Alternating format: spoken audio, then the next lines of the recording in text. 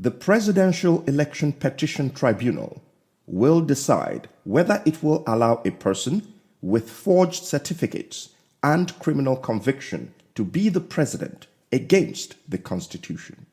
If the tribunal fails to disqualify Ahmed Tinubu, despite clear evidence of forgeries and criminal conviction, and disregards the Constitution, it destroys public integrity in Nigeria.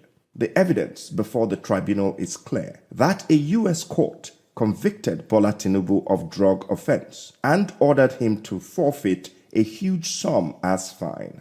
He also presented a fake certificate to INEC. The Constitution disqualifies from public office anyone convicted of a crime or who presents a fake certificate because these crimes undermine public integrity.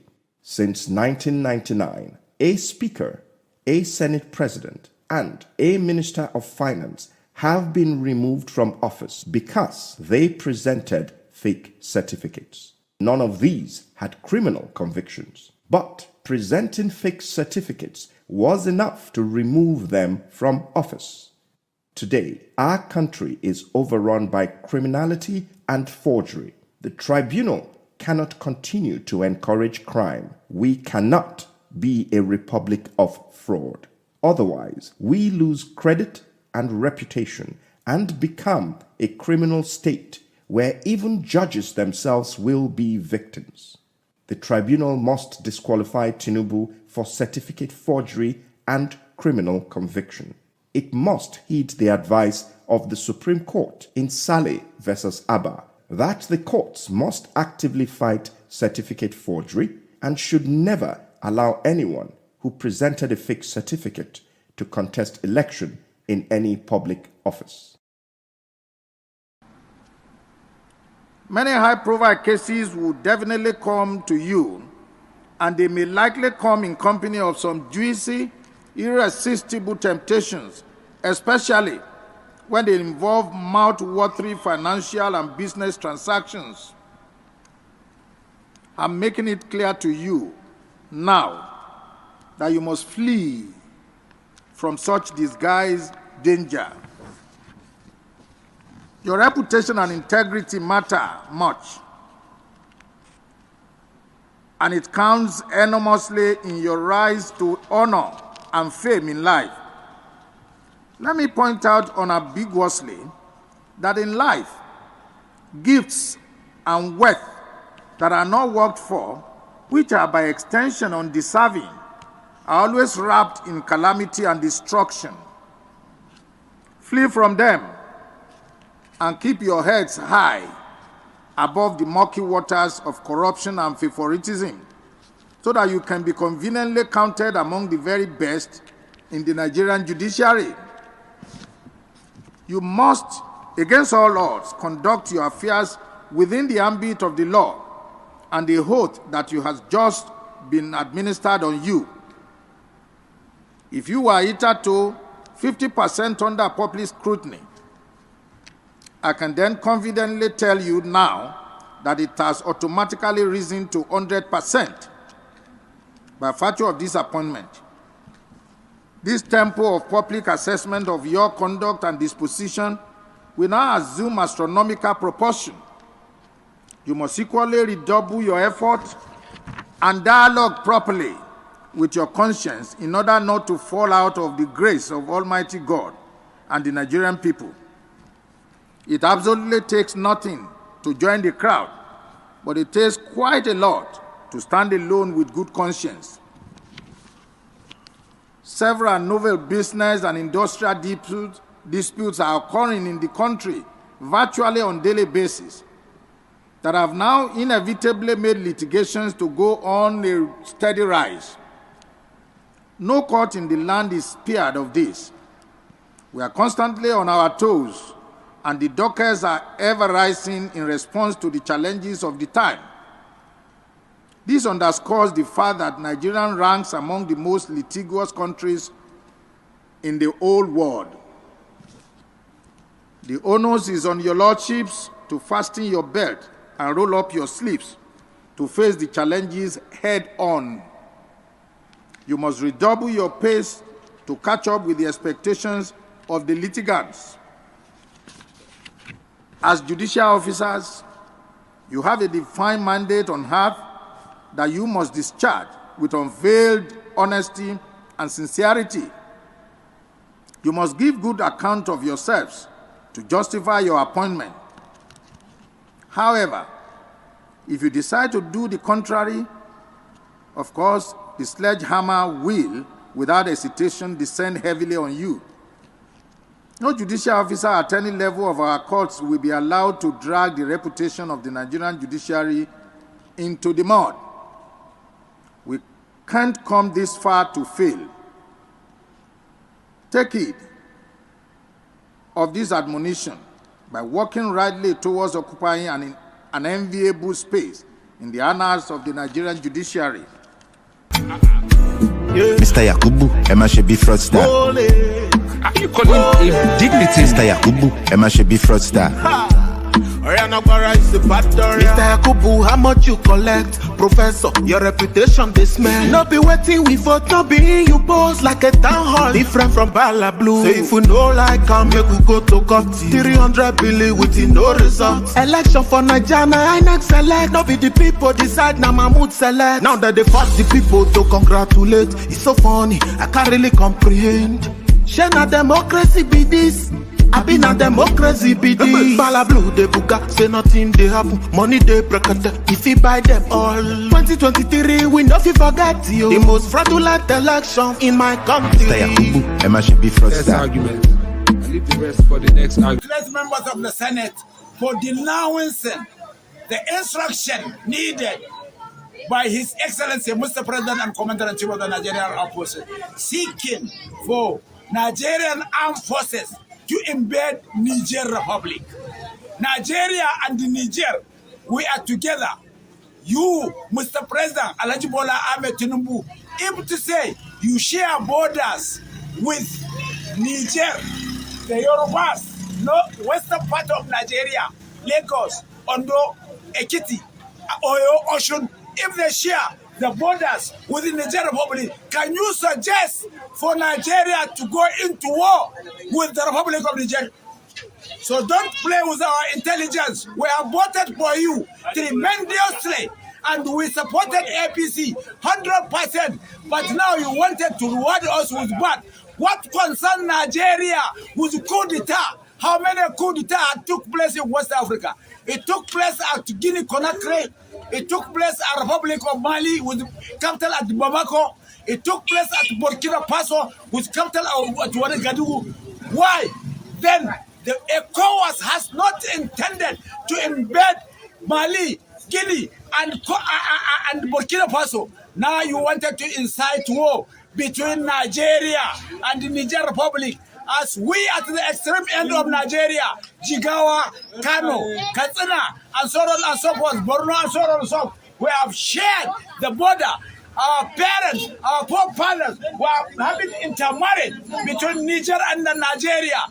I want to repeat it again, that even to say the Yorubas share a border with the Niger Republic, can you suggest war to be conducted between Nigeria and Niger? Nothing more than this.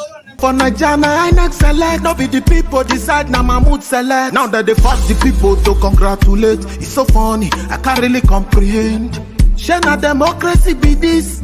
I been a democracy be this. Bala Blue de buka, say nothing they happen. Money they break if you buy them all. 2023 we no fi forget you. The most fraudulent election in my country. Mr. Yakubu, Emma should be fraudster. Argument.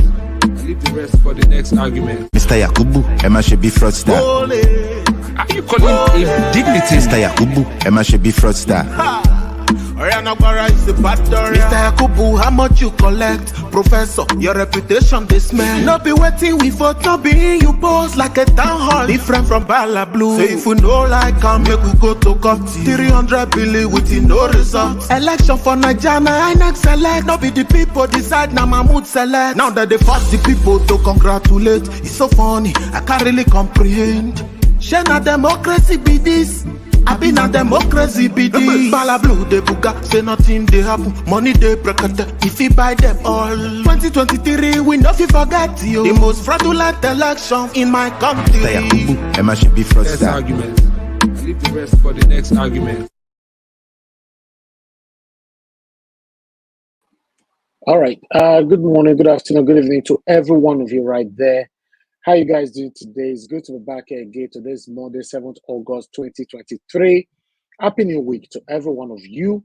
We are here again. We are here again until we succeed in our quest, until we succeed what we are demanding for, until we succeed receiving our mandate back. We are not going to relent. We are going to continue to be here every day, every day. Thank you very much, my people. It's good to be back here again. Thank you very much. Thank you. Thank you. Good morning, good afternoon, good evening, depending on your own region. I'd like to quickly acknowledge few people, although I've already showcased many names already on the screen because we have a couple of comments already right there on the comment section.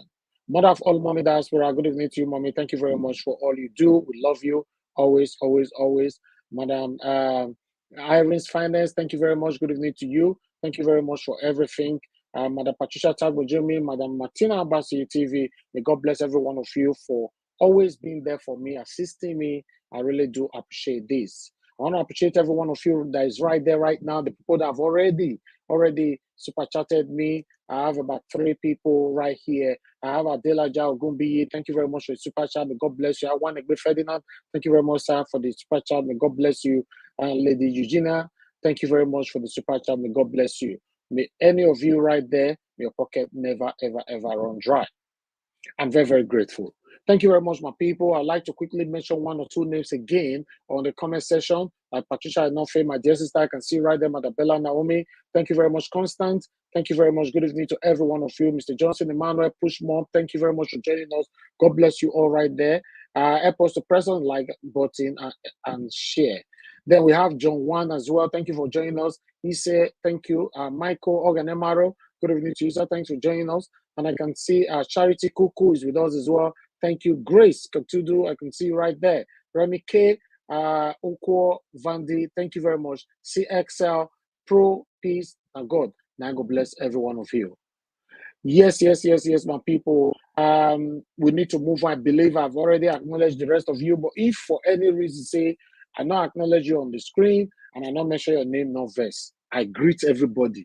Both those of you that is hearing me right now, those of you that will play back this video later, those of you that will be joining this broadcast later, I appreciate everybody equally. May God bless you all. As you all know, it's getting tougher. The delay of the judgment is becoming too obvious. I don't know what they're doing. There's a lot of speculation going on that they are trying to manipulate here and there. Yes, sometimes, yes, speculation, it goes on, but in most cases, like they normally say, in every rumor, there's an element of truth that goes along with it. Remember, when we're, during the time of campaign and all that, now personally, right from the day one, I started supporting Peter Obi before even the word obedience started reigning or before it came out. But personally, from day one, for those of you that have been following me for a while, I said I don't trust the judiciary. That was 1. I don't trust INEC. That was 2. Then I don't trust the body, the government. But many people argue with me here. In fact, some people actually called me out on live, trying to belittle me by telling me they have been in politics, they have been this, they know this better than me. But at the end of the day, what happened? And I asked these people again when it happens. Say, wait till you want to talk for this way happen right now. Because you see, coming on air to deceive your audience is the worst thing that can happen to anybody. You come on air, you just think you get sense past everybody that is watching you, then you are a fool. I'm sorry to use that word. It's like me coming right now. I already have about 1,000 people watching me. I will think, say, I guess it's past everybody. It's just like the same thing the satanic government are doing to us. They come on air, either they go to channels or Arise to say something that is even obvious. It's just like the last interview with Oshomole in channels, deceiving himself, thinking that he was deceiving the 200 million Nigerians across the world. Listen, guys, we must humble ourselves. Nobody, absolutely, now some of my papa, my mama to bring me up. Nobody is better than anybody. It depends on your mindset. Once you've admitted somebody is better than you, then you've belittled yourself. You must be able, even though nobody is there to boost your self-esteem, you must be able to boost it by yourself. Don't ever talk down on yourself. Don't ever look down on yourself, regardless of any personality that is around you, regardless of the money they have in their accounts. Nobody is better than you. Let's respect each other. If I respect you, you must reciprocate. You must. Because if I respect you, you don't respect me, but that respect is gone. That is it. But look at many things where I talked that time. It came to pass. INEC, they robbed us in broad daylight. Now, there's a rumor going on right now that the CJN and all that, allegedly, they are trying to also manipulate this final judgment. We're already seeing some gullible Nigerians in different platforms already trying to defend these people. No. More not talk like that. It's not going to happen. More not put man for that kind of area. More not go put something for their mind. What are you talking about? That's the same thing some of you said on this program. No, not talk, say, I ain't go manipulate anything. No, don't let them do their work. They're not their... I would basically argue with me for this broadcast. Say you now you the teach Peter Obi what you want to do. Now you the tell INEC what want. They know what they do. They know what they do. They know this, they know that. Look where we are today. We are doing extra hours right now. We all are doing extra hours. We thought everything is going to end on the 25th of February. Then May 29, they will swamp Peter Obi. Everybody move on. By now, we're supposed to be checkmating what Peter Obi is doing in the country. But look at us. Extra time. Now we did so. For so many of you watching us right now, you think it's funny. It's a normal thing. We are happy to be on air. Just come out every day without no break. It's not funny. It's not funny. It's the patriotism in us that is making us doing what we are doing today. When you see some people, listen, when you see people arguing, debating, if you don't have anything to say, just pass. When you try to belittle people, telling people they don't know what they are saying, and at the end of the day, the funny part or the most annoying part of it, when what you mentioned in the past come to pass, these same satanic people will not come back to you to say, Madam Irene, you try, or that's way you talk that time, you come. God bless you. Mommy Diaspora, you try, or that's way you talk that time, you come. Nobody will come back to give you that credit. They will stiff and close their mouth, zip their mouth. This is where we are today. Now there's rumor flying everywhere right now that they are trying to manipulate the final judgment. Some of you have already started because I was on a space today. Some of them say, no, nobody should do it. Listen, guys, listen. Judiciary, let me tell you. You know, say me know they had my face, so I know they had my face. Now only one person they die. In fact, get the way everybody you today. I'll continue to say the truth. Say it how it is. We are not begging you. We are not begging you. In fact, Judiciary, you are carrying your shoulder, say you think, say we they beg you. Now God will punish you. We are not begging you. Take a final decision. If you like, take any decision you want to take. After all, you guys have been oppressing us for God knows when. But don't worry. One thing you must understand is this.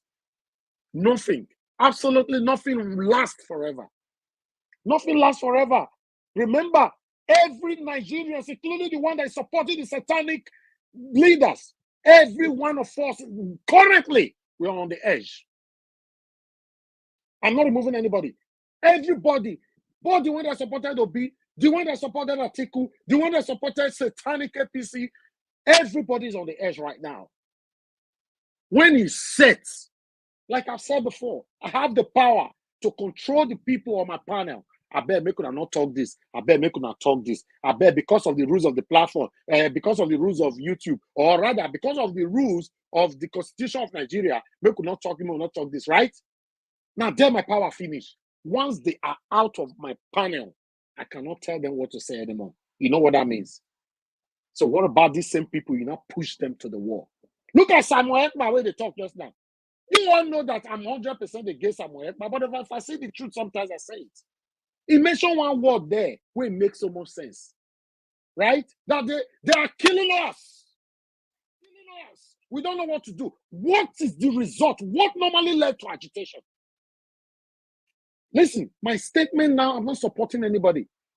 I'm not in support of the line of Samuel Ekpa or anybody that is taking lives. But I'm asking you, answer yourself. If you are listening to me right now, what pushes people for agitation? Go to dictionary. Go find what the agitation means. Even in your own house, they know they agitate. You, when they listen to me, so madam, Oga, you know they follow your wife, they quarrel for house. Now, small they start now, or your children not they question you. It starts gradually. I talk today, you don't listen. I talk tomorrow, you don't listen. Then you are building something in me. Tomorrow, quarrel can start, right? In most cases, it now leads to something else. That is my own definition of agitation. That word where you just may not be true. If we criticize, I must talk I might be. Me criticize our past. The word where you talk, just said they have been killing us, they have never listened to us, so we are ready, we are this, we are that. Not be people push them to the wall. You when they listen to me, so some of you now, before they burn you, they have been suppressing the Igbo people. I don't want to go there. I don't want to leave my line. But one thing we must understand, you see now, I talk just now, say Igbo people. You see that my wife players now, they talk about if they protect in Northerners. The Samuel Ekpa, they protect the Igbo people.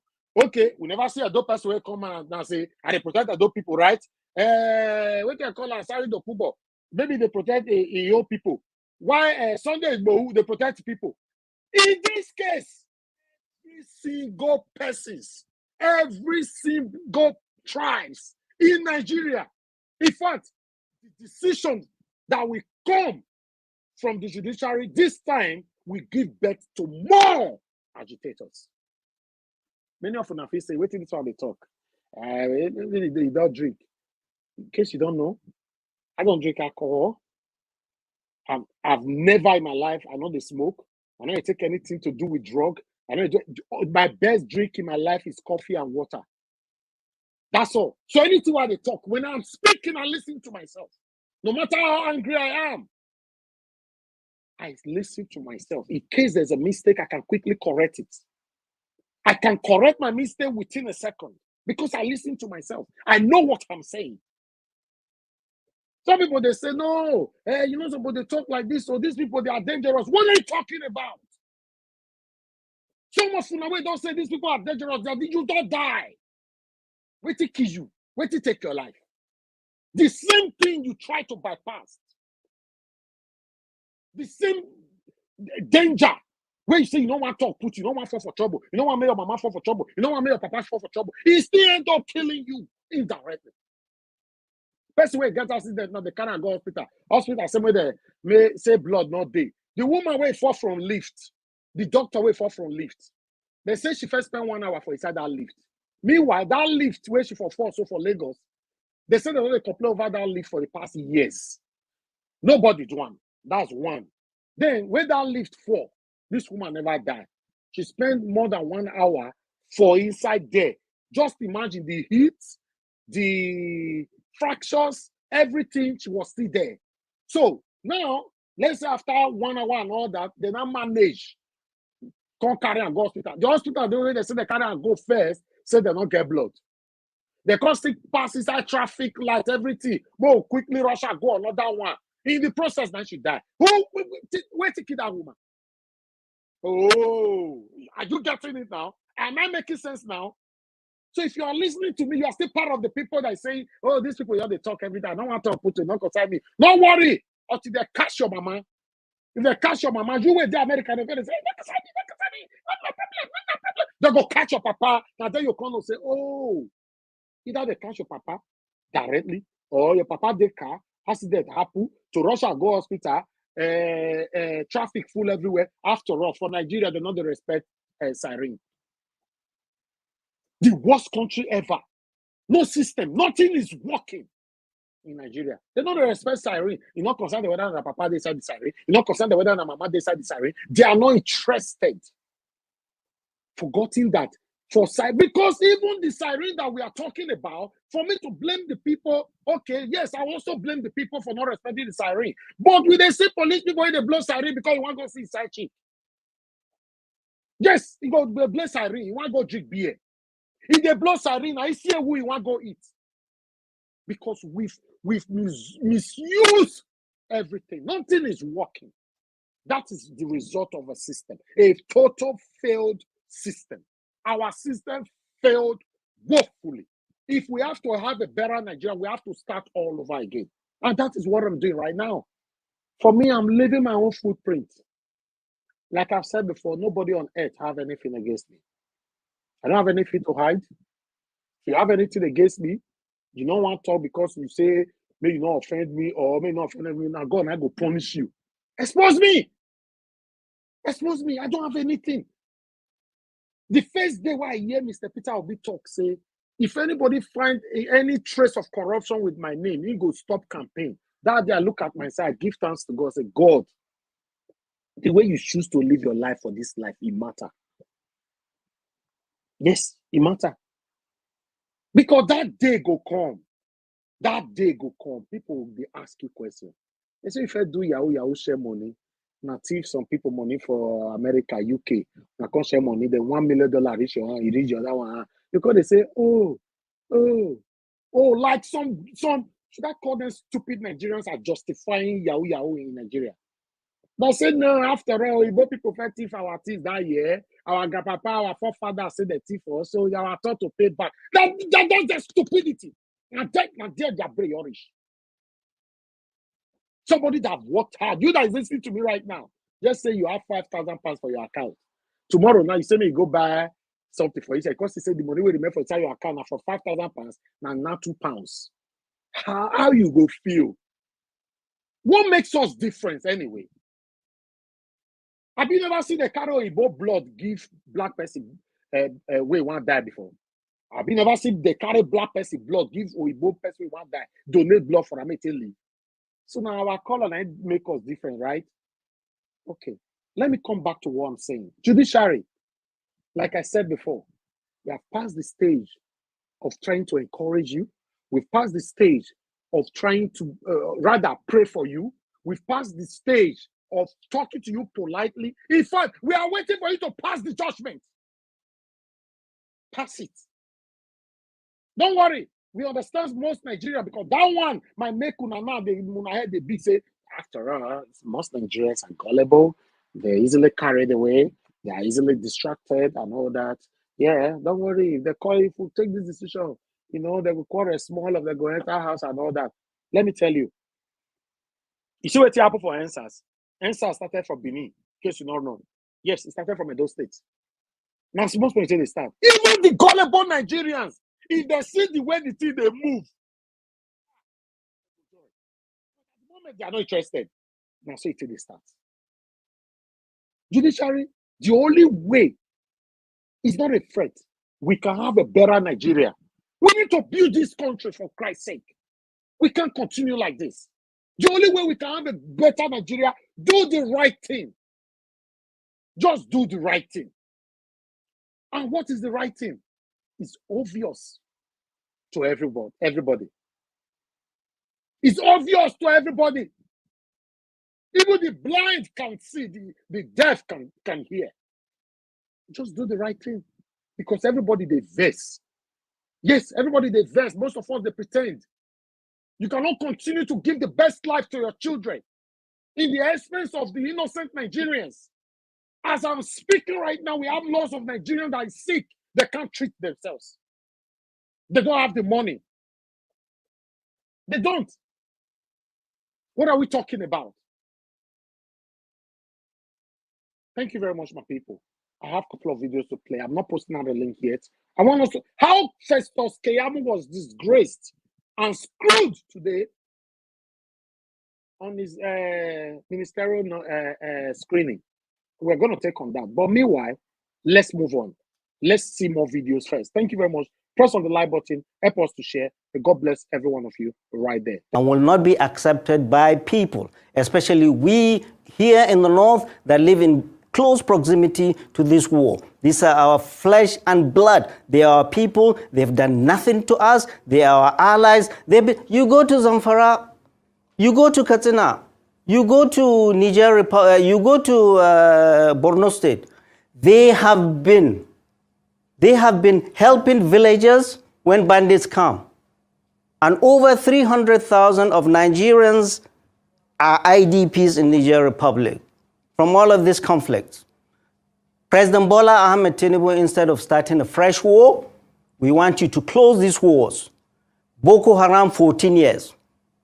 Banditry, 9 years. We want you to give marching orders to the military. We want this Boko Haram and banditry to end and end now. It can be done.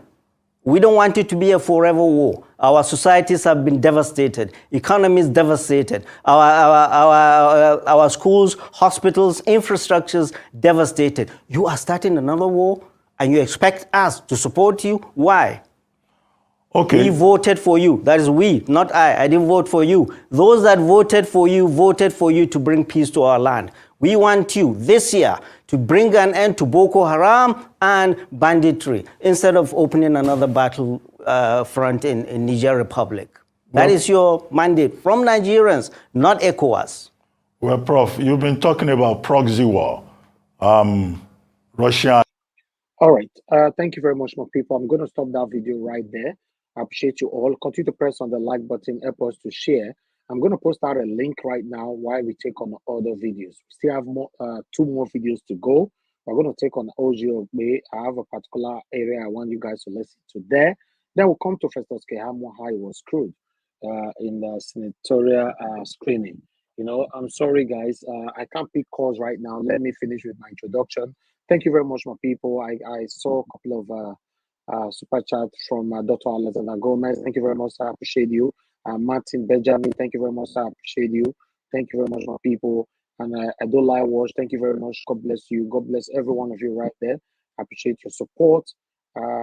Please like and share. Lady Eugenia, once again, thank you very much. I want to give Ferdinand Adelaja Ogumbi. May God bless every one of you. Please like and share. For those of you that just joined us right now, good evening to you, Madam Tusabi. I'm just seeing you right there. Good evening to you. Thank you very much, Paul. Kata, I can see you as well. Mr. Joseph Oji, we can see you. Thank you, thank you. Korobo, Abdesua, thank you very much for joining us. Annabelle, Robert, thank you. God bless every one of you. UTV Niger, now God bless you now. Press on the like button and help us to share. Jonah Baseki, thank you very much. God bless you all. Press on the like button, help us to share. Let me post out this link. Mr. Victor Smart is just coming in. Thank you very much, sir. Thank you, thank you.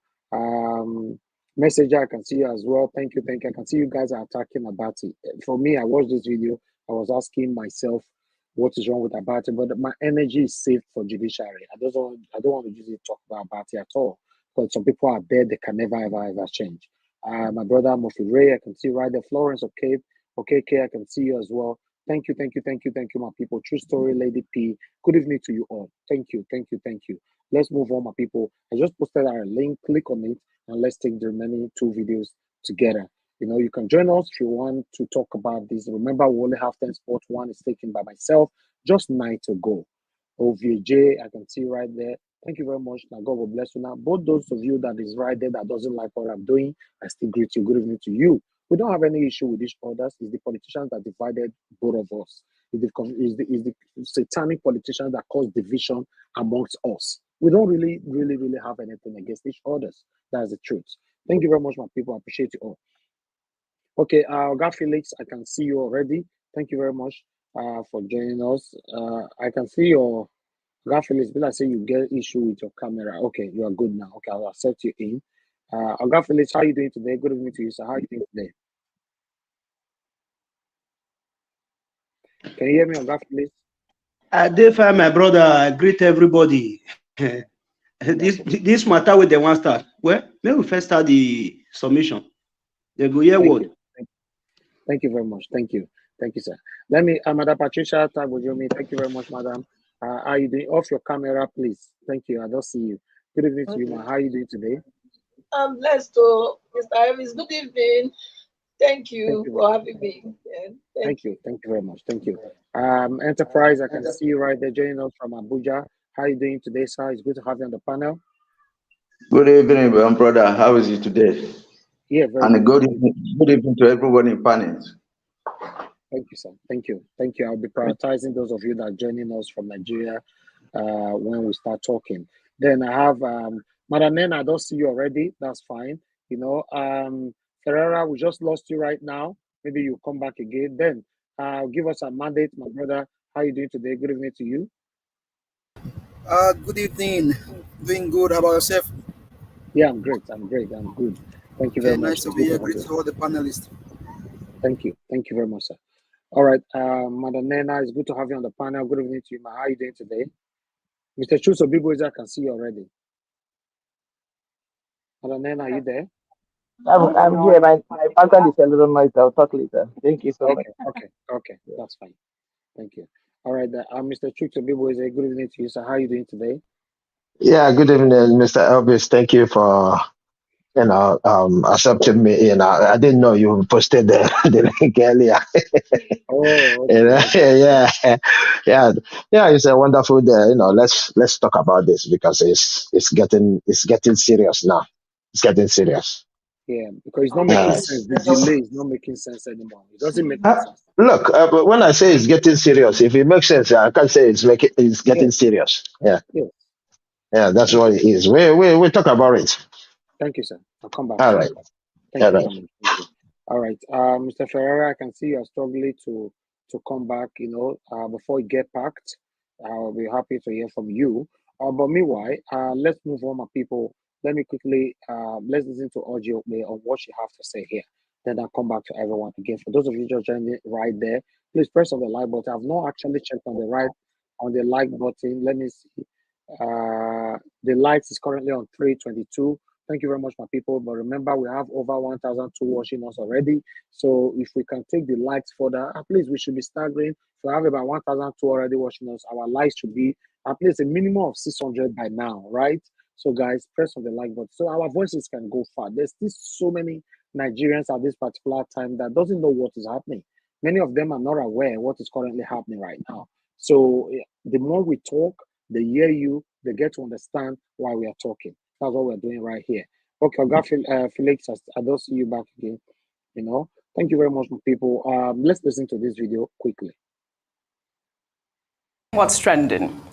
In the wake of uncertainty in the West African region following recent coup d'etat and the ousting of President Bazoum in Niger, the conversation on securing the region and measures to ensure a peaceful return to democracy continues to generate a debate among a cross-section of Nigerians. The Senate over the weekend advised President Bola Ahmed Tinubu to consider diplomatic options rather than military intervention in the Republic of Niger. However, many Nigerians have shared concern on the possibility of war and its adverse impact on the country.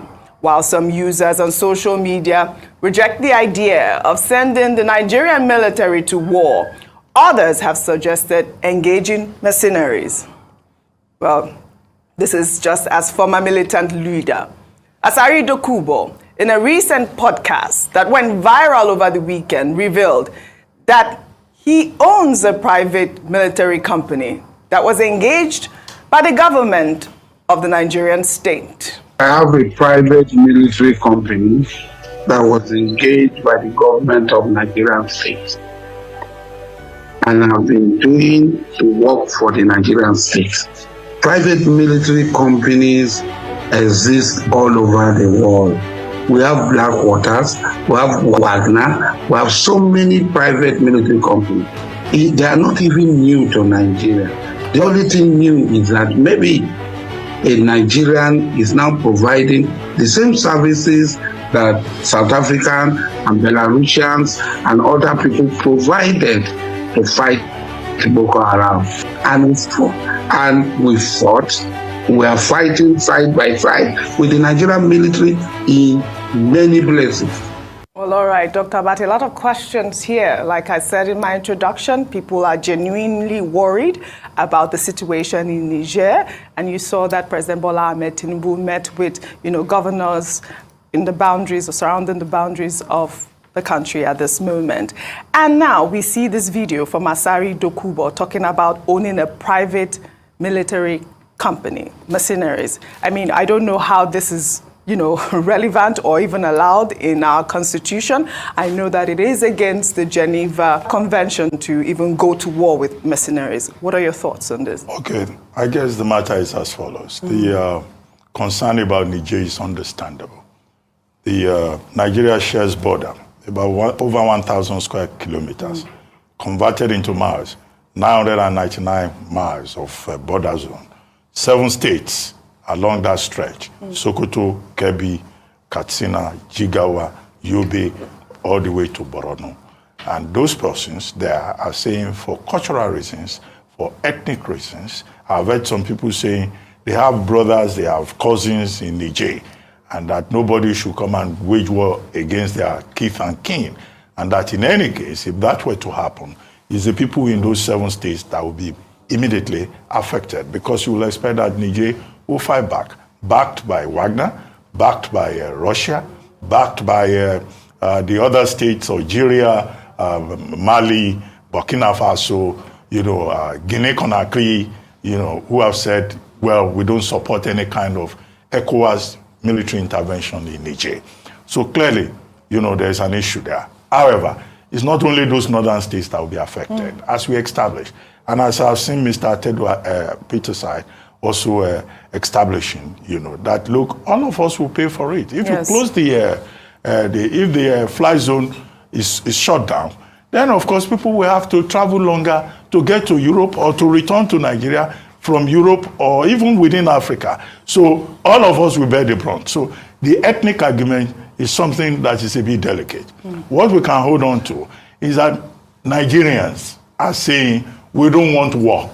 We have enough problem in Nigeria. Yes. Our president may be the leader of ECOWAS, but why don't you find other means of helping the people of Niger instead of starting a war, the end of which nobody can predict? So that is that about that. And that's why the Senate threw out the suggestion that they would need an approval, that the president needs approval to implement ECOWAS resolutions under, Section 5, Sub 4, of the 1999 Constitution. Now, the point about a private military company, also called private military contractors, also called private security guards and all of that, or private military contractors or private military firms. It's a major issue in international law. Yes. In 1989, the United Nations passed a resolution 44/34, which dealt with this engagement of private military contractors. But it became effective in 2001. And the debate was at 2 levels. How do you engage PMCs in maybe international peacekeeping operations? And what is the difference, also nomenclature, between private military contractors and also private military guards? Yes. Okay, yes, in Libya, they were engaged. In Iraq, we heard about them. Okay, the example of Wagner has also been cited. Indeed, in 2014, Nigeria engaged some private military contractors, also known as mercenaries. But Nigeria was very careful. Nigeria used the word for training and logistics. They were supposed to train, I think, the 72 military squad. Yes. Strike force. Strike force, yes, 72 at that time. But then when President Buhari took over, he probably being a soldier, and knowing how controversial the engagement of private military contractors is internationally, decided to move from it, and he didn't continue with that operation. In 2014, the issue was Chibok girls. So that's the background. Therefore, Asari Dokubo to say that he runs a private military company, No, that would be an illegal company. Yes. It would be an illegal operation. If you look at the Nigerian constitution, only the police is given powers for internal security. If the police is overwhelmed, then you can bring in the military for limited intervention. Yes. Although some of us have complained about the danger in using military for security, internal security work. The third category is what they call private security guards. Those private security guards, they are recognized by law. They are, under the Ministry of Interior, and the Establishment Act of the National Security and Defense Corps allows the Civil Defense Corps to license those private security guards who can be deployed either for public or private purposes. So if he's saying he has a private military company, no, that is wrong. Yeah. Because Nigeria does not recognize that. But if he says he has a private security guard company, like all these people. But he says they work hand in hand with the Nigerian that would be an military, illegality. and they've been conducting, operations in different states. Maybe he's using the wrong nomenclature. In Nigeria. No. But even to say that it is considered unlawful, just for Nigerians that are even considering that option, it is considered unlawful under the Geneva Convention to even send mercenaries to war. So, I mean, I don't even think it should be something... when you go to Geneva Convention, you are even going far. Too far, As recently as 2001, I just said the resolution 44/34 of the UN raised issues. Right. So it's a major controversial issue. But we have over 1,100 private security guards.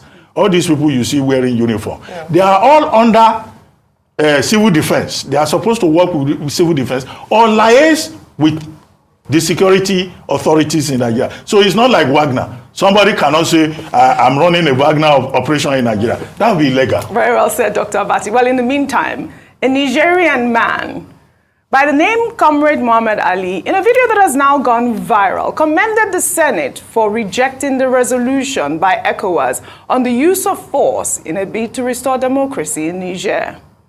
I want to see this very means to congratulate members of the Senate for denouncing the instruction needed by His Excellency, Mr. President and Commander-in-Chief of the Nigerian Armed Forces, seeking for Nigerian armed forces to invade Niger Republic. Nigeria and Niger, we are together. You, Mr. President, Alhaji Bola Ahmed Tinubu, able to say you share borders with Niger, the Yorubas, the western part of Nigeria, Lagos, Ondo, Ekiti, Oyo, Oshun. If they share the borders within the Niger Republic, can you suggest for Nigeria to go into war with the Republic of Niger? So don't play with our intelligence. We have voted for you tremendously, and we supported APC 100%. But now you wanted to reward us with what? What concerns Nigeria with coup d'etat? How many coup d'etat took place in West Africa? It took place at Guinea-Conakry. It took place at Republic of Mali with capital at Bamako. It took place at Burkina Faso with capital at Ouagadougou. Why? Then the ECOWAS has not intended to embed Mali, Guinea, and Burkina Faso. Now you wanted to incite war between Nigeria and the Niger Republic.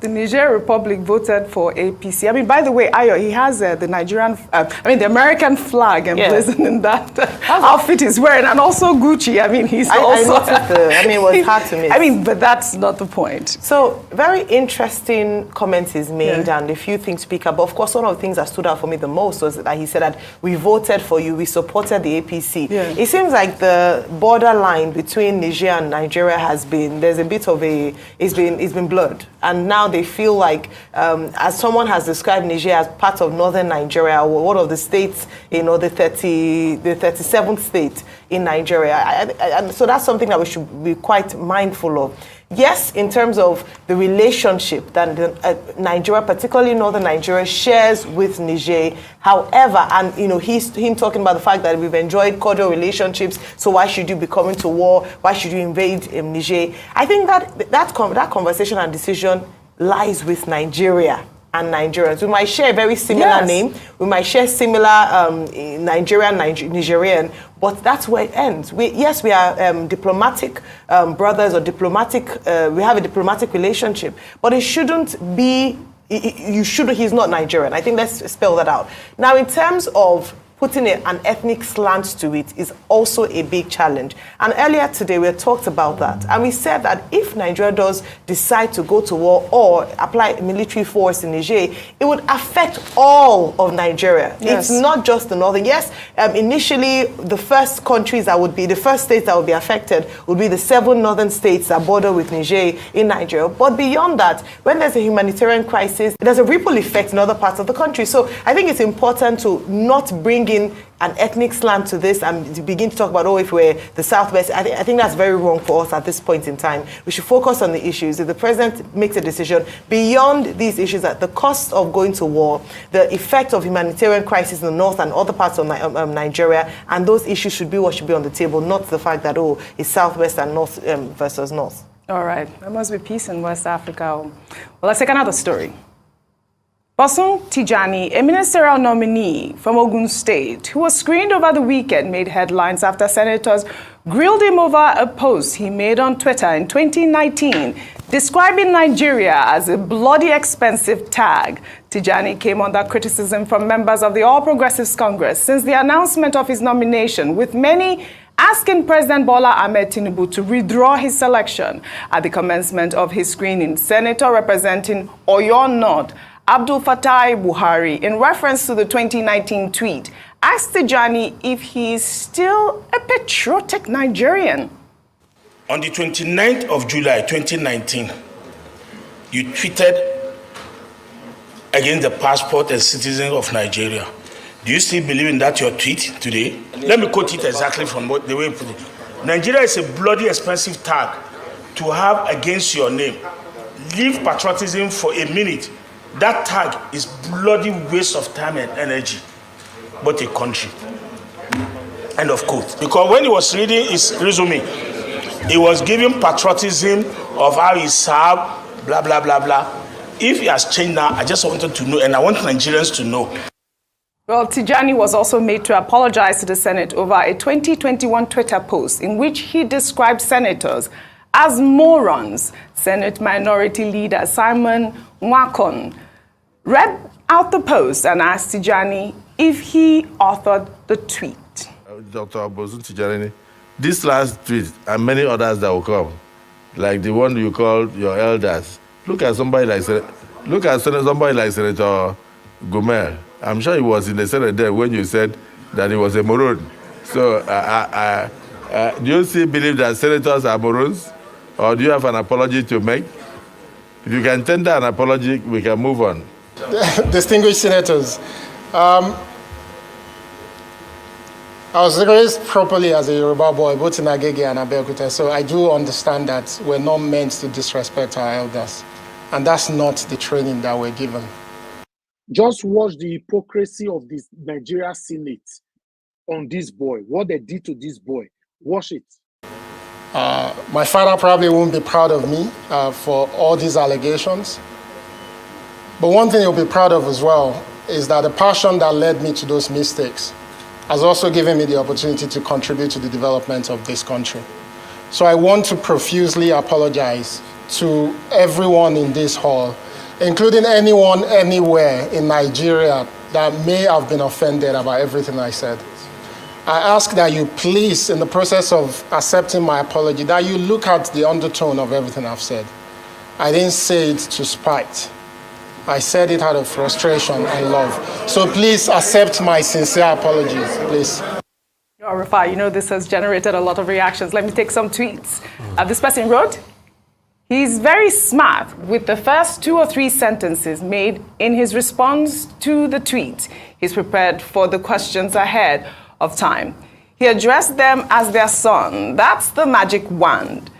They all kept their cool and listened with interest. And Akpabio already wet the ground before his speech. Well, Jasper wrote, he should have displayed his sincerity and rejected the nomination. The same crop of persons at the National Assembly as at last 4 years occupy the NASS currently. His acceptance just depicts the reality about most critics and experts in Nigeria. They are not sincere, and they are just attention seekers. Once a chance comes, they'll grab it to join those they once criticized. Rufai, of course, I picked your tweet. You wrote, same Senate that refused to review petitions against El Rufai are so excited about Bosun Tijani's tweet. Rather than ask the man questions on how to develop technology and give us substance, it was about how to make him apologize for his convictions. Rufai.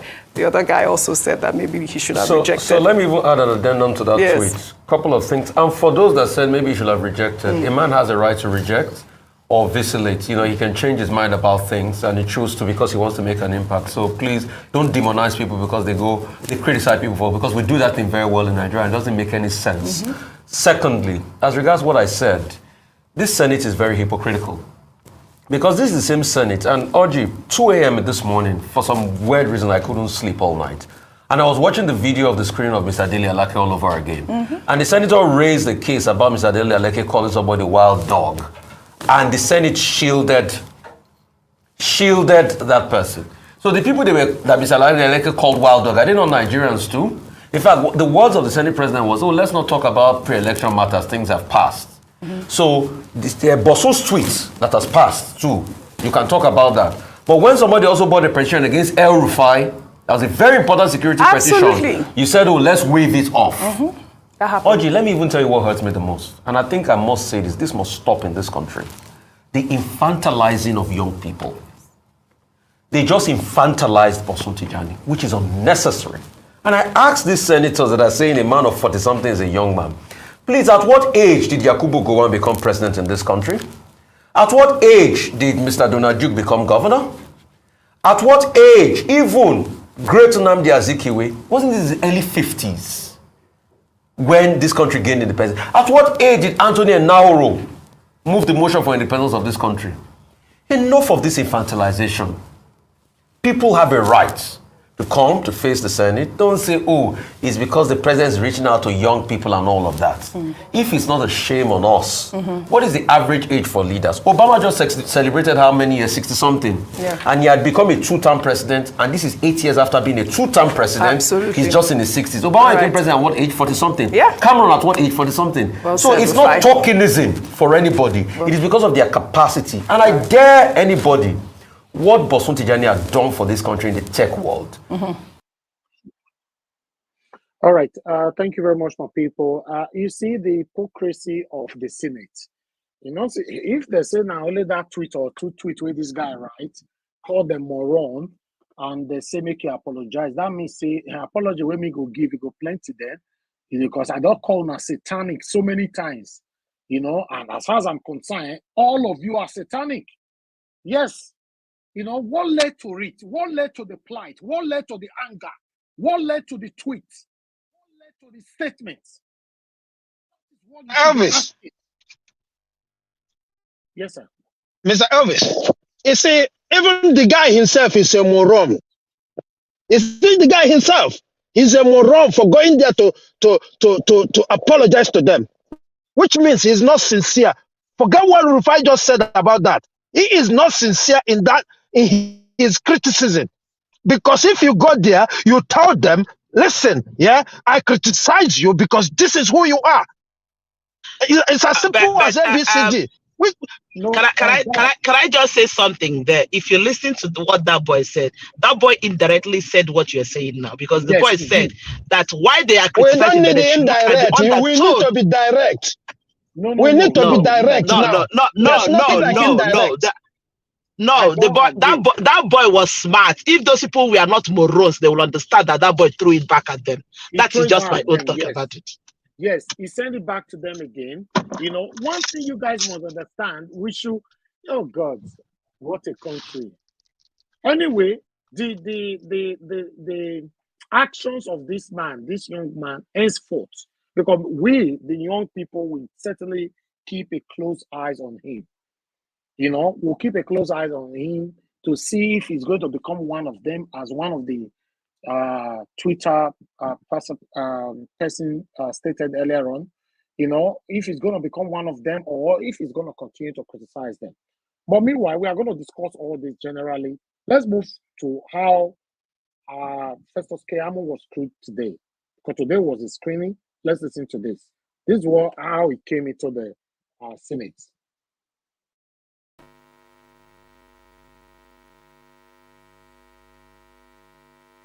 You know, another thing I noticed about these Senate people, they always mute themselves. Why? I don't know whether I want to notice them.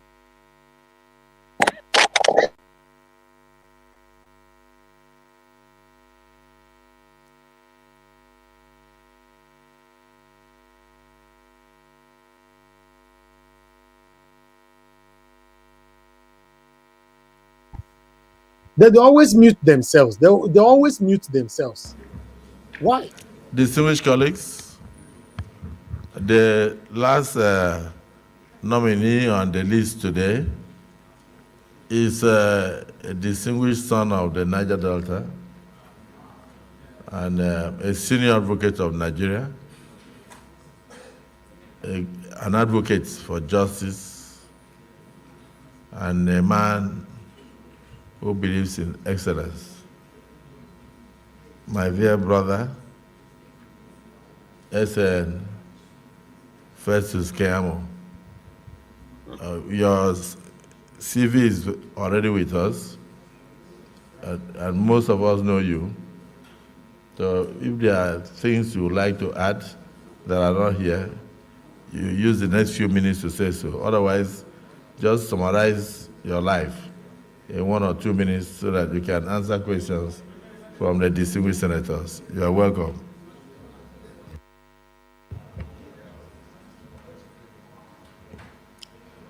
Thank you, sir. The President of the Senate, here seated as chair of the Committee of the whole Senate, His Excellency, Distinguished Senator Godswill Obot Akpabio, Commander of the Order of the Niger, and once my boss, always my boss, at the Ministry of the Niger Delta Affairs. Okay. All right. We are going to continue with another video. I have 3 videos combined together so that we can get it right. But let's continue from where it stopped on here. Both at the Ministry of Niger Delta Affairs. The Deputy Senate President, all the principal officers of this most revered Senate, and in particular, I pay special recognition to my 3 senators from Delta states. Distinguished Senator Ede Dafinone, Distinguished Senator Egwarewa Adeniyi Keyamo. Paternally, I'm from Delta State, in particular, Uwe local government area of Delta State. And maternally, I'm from Ogun State, in particular, Yewa South local government of Ogun State, Ilaro. And I'm also a constituent of Distinguished Senator Solomon Adeola Olamilekon, who is popularly known as Yayi. He's my senator from Ogun West. In fact, he knows I'm from the royal home there, my mom, where they call Ojo Orono in Ilaro. And we enjoy a very, very convivial relationship. I also see so many senators here who are my mentors, my political leaders, who have personal friends over the years, comrades too. I see 3, 4, 5 comrades here who we have enjoyed very excellent relations over the years. I greet all of you, sir. My appearance here today, sir, can only be by the grace of God, sir, and by the special benevolence, and I repeat, special benevolence of our President, President Bola Ahmed Tinubu. And I want to say a special thank you to him for giving me this rare opportunity to serve.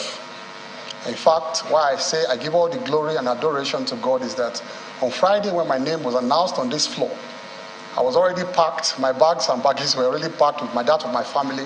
We're going on a short vacation. I had given up any hope to be here when all of a sudden they said my name had been announced from Lagos. So I started rushing back and we had to cancel all our trips to go on vacation. So he'd already packed his luggages and everything to go on the vacation with his wife and children, you know, on his way. 9 years, say they call him, according to him. But my concern here is that he'd already packed his luggages and all that. You stupid idiot fool that is always supporting them. You know if you package, you know if you pack your luggages, right? You see the people who they support, he have options. He have all the money. He can move anytime. You, Mumu, where they support them, you cannot even travel from Lagos to Ibadan. You don't get the money. You know they. And you are supporting them. You are insulting the people that is fighting for your future just because of these satanic people. You see your life? Let's move on. I talk and they go ask me so many questions when it reach my turn. They will ask me questions. As far as I'm concerned, you all are satanic. Give God all the glory and all the adoration, sir. Briefly, sir, I am a member of the INABA, sir. I'm a senior advocate of Nigeria. I practiced law for about 30 years, sir. And I'm also a fellow of the Chartered Institute of Arbitration in the United Kingdom. And so I also practice international arbitration, sir. I was called to the Nigerian bar about 30 years ago, sir. And over this period, sir, I have used the instrumentality of the law in many situations to advance the cause of democracy, sir, and the respect for the rule of law. That has been the story of my life. In fact, coincidentally, sir, when our present president was in exile, fighting for the return of democracy in Nigeria, President Bola Ahmed Tinubu, we were the young lawyers in Nigeria here who were empaneled by my late boss then, the late Chief Ganifa Emi, who were coordinating the release of NADECO leaders who were detained across the country at that time. Many of them.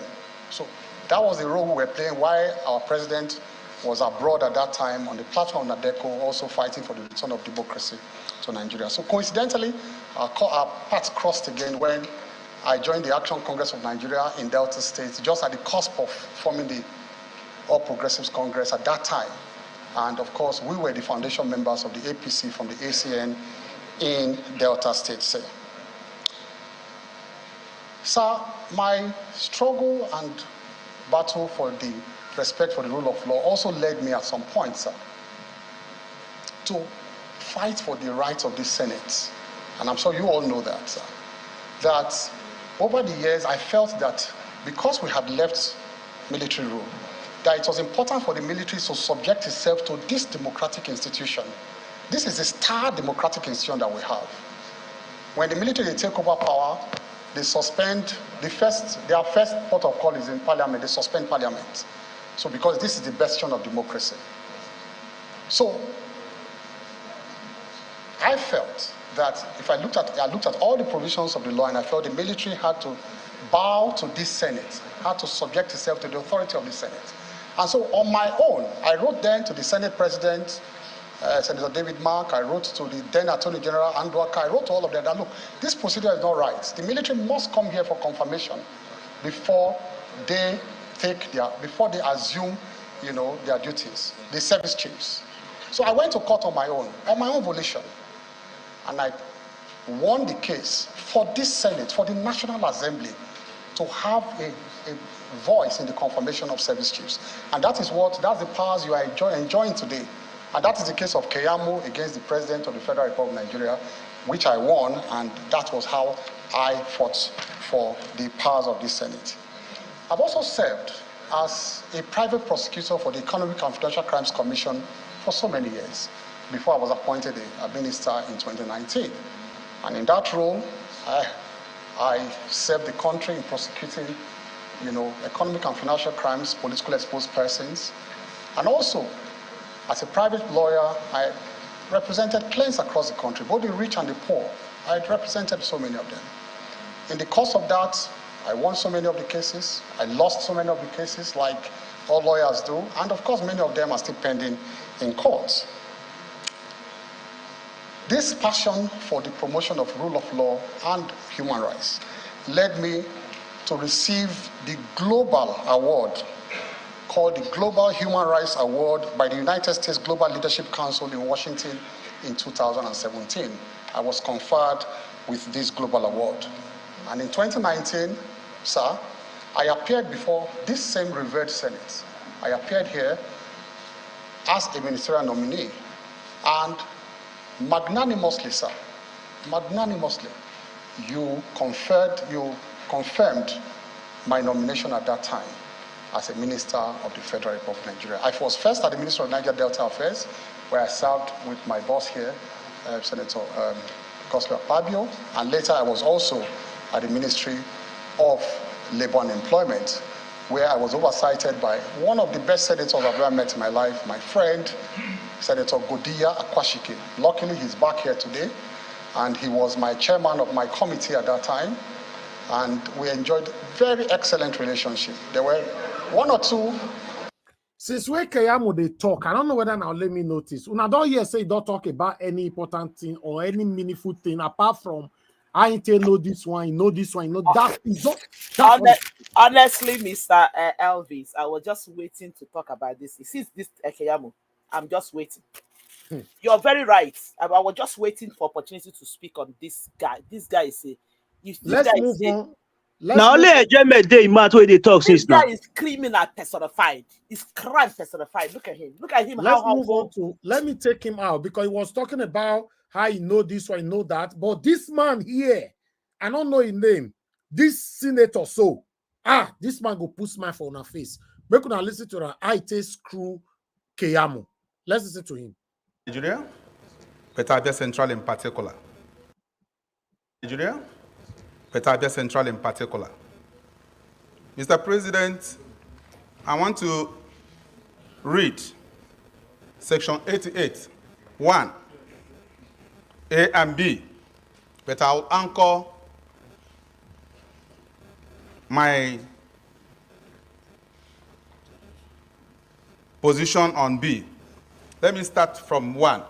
Subject to the provision of this Constitution, each House of the National Assembly shall have power by resolution published in its journal or in the official gazette of the government of the Federation to direct or cause to be directed investigation into any matter or thing with respect to which it has power to make laws.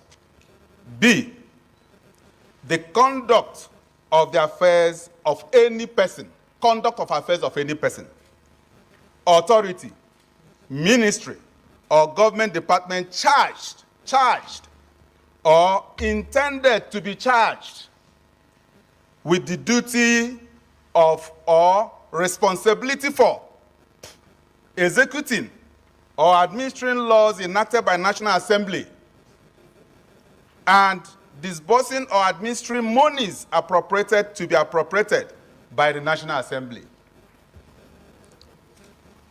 Mr. President of the Senate, I'm aware that this National Assembly and this arm, the Senate, has 3 major mandates.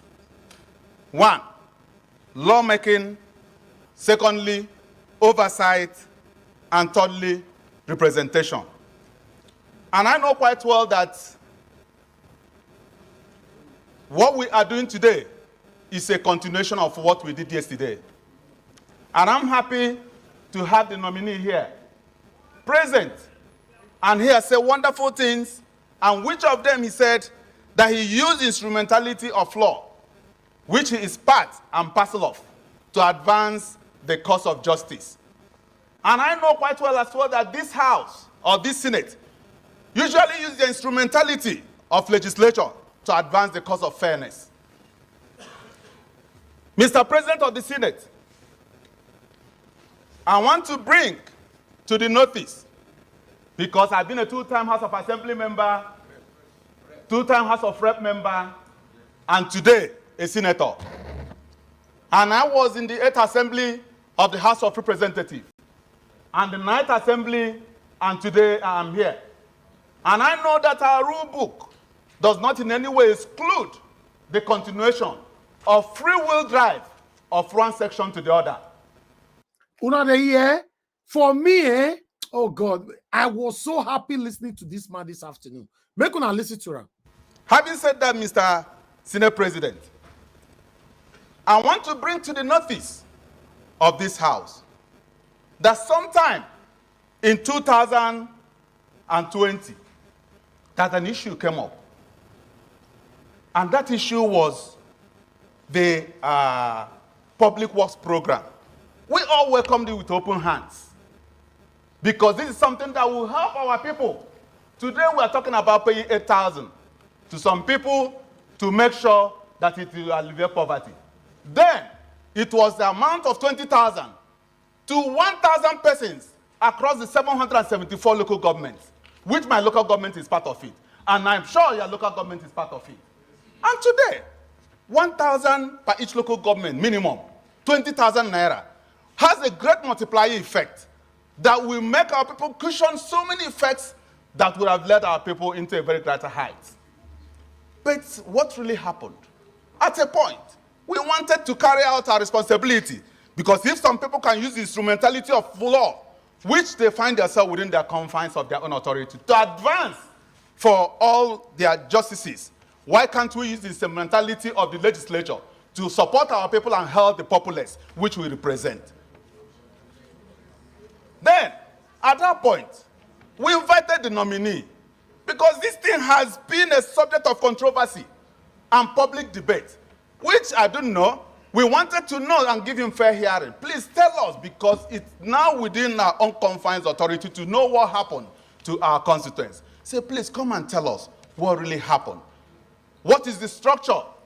What are the indices you are using to carry out these things? Because our people will hold us responsible and accountable. And when he was invited, what we are talking about is a 52 billion naira appropriation, and the right of appropriation resides on the legislature. That is our right. And I know quite well that the right of oversight resides on us because we have to hold you accountable for whatever thing we are proposing. Okay, somebody just confirmed. I don't know his name. Anybody know his name? They said a Labour Party senator. You see? Yeah, you know? he's from Abia State. I forgot. I'll find out his name. And he's from Labour Party. If he's from Labour Party, then it might be now, but I don't. I'll find out his name. I think I know the man. Let me get his name. No, I'm so proud of this man. To be honest, I'm proud of him. You know, let's listen. Pray to you. It is our right. And when the right of oversight resides on us because we have to hold you accountable for whatever thing we appropriate to you. It is our right.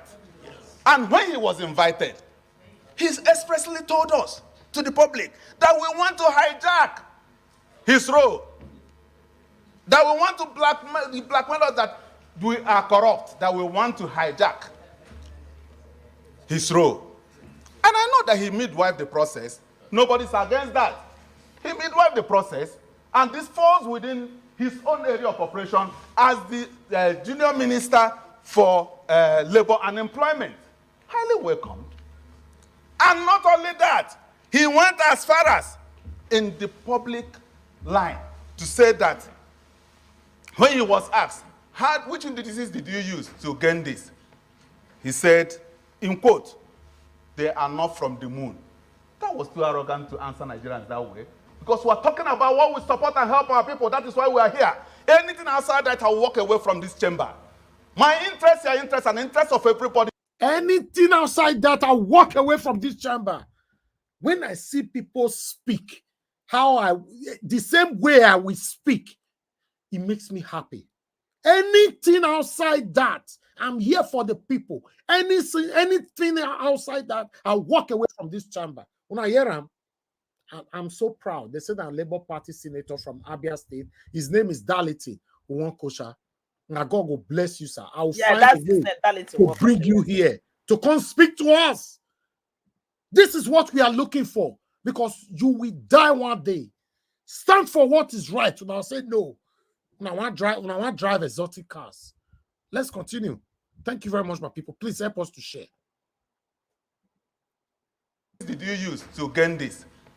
He said, in quote, they are not from the moon. That was too arrogant to answer Nigerians that way. Because we're talking about what we support and help our people. That is why we are here. Anything outside that, I'll walk away from this chamber. My interest, your interest, and the interest of everybody is our people. That is why we are here. Not whatever thing any person is saying. And today, we need to find out, Mr. Senate President. Nobody is stopping him from being cleared. No. And I'm happy the way the president has sent so many people, great people here. We have questioned them, passed through the screening, wonderful people, and we're ready. As much as they are ready to work with the system, we are ready to clear them. But not on the grounds of putting something under the table, not granting some people fair hearing, because I would like us to grant him fair hearing since he has been running away from it, for people, for Nigerians to know what really happened. Because I wouldn't like any person to be holding that, because this thing has been subject of debate here and there. What happened to the 52 billion? What happened to the... But he is here, and it's our responsibility to find out. So, Mr. President of the Senate, I'm of the opinion so strongly that he has to tell us what really happened, but not here. We have to keep it down a little bit. We're not saying that we're not going to clear him. This is a house that can reconvert at any point. You can even call for an emergency and we'll reconvert. Because we would not like what happened at the last administration, where some people felt that the president was in charge and so many other things were happening out there. We won't take it this time around. We want a situation, we hold you responsible from the onset. Since Mr. President has started showing us the right hand, we must follow along that side to make sure that we work with him in that right hand as well. Therefore, Mr. President of the Senate, I'm of the opinion that we hold this down a little bit, and I move a motion that we suspend forthwith this nomination and wait until when this is cleared, so that he can freely work in our environment and tell Nigerians, I have perfectly done well because this record has been put straight. That is my submission, Mr. Senate President. I rest my case.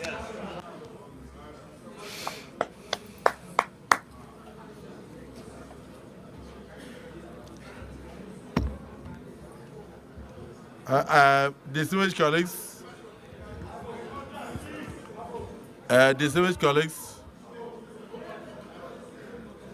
colleagues, the point of order raised by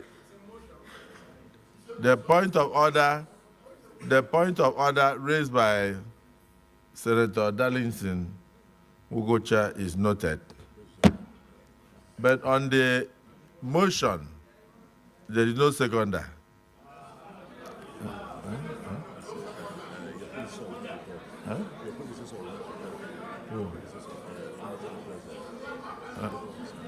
Okay, but let's find out first. Senator, there's a motion on the ground. If you want, you can second it and amend it, whatever. So if there is no seconder,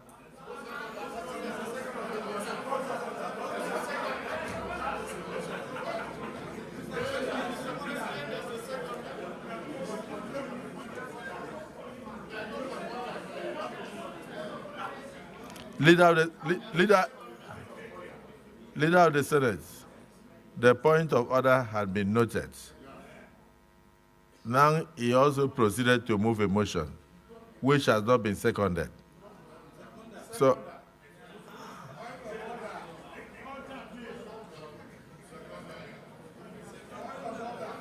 okay, Senator Abaribe, let me hear you. Thank you, Mr. President. I rise to second the motion, very ably moved by Senator Darlington Ugocha, that in view of Section 88B of the 1B of the Constitution, which mandates the National Assembly to go ahead and look into the conduct of affairs of any person, authority, or ministry And where such a person refuses and deliberately stays away from letting the National Assembly do its work, and in view of the fact that this nominee rejected the summons of both the House of Representatives and the Senate, that I do support that this nominee should be stepped down pending when he decides that the National Assembly has that right to inquire into the workings of a minister and his ministry. I so second. Distinguished colleagues, the motion has been moved and seconded. Those who are in support of the motion that the screening of the nominee be stepped down until further inquiries, say aye. Aye. Those who are against, say nay.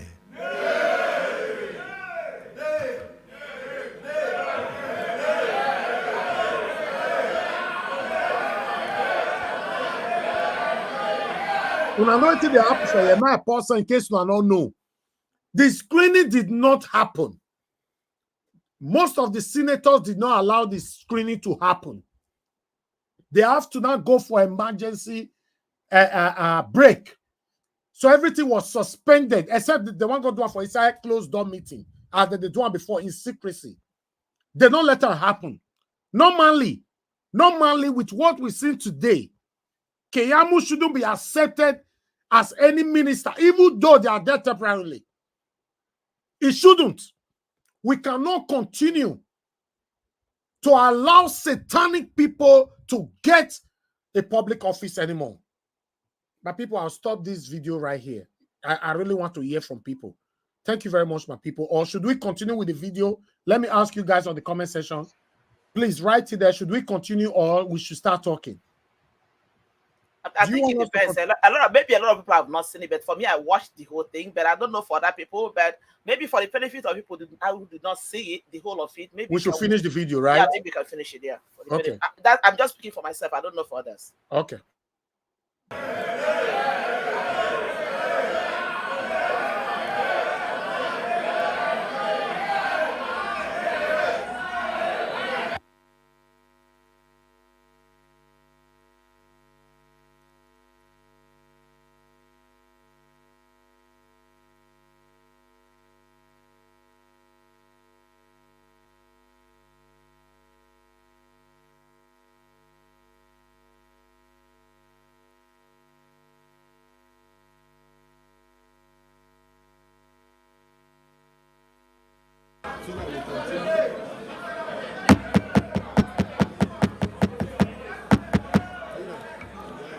Distinguished colleagues,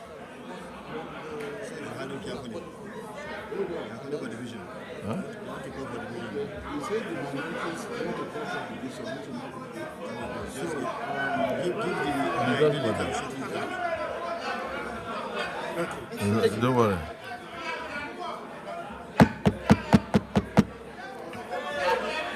Distinguished colleagues, distinguished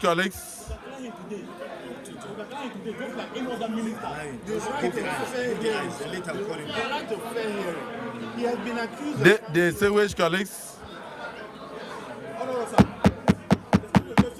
speak from there, please. Distinguished colleagues, I will put the question again. Give him the chance to talk. We're supposed to be fair. Give him the chance to talk. Distinguished colleagues, distinguished colleagues,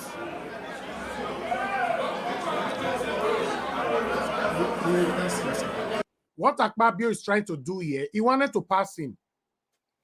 But people say no. Now, you want to put the question again to see how it can confuse people so that they can pass Festus Keyamo.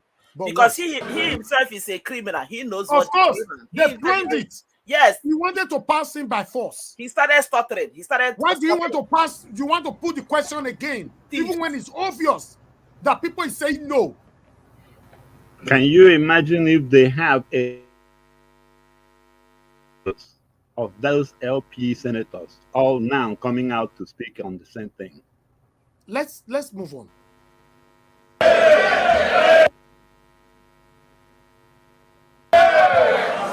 Point of order.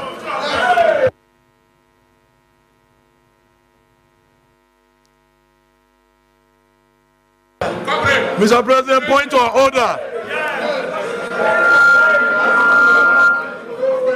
Mr. President, point of order.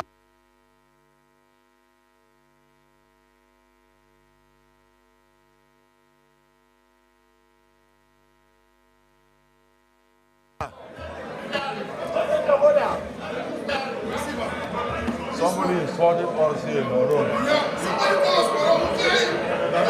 You have not done anything. You have not done anything.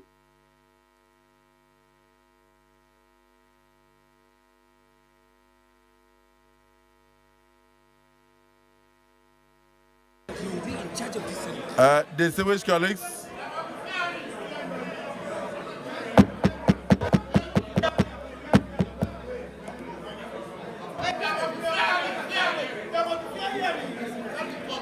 distinguished colleagues, I will put the question again.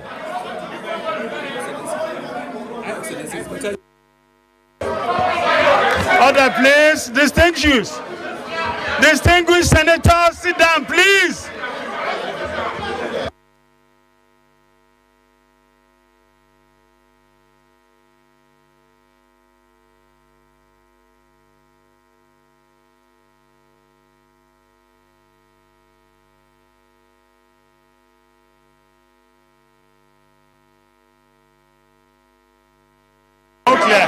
It can only be. My people, not be me the mute. Order, please. Not be me the mute and them now so that they do them. Watch them live. They're always muting themselves. They don't want me we hear some things when they talk. It's a deliberate act. Distinguished senator, take your seats, please. How distinguished they are.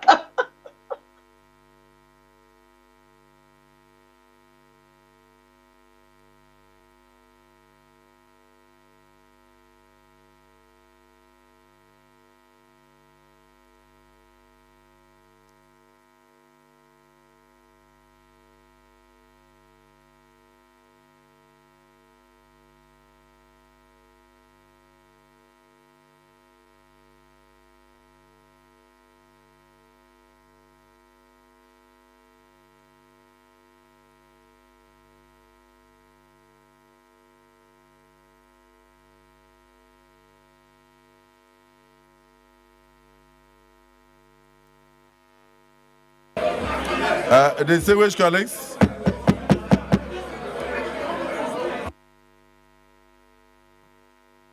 the only parliament where I know for my life where they mute themselves. If they watch UK parliament, they don't mute themselves. They hear everything. The only one where I know for the whole world. You know why? Because they don't want mistake make happen.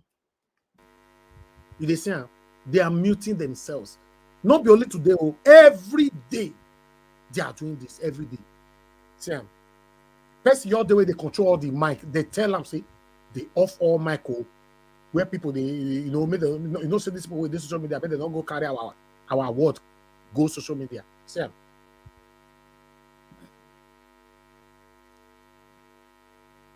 they will just mute them. The whole screen.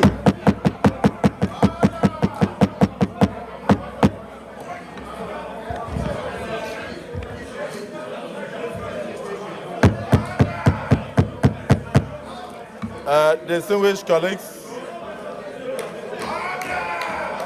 distinguished colleagues, The President of the Senate, sit down.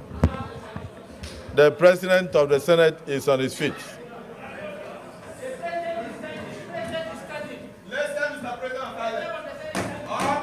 Refer to Order 62 of our rules, and I'll read for those who may not have gone through.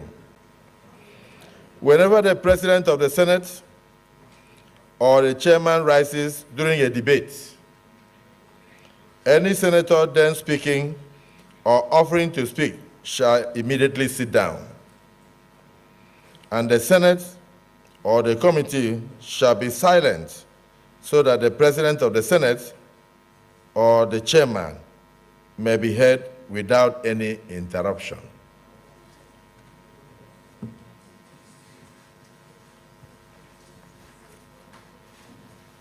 I am of the view that we are not the people that nominated the nominees that we have been screening. From the president, a lot of indices must have been taken into consideration. Under a rowdy situation, we cannot arrive at anything. But I've noticed that from the, even here, some of you are prepared to stretch the rule to even asking for division. But we will not go that route. Leader of the Senate, lead us right. Thank you, Mr. President.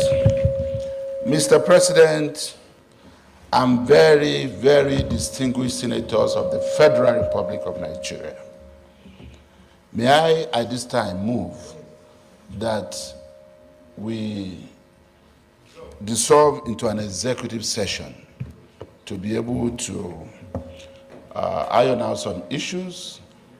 But before that, I guess my first motion should have been based on Order 8 sub 3 of our rules to move for an extension of time for this Senate to be able to sit beyond 2 p.m. This should have happened some 13 minutes ago, but for what was going on. So, sir, please take it that my first motion right now is a motion for extension of time based on Order 8 sub 3 of our rules to enable us clear the other items on the order paper. Thank you, sir. Thank you, Mr. President. I rise to second the motion that will extend our sitting time to beyond 2 o'clock to enable us continue today's proceeding. I so second.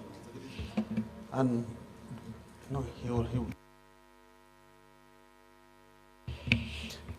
And distinguished colleagues, the motion do late has been moved and seconded by the minority leader that this August Assembly do extend its sitting time beyond 2 p.m. Those who are in support of that motion say aye. Aye. Those who are against say nay. The ayes have it. Our sitting period is extended beyond 2 p.m. Minority leader. The Senate leader. Is this your confusion here? Thank you, Mr. President. Very distinguished colleagues. I move that we resolve into an executive session to enable us a closed session, otherwise also known as executive session, to help us iron out some issues. Thank you. All right. Thank you very much, my people. I appreciate every one of you. We stop it right there. I want us to start talking. Thank you for your time with us. Good morning, good afternoon, good evening to every one of you. As you all can see, that this is the situation where we find ourselves. It's very, very sad that you can see all our senators. It looks like many of them, they are just playing. You know, they look like kids playing. It's only one or two that is standing for what is right there. And number one of them is that our Labour Party spokesperson, just senator that was talking, Senator Daliti, Kosha. I'm not sure if I pronounced his last name properly. Yeah, Kosha. Okay. As you all can see, that what is, especially Akpabio, the Senate president, what he was trying to do Because Tinubu already tell and already say whether rain or sun, he must be cleared. All this what they are doing, oh, go there for screening and all that. No, people don't already do what they talk, say whether rain or sun, he must go through, regardless of whatever anybody say there. But let them talk, make them move, may not be like, so not let them. It's just like we going to vote. That's why you see, you know, God forbid they don't bring a rerun in. You don't see anybody will go come out again. Because they'll say our voting before not count, right? So the same thing, you know, because they don't already before, since Nigeria was created, these people they don't take vote from the people, they decide who wants to run. That's what Tinubu wanted to do now. Now this one now called who can. It can't become problem. So that's what they're also doing right there in the house. You know, they don't go for executive meeting and all that. You know, you will hear now say tomorrow, say they don't clear them. What we are doing here, help us to share, like this broadcast as well. Currently, we have 433 likes.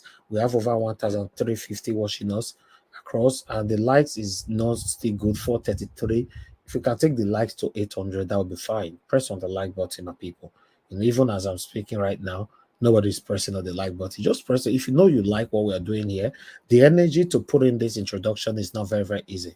Except maybe, you know, okay, yes, I'm right. You know, I just refreshed. I was thinking maybe the number is not right. It's right. It's not 439. You know, so, you know, please encourage us to do more for you. Now, God bless every one of you. I'd like to start from someone that's joining us from Nigeria quickly to hear from them. Let me go to Enterprise. Enterprise, thank you very much for joining us once again, sir. I'd like to hear from you. 8 minutes. Thank you. Good evening, and good evening to everyone in the panel. I go first to Tinubu.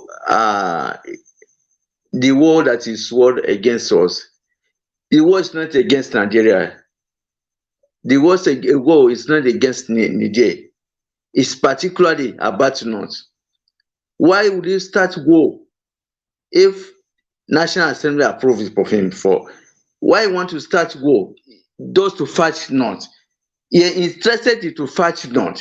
His mind, his aim is to fight North. Because nothing, we didn't have problems in Niger. We will manage from Niger, also Niger manage from our side. So what he decided to war against us, the way we offended Tinubu, the way we offended him, most of some people in the North vote for him. I particularly don't vote for him because I'm not a religious person. So I'm not just partial on what I'm doing in life. I don't like you, I don't like you. That's my own. So some of our North people vote for him, and they wanted to war against us. So what is aim? What is the aim? So do we offended him in any way? So that's by the way. So let me go to Judiciary. Please, Judiciary, I'm still coming back to you again today. I says, please and please to you. Judge rightly. You see, look, you have evidence in the court. They bring everything to court. If we to look into it, look into those things they bring to court, and then give judgment based on those evidence they give to in the court. Look, I'm saying it again now. We vote Obi, we do not vote anybody. I told you I'm not feeling fine, but I go through the polling unit in Abuja all. In my areas, I walk all around. I park my car. Even though I'm not feeling fine, I park my car and walk all around. Or we winning from all the polling units. So Judiciary, please and please, do give the right judgment. Don't be afraid of anybody. Don't be afraid of Tinubu. Tinubu is a person. 200 million of Nigerians decided to vote who they want. Please, those 200 million Nigerians that vote, consider them. Don't consider Tinubu. Tinubu is a one individual. So I want you to know that you have personality, you have your own views. So judge according to what they bring it to the court. Please and please, I am begging you, your judiciary. You have your own personality to judge. Judge according to what is in court. Please and please, I am still begging because look, it's good for us not to beg. It's good for me to beg you now. Look, Nigerians are very angry, and they'll check. Sorry, I'm sorry to say they will take law into their hands if you fail to do what is right. Do what is right, please and please. Judge according to what the evidence they prove they bring to the court. So don't scared. You see, judiciary is to give us, lead us of our constitution, give us the rule of our constitution. So you are to guide us. You are not to break us. You are not to cause confusion for us. You are to guide us according to our constitution. So if you are to guide us according to your constitution, why can according to our constitution, Nigeria, how can you fail us? Because of Chidimo, 200 million Nigerian people decided to go and vote. Please and please, I'm just trying to say this is out. I'm not feeling fine, but I have to vote myself out because I go out and vote, and my vote was not counted. I'm very angry. I am very angry. I'm not happy with this situation. Please and please, give right judgment to who deserve, who will vote for Obi, give to him. I know Keyamo is a Igbo man. I decided to vote. We are not looking to rather Igbo. We are looking for right person that will lead us in this country. We are suffering. We are suffering for how long? We can't be looking because maybe your religion, you're from this tribe, you're from this tribe. No. We are looking at the person who move this country to higher level. Nigerians are suffering. Nigerians are suffering. Please give the right judgment. It's left to you. Ball is in your hand. It depends on where you play it. If you play it right, Nigerians will back you. If you play it wrong, Nigerians will not back you. And if Nigerians decided not to back you, look, you are going to be in heavy mess.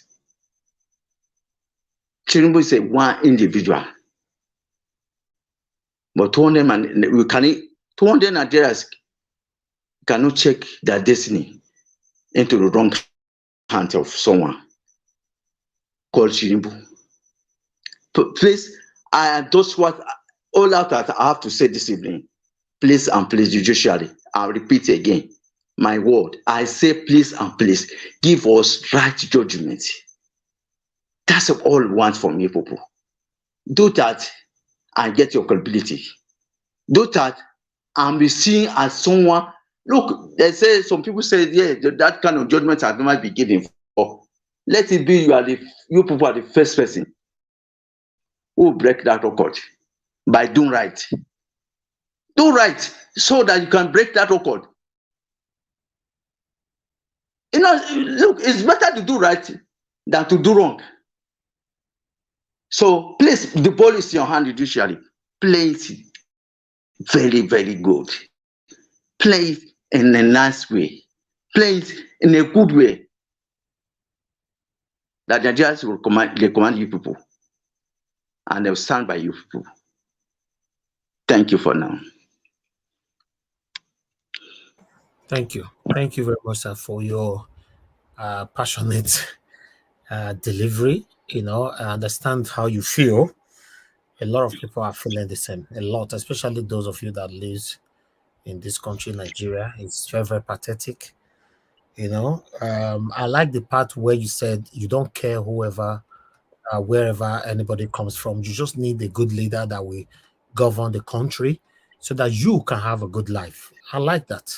You're not tribalistic. You are not an Igbo man.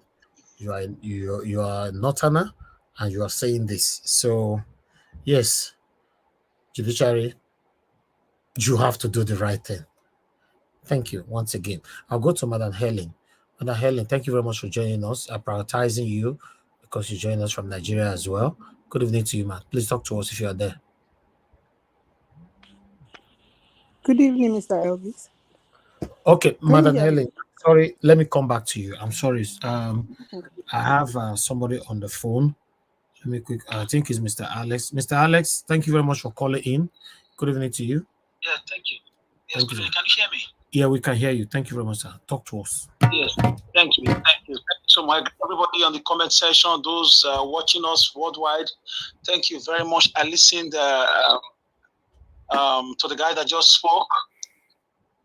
For me, I don't know. In a way, I agree and I also disagree with him. Yes, I'm not a violent person. Now we are all my brothers and sisters who are sharing boundaries with Niger Republic. They now see the reason to say we don't want war. They now see the reason to say we don't want crisis. But Nigeria itself has been at war in Benue State, in some side of the country, some parts of the country. Many Nigerians have suffered a lot from people from the same, some wicked people from the northern side of Nigeria who are sponsoring banditry, who are in fact Dubai. The Dubai government at the time released a list of northern senators and governors who are sponsoring banditry and Boko Haram. So now they are about to feed off their own medicine. So I pray it doesn't happen.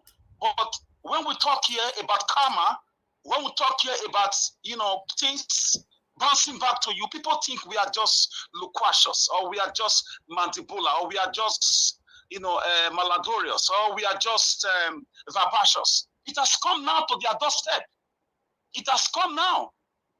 Whether it came by Tinubu or it's coming from Niger, but it is coming. Those food you gave to people in Benue, those food you gave to people in Nasarawa, those food you gave to people in the eastern part of the country, those food you gave to us across the country for the past 7 years. God is about. Bros, I'm not tribalism. No. I'm Wait, not let me tribalism, finish. please. No. Yes, I'm going somewhere. Let I'm you going finish. somewhere. Caller. A lot of people paid ransom to free their loved ones from the Abuja Kaduna train, where we have people in government, in Senate, northern governors. Their names were mentioned in Dubai. Emirati government released names. El-Rufai was allegedly to have been responsible for the taking of the lives of more than 1,000 Shiite Muslims. Listen. When you think you are smart, when you think you know it all, when you think you are taking lives for the sake of one God somewhere, what goes around comes around. I don't want war, fine. But there are things that can never be forgiven. Blood is crying. The lives of people are crying before God. Nigeria need healing. So what's about to happen in Niger Republic, whether Senate veto it or not, it may still happen if it is justice. So some people in the north, this should be a lesson. I'm not saying everybody. This should be a lesson to some of our politicians who benefited from the killing of Deborah. Did you all come out like this when Deborah was taken? Broad daylight? Where were all of you who's crying foul play now? Where were all of you making videos? Where were the senators when Deborah's life was taken? Broad daylight for just a tweet, innocent girl was burnt alive. Broad daylight. Where were you who just spoke on our platform? Where were you, my dear brother? Did you cry out? Where were the governors? Where were the senators? Where were the rep members? Where were everybody who is crying now, who've come out suddenly, adventitiously, lending their voice I'll give against him the the war right coming? of reply. Let me just round up with this before he replies. For me, I'm not saying everybody did it, but when a region is doing something and people kept quiet, it's assumed that all of you did it. At the time, there was a time, as I round up, there was a time a man, a notorious criminal called Anini was, disturbing some part of the country. He was a Benin man from Bender State.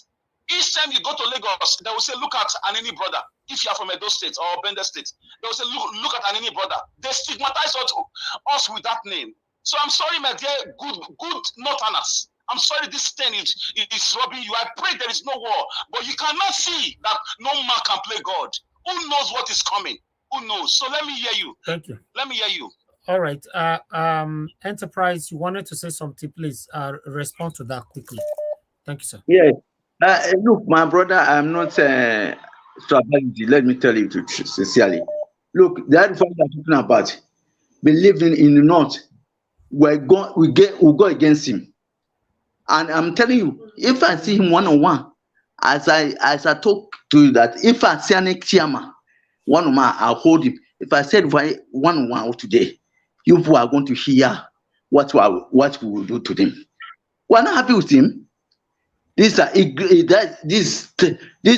look, if I say complete devil, please you don't talk of him.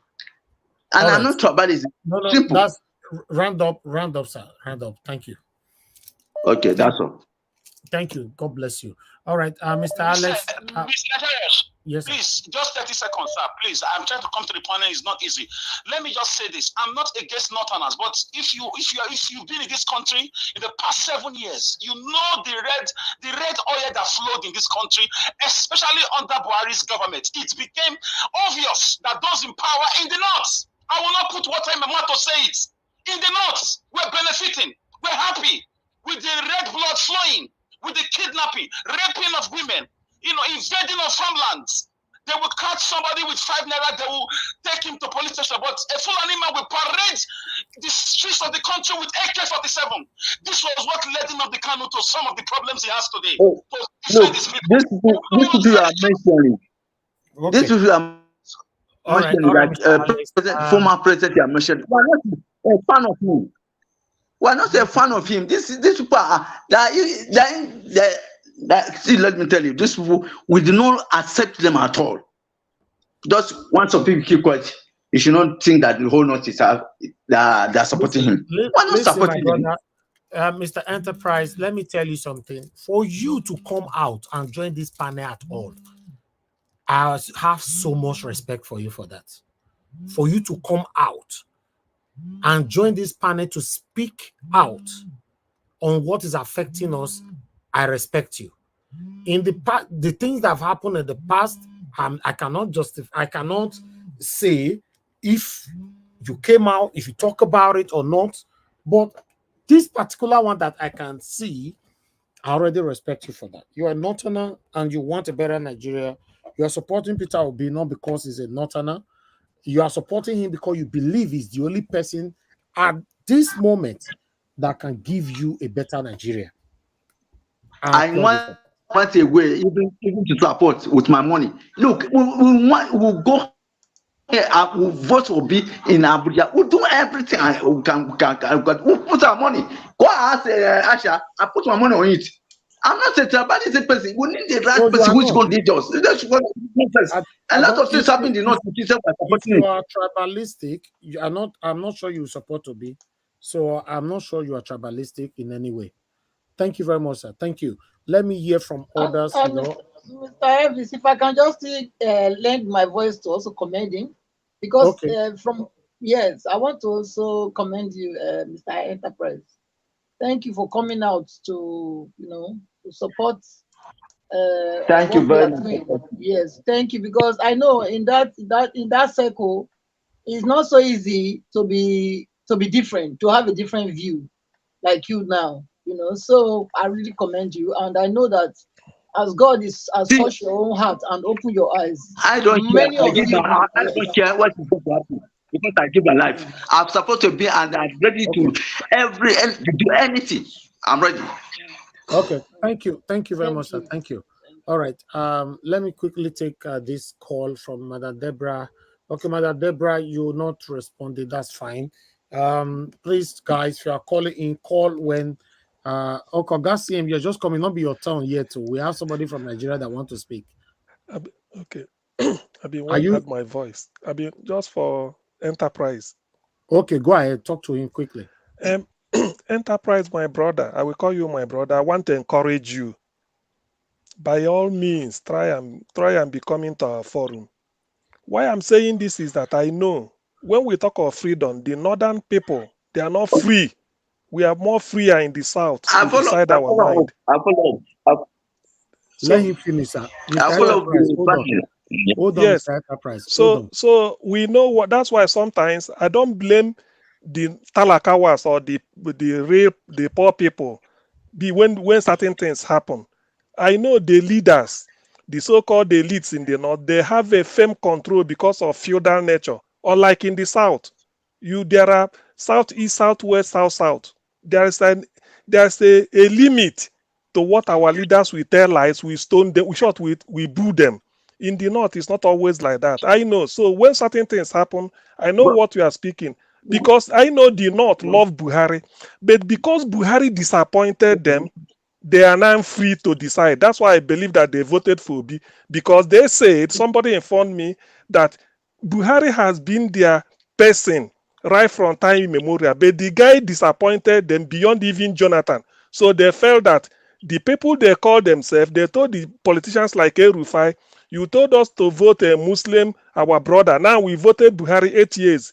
He put us in the mess that neither Obasanjo nor Jonathan put us. Therefore, we are voting for Obi. So I believe the North voted for Obi. Thank you.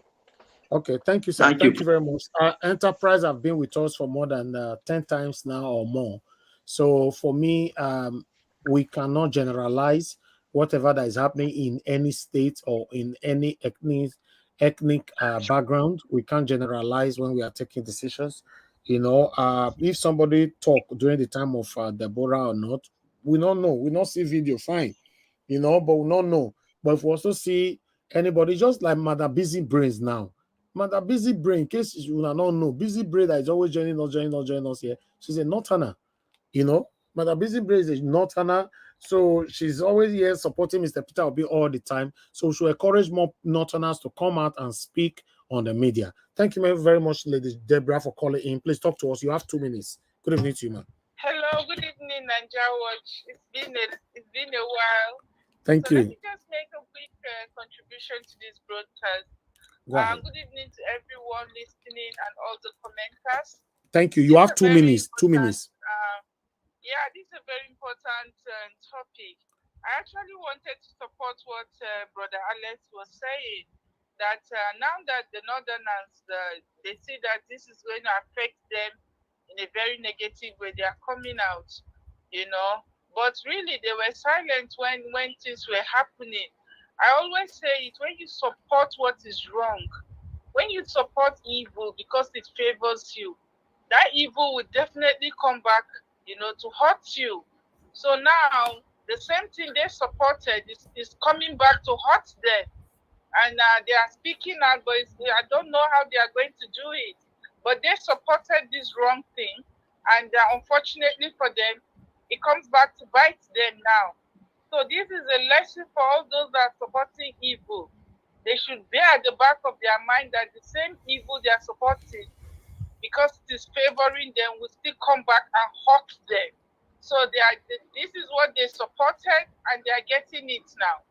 So I don't know how Tinubu is going to wiggle himself out of this situation, because he's faced with pressure from the West. And now the same Northerners who supported him and put him in power, and now they are not in support of him going into Niger. So I don't know which side he's going to tilt to. I feel sorry for him because he put himself in this ridiculous situation. And I don't know how he's going to wiggle himself out of it. Thank you, ma'am. So let's watch and see, but let's focus on the judiciary and see what the judiciary is going to do. Okay. But one thing I can say for sure is that whichever way that it happens, there's already a clear evidence that this administration is in big crisis. It's already, and there's a pending doom that is facing them. Okay, I don't thank know you. how they are going to get out of it. Thank you, ma'am. You so much, Niger Watch. God bless you, ma'am. Thank you. Thank you. All right. Let me take just one more call here quickly. Madam Maumi, I'll return your call. As you can see, I wrote this one a couple of weeks ago. A man could become the next victim of the evil he celebrates today. Don't defend evil because it favors you now. It could work against you the next minute. Yes, you know, whoever that is crying out today, one or two persons have supported things that favored them in the past. But you coming out today, myself, you listening to me, anybody at all, it means that you have decided to stand for what is right. So I will applaud anybody at all in that category. Thank you very much, Madam Maomi. Thank you very much. Good evening to you. You have 2 minutes, please. Good evening, my brother. I will just say 2 or 3 things. Then when I have time again, I will say my remaining points. Yeah, good evening to the panelists and everybody. Yeah, I'm going to start my talk today with Tinubu. Tinubu thought the Northerners put him there, but he doesn't know that when he's going against them, they will fight him back. All this Nigerians problem, Niger Republic problem, is coming back to him. It is those people that put him there that will remove him. They have started to war against him now. They will be the one to take him out. Now I want to talk to Justice Ariwoola. I'm talking about him. You know, I said it yesterday. I'm going to talk about him throughout for about 10, 20 times until they give the judgment. Please allow me to speak in my dialect. Justice Ariwoola, Efeda Iluru, Efeda Nigeria. Everything happening is between you, Tinubu, and the cabals, whoever they are. I don't want to know. Tinubu ló gbé yín síbẹ̀. Yorùbá ni mí, Yorùbá ni yín. Tinubu kì í ṣe Yorùbá. I can say this in front of anybody in my life. Ó tì mí lójú púpọ̀ púpọ̀ púpọ̀. I'm so much ashamed what is coming out from this Tinubu man. He doesn't come with a clean hand at all. Right from Ojo 30 morning Nigeria, I don't know him as a Nigerian.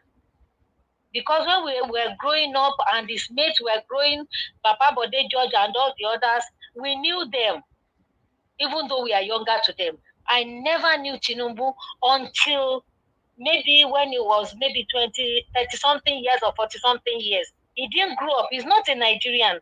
Go and look at his photographs of his childhood age, around 20-something or under 20 or 20-something years.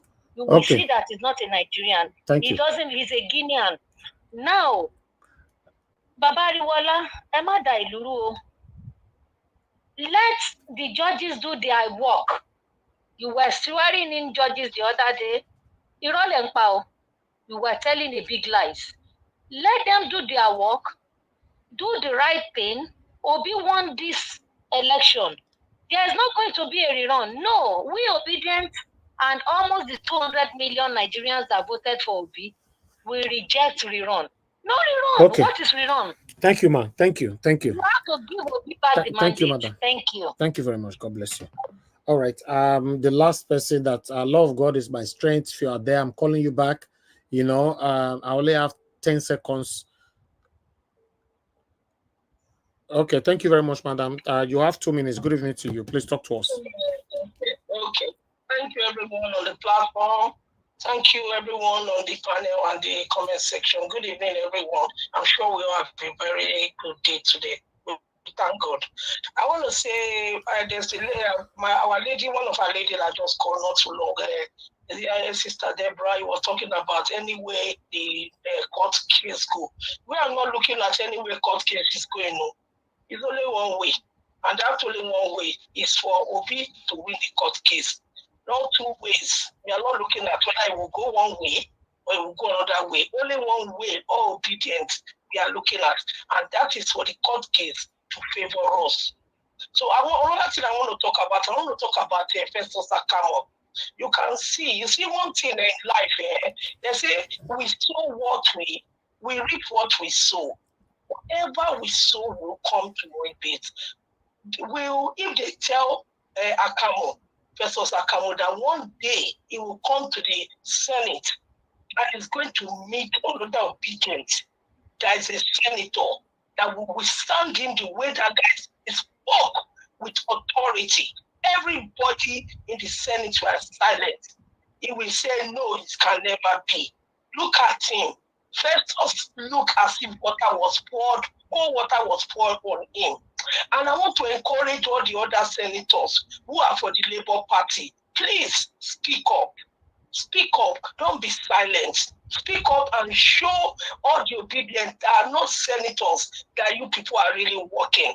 And it will make us glad because Obi is coming. He's going to take over the government. Thank you. Thank you very much. Thank God you. bless you, man.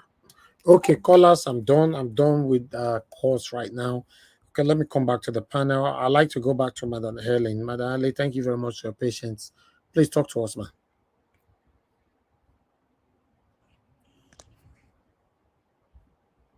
Hello, good evening, Mr. Elvis. Thank you, man. Thank you very much. Good fellow evening. panelists. Can you hear me? Yes, we can hear you. You have 8 minutes. Okay. Thank you. Mr. Elvis, I really want to appreciate you once again. I don't think that it will ever be enough, my gratitude to you for what you've done for we Nigerians, the voice that you've given to us. You know, it's beyond human comprehension. God just will keep blessing you. Bless your mother in particular, because she gave birth to a child that she raised to be for all, for himself or for his family. Thank you. God will bless you. And a lot of other people are learning from you. A lot of other people are, lending credence to you too because of what you've done. God will always shine his light on you because of who you are. Thank you so very much. And apart from that, he will shine his light upon your mother. She will be celebrated at all times. When she hits the street, people will say, see the mother of the son who loved his country and made sacrifices. Thank you, Mr. Elvis. Now, I want to, refer to the Niger man that was speaking. He said something. He said, we massively, and not just that we voted for you, we supported EP. He didn't hide our mince word. So you see the kind of porous, boundaries that we have.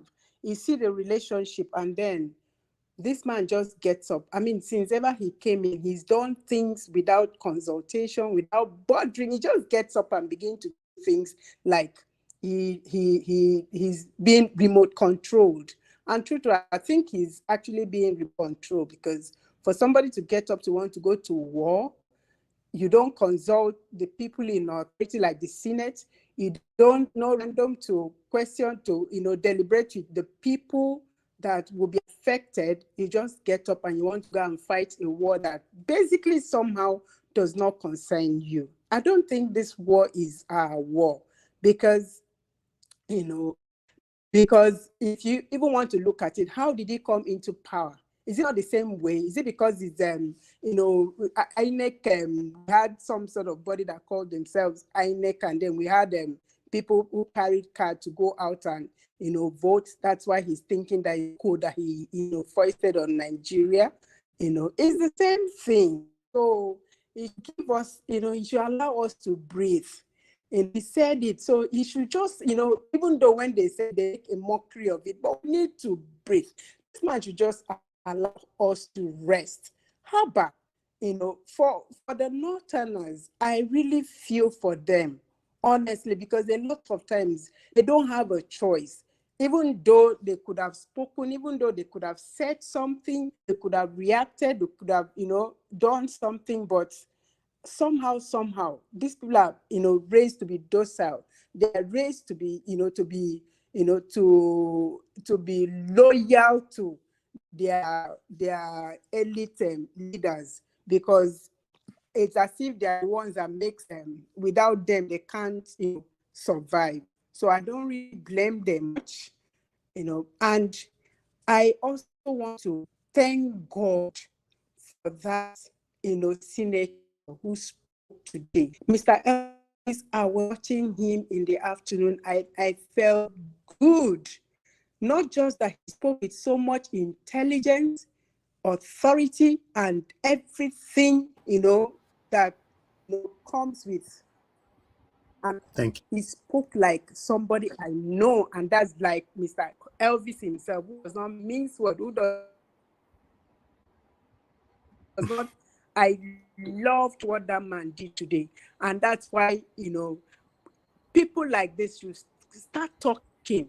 They should start talking. They shouldn't be silent anymore. I loved also what Dele Momodu did with on child, on this thing he had with Sheung. You understand? Yeah. People are beginning to, yes, people are beginning to say the truth. They are beginning to say it the way it is.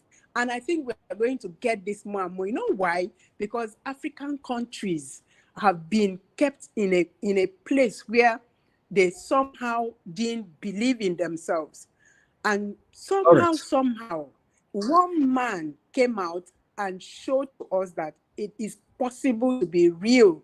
It's possible for Africa to stand for self and achieve a whole lot, because these people who have kept us in this position are not going to ever let us go if we don't wake up and say enough is enough.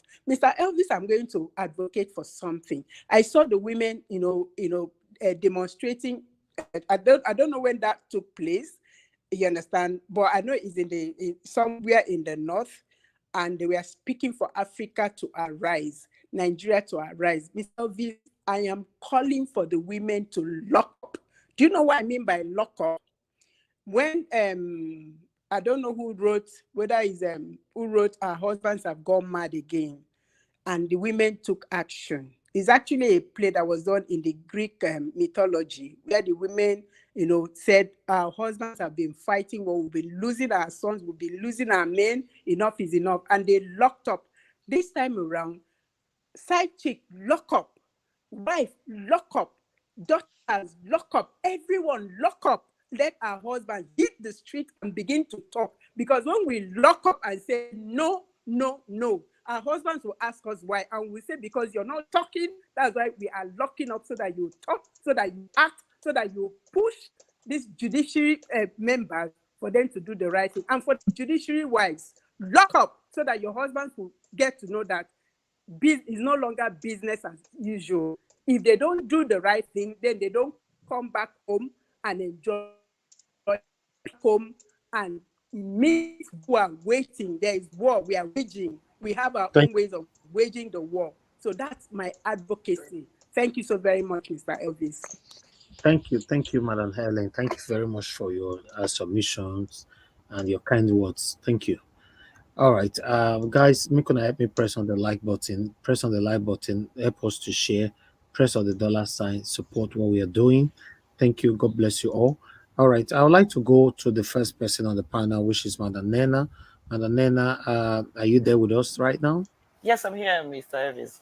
Thank you very much. Sorry that we have to call orders before you, because it's okay. Nigeria. I understand. Thank you so much, Mr. Elvis. Thank you, everyone on the panel. God bless you. Thank you so much for those who have submitted already and the people on the comment section. God bless everybody for this dedication. I'm grateful that I have this privilege once again to be here, because for these days I've been kind of busy. So, but anytime I have the opportunity, I always come in. So, I'm glad I have this privilege. Yeah. So, first of all, I want to start my comment from the man, the Mr. Enterprise, that said, I just want to join my voice with the voice of everyone else to kind of encourage him. It's important for every well-meaning Nigerian to, make that decision to be part of the voice of truth at a time like this. Because if there's a time our country needs that solidarity, irrespective of tribe or tongue or whatever, in order to make the desired change, it is now. Because for everyone who have eyes to see, for everyone who have ears to hear, will know that Nigeria is in a very critical situation at this point. Because this mistake of a man that they put as the president of Nigeria, that man is it is proven to everyone who really wants to see that man is a disaster waiting to happen. It's already, everything that has to do with him is disastrous, but at this point he's a disaster. You know, it's a disaster. Look at how far this individual is dragging it. And that's what happens when you deal with people who have this over-bloated ego, where they think that they can do anything and get away with it. They can say anything and they get away with it. They can say to this one, go, and they go. They can say to this one, come, and they will come. That's why this individual will just open his mouth, say anything, and he thinks that once he says it, it goes and it begins to happen. The same way he stood on the day they were doing their so-called, you know, mess of an inauguration, saves what is it called? Fuel subsidy is gone, and Nigeria is still suffering the effects of that today. Now, suddenly, an AQ happened in Niger, and he just suddenly woke up and he begin to give ultimatum. And now this is where the thing have landed him. And he's somebody who always believed that once I set myself to do anything, I can use every machinery, use every individual, manipulate as many people I can manipulate and get them to do my bidding. And that is why he has the impetus to God to say what he said, and then, you know, try to use the Senate to get the approval to go to war. And I'm glad that people are beginning to understand. You know, I'm beginning to see, you know, my people have a proverb that says, you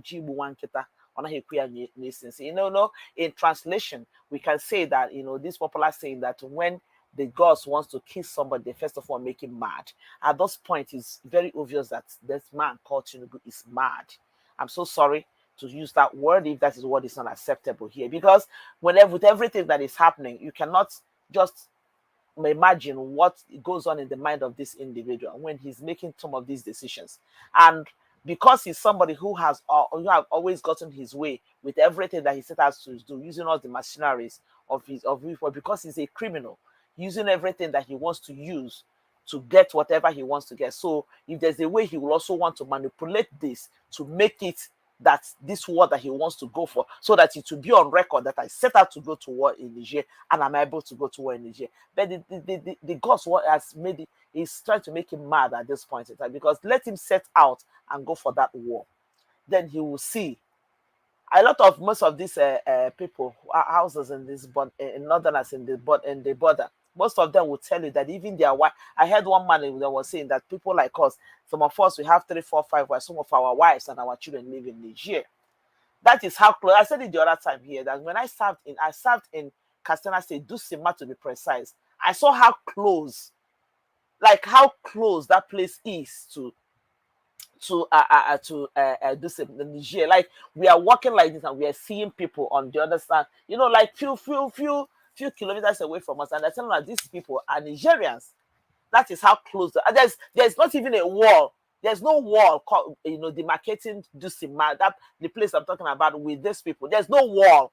It's just that the place where they are is like a kind of hilly area. They're like a kind of top on the top of the hill, a kind of, and we were doing our endurance trek on the wall. So that's how close it is. You can imagine.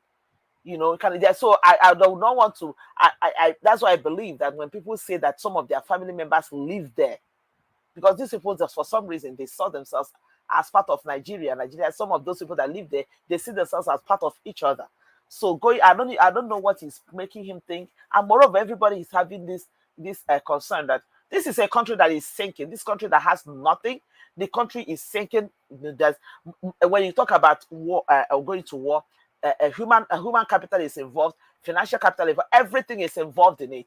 Does Nigeria have that? And this man thinks it's something that he wants to buy because of his bloated ego, where he wants to tell himself, yes, I want to go to war and I'm able to do it. That is unfortunate, and none of him and his family, none of them will even make a move to be part of it. The gods want to make him want to get him, and they're making him mad. Let him keep moving until he gets himself where he needs to get himself. That is what I have to say. Because of time, I have to stop it at that. And then again, I get concerned when that man, Nigerian man that was talking, you know, who said that they voted for Tinubu and they voted for APC. I was a kind of concerned. And now that also vindicates some of the people that were saying that during the election, they used to smuggle people from Niger to come here, give them voters card and they vote. That tells you the level of, you know, fraud that happens in our Nigerian election. If this man can boldly say it, a Nigerian boldly saying that they voted in Nigerian election, that tells us. And that is why I hope the judiciary, I hope they are listening. That tells us that truly that there's the level of fraud. Because when people say that during the election they used to smuggle people in, this is it. This man made it very clear. This is how Nigerian elections are conducted. This is the kind of crime that happens in Nigeria on daily basis. And then I'll quickly go to the case of Festus Keyamo. You see, when I was watching Festus Keyamo standing in front of that the senators, the only thing that came to my mind is that this guy is a career criminal. He is a, I was losing him, and all I could ask myself is, so Festus Keyamo could be this calm. So he could be this calm. You see him with this demeanor of, a gentle person who is, and few, like when this whole thing was going on, somebody sent me a text, I linked and I opened it. It was him supposedly apologizing. But an hour ago, supposedly apologizing. The apology he was giving was trying to narrate how the money was shared, that people like them, the minister did not see a kobo and everything. And when you hear him at that point, when he was making all that submission, maybe we can, Mr. Elvis, if you can just play that part, a little bit of that, when he was making the so-called list, you will still see that arrogance.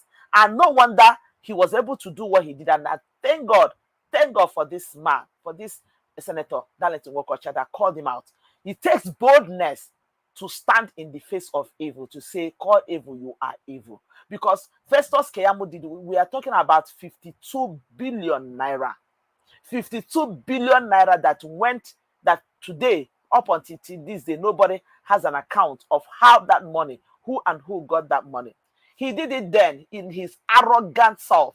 They asked him, how did you share it? He say the formula is not from the moon. In a very arrogant way, he refused to come and explain and everything. Now, few hours ago, he's trying to give an explanation he could have given many years ago. But I am sure, there's no way you can trace it and they find out that money was actually given to anybody.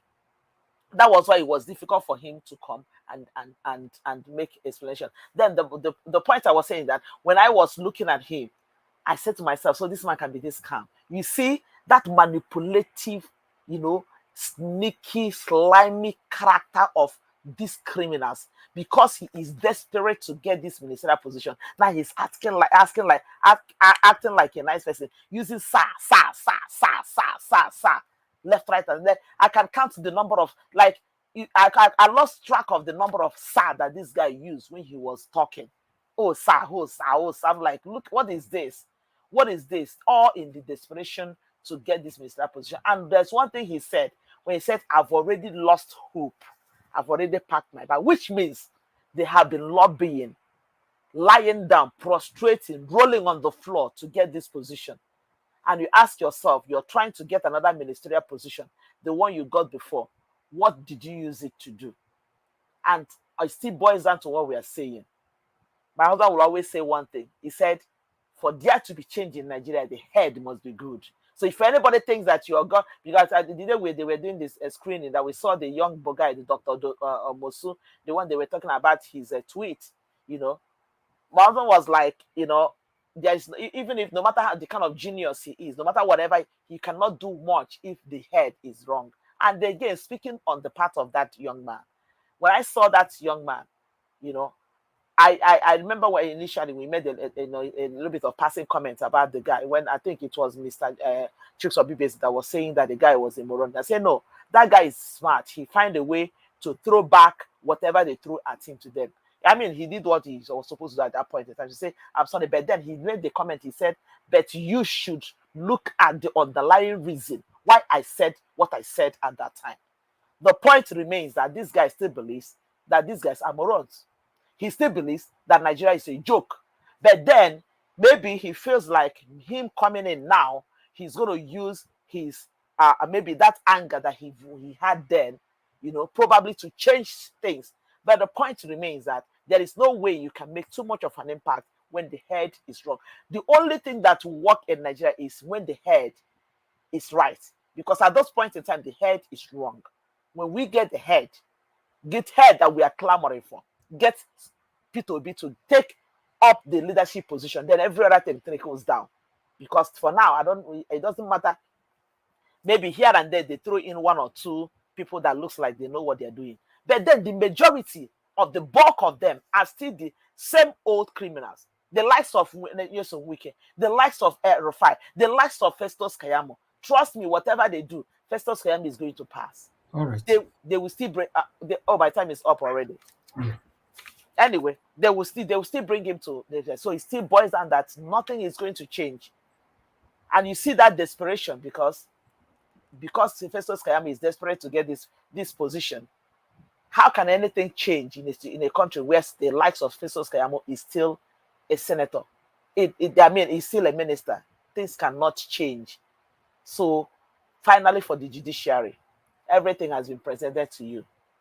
And before I end, I just wanted to ask the question. I've not been in the broadcast for maybe for some days now. I just wanted to ask, there was a story about Fashola and his house being invaded and blocked.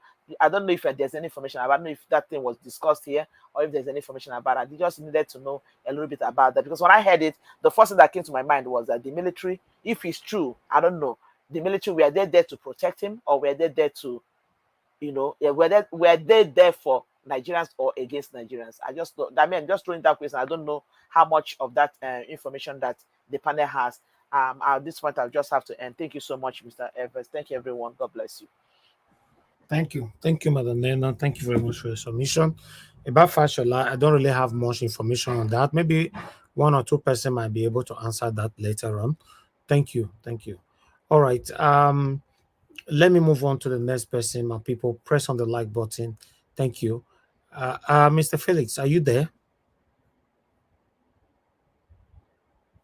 Okay, I'll go to give us a mandate. Give us a mandate. Are you available to speak now? Yes, I'm here. Can you hear me? Yeah, I can hear you. Okay. Oh, Thank sorry, you. I'm not sure if you had called me earlier. But, No, that's fine. I'm just calling you now. Okay. Thank you so much. 8 minutes. Thank you. Good evening to you, Mr. Elvis. Happy New Week. Good evening to the panelists, people on the same time zone with me. Good afternoon to you. People on comment section, greetings to everyone and all Nigerians all over the world. Greetings.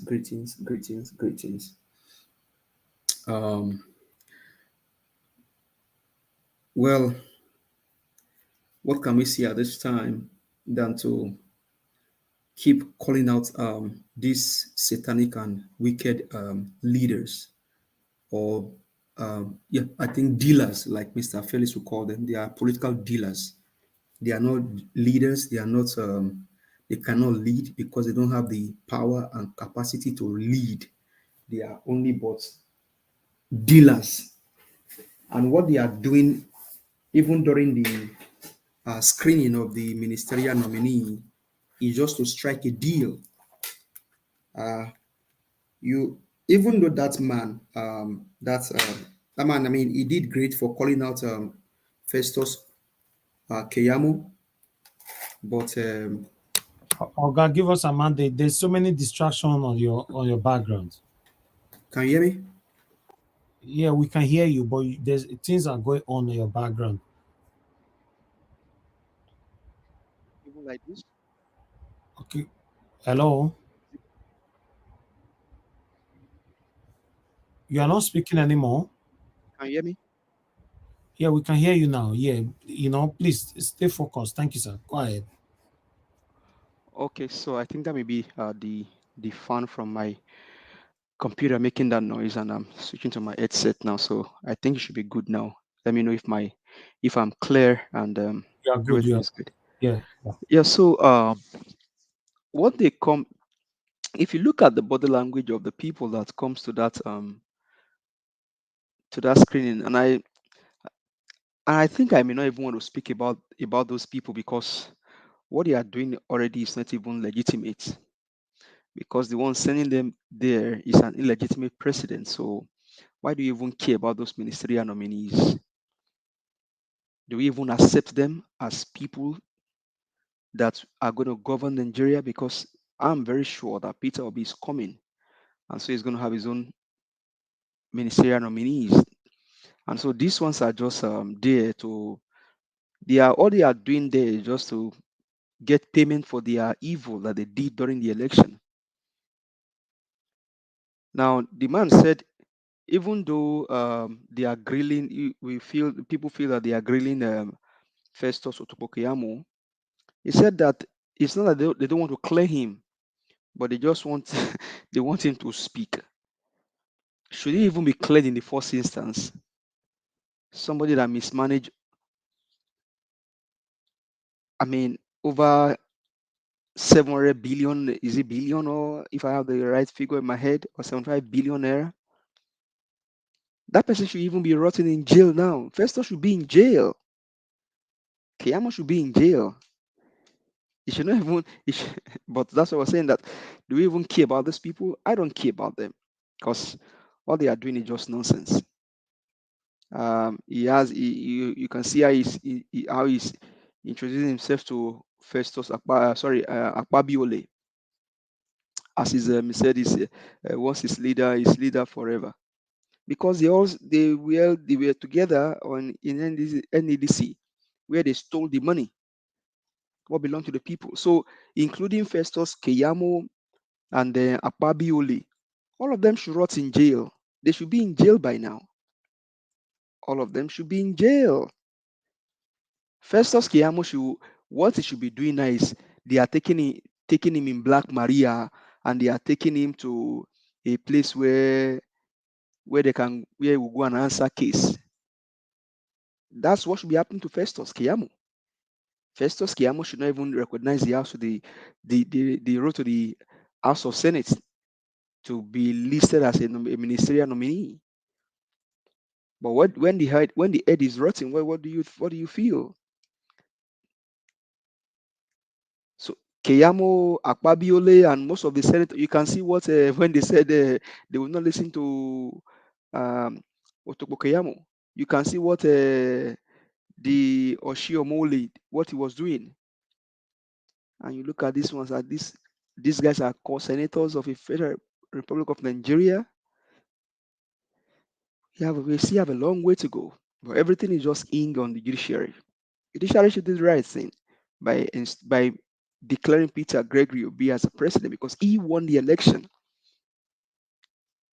Now, going to the interview with Ruben Abati had with that man from the north, I'm not sure. I think maybe that man is the one they said is Dati Baba Ahmed's maybe uncle, maybe, if I'm correct. No, it's not him. Okay, it's not him. Okay. No, this is the former minister of health, which they recall he refused to go. Is that man? Okay, they recall him and he refused to go. Exactly. I think he said something about him not voting for Tinubu, and that Tinubu is suffering illegitimacy. So if a northerner, I think that man, from the way he spoke, is educated. If he can speak this way, then what does the judiciary want? Because he just told them that Tinubu is not the president. That Tinubu didn't win the election. That guy just confirmed to the judiciary that Tinubu is suffering illegitimacy. And so whether ECOWAS install him as a chairman he doesn't care. What he's saying to the judiciary is that, hey, guys, Tinubu is an illegitimate president. He even said he didn't vote for him. Like many Nigerians didn't vote for Tinubu.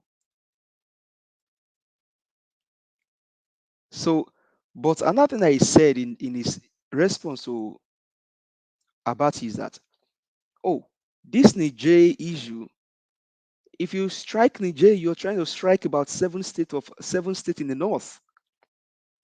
The question is, if it was in the southwest that this is happening, I am sure the northerners would have signed an agreement that Tinubu should go into Niger. I'm very sure of that.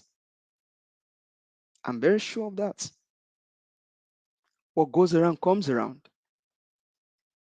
So What all of this mess that Mahmoud Yakub did has brought all of us into. One way is a pain, the other way is an advantage that we all in one way are united in some fronts. Because whether you believe it or not, whether you vote for Tinubu or you didn't vote for him, in some fronts, we are all united in some fronts. Either which way, that man is suffering, he himself is suffering from the renewed shaggy that is been unleashed on Nigerians. It is only sad that people like that will not come out and speak when the nation needs their voice. But I think he made some good points when he was talking to Abati. Then now going to the young man that went to the floor. What that guy did there, you may say, oh, he stylishly also insulted them, but the guy he just like a dog that decided to eat his own vomit. If you will not stand for what is truth or what is right, don't pretend as if you're saying what is right. Don't put yourself on the limelight, and then when you are now faced with the when you're up there to speak truth to power, you are trying to, come on, guy. You just mess up yourself on that floor. For me, he messed up himself. It is not by force to be a ministerial, no, it is not by force to be a minister. More so, under who are you becoming a minister? Under a drug baron that is suffering from legitimacy issue? That guy in a way also ruined his own career if he doesn't know. Because he has decided to join them, because regardless of whatever integrity you have, regardless of how clean you are, Tinubu nominated you for a ministerial post and he approved you and you're going to be under his cabinet. You cannot do anything on your own. Don't forget, he will be the one that will be chairing the executive meeting should they be cleared. So he still has influence over them. And so these people like this will be controlled. But like I said, are these ones even ministers are they ministers in Nigeria? They'll be thrown out they'll be thrown out very soon. So that young man would have just hold his integrity, hold true to power. Yes, I call you guys moron. Tinubu send me ministerial nominee. Don't even, Oga, please hold your ministerial nomination. I am cool with my life.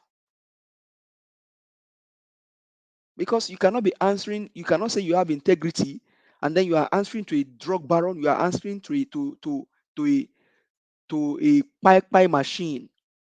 The man that stole the mandate of the people. And you're going to say, oh, you're a man of integrity, you are sane, you are clean, and you're going to be a minister under such person? Nada. You will not be able to stand clean. So that young man is just been stained. They've stained him. He's been rubbished. He's now one of them. I know Mr. Evans, you were saying earlier that, oh, we need to touchlight. Nothing, you cannot touchlight this one. This one has decided to eat and dine with the devils. And nothing good can come out of him. As much as Tinubu will be their president that Mahmoud Yakub stole a mandate for, and for the number of days, maybe if they approve them, they're going to be there before Judiciary throw them out. That young man has rubbished himself. His integrity, his character, his humane, whatever he stands for, everything is rubbished. He's just been thrown into the drain. So for me, that young man would have just sit down. If he doesn't become a minister today, he can become minister somewhere else.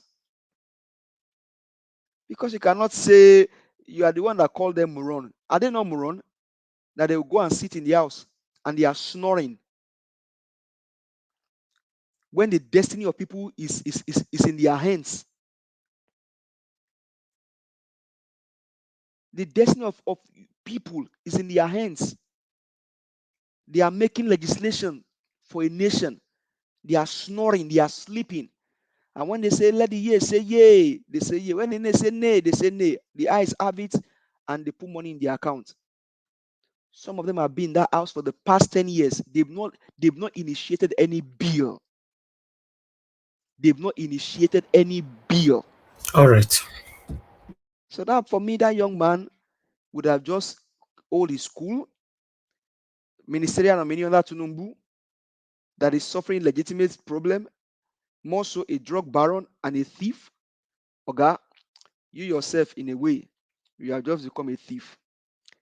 That is how I will see it, because there's nothing good that can come out of these guys. And Oga Bosun, I wish and I pray that you think twice before you join these satanic people to dine and eat with them, because your future may be truncated. Look at what is happening to Adams Oshiomole. Take a clue from there. Thank you very much, Mr. Elvis. Are you the floor? Thank you. Thank you very much. Give us a mandate. Thanks for your submission. God bless you. Thank you, Dr. Alexander Gomez. Thank you very much, sir. Guys, please help us to press on that like button. Let me hear from Mr. Chuks Obibweze. Then I come to Engineer Francis. Mr. Chuks Obibweze, I learned you are rushing somewhere. Please talk to us, sir.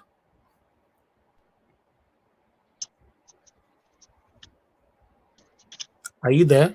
Yeah. Yeah. Good evening, Mr. Elvis. Good evening, everyone on the panel and those watching us. Yeah, I'm here. Can you hear me? Now we can hear you now. Mr. Go ahead, Elvis. we are... Hello? We are hearing you, sir.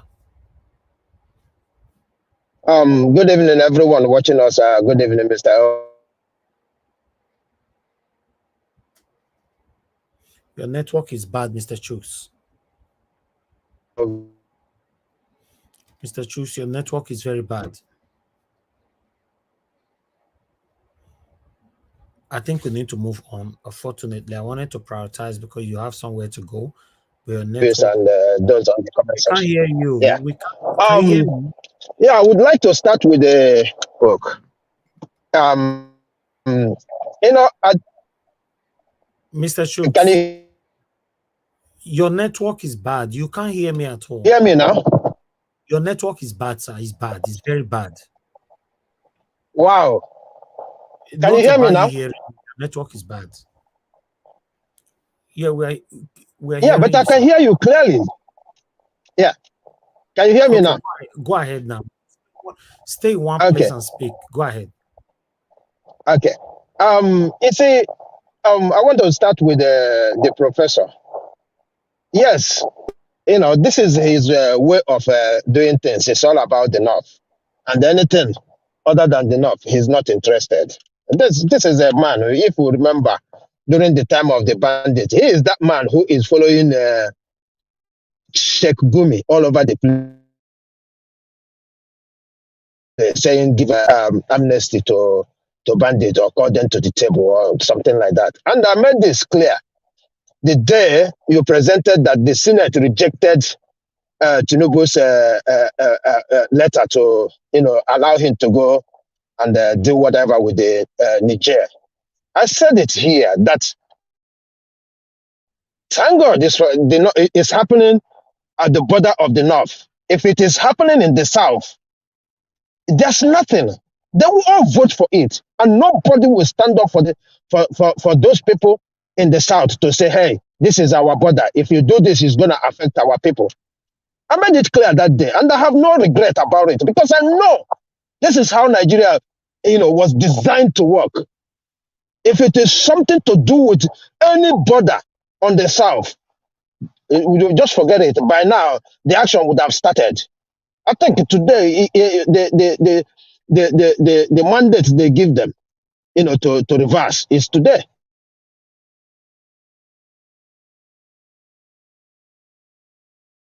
Okay, Mr. Shooks, this is all we can take. Your network is very, very destabilizing. I think you need to come back again. Let me take you off. Your network is very bad, sir. You know. All right, thank you. Let me move on to the next person. Engineer Francis, are you there now? Yes, I'm here. Thank you very much, sir. Good evening to you. Please talk to us. 8 minutes. Good evening, and good evening, everybody. I have one question to start with. Is democracy worth it?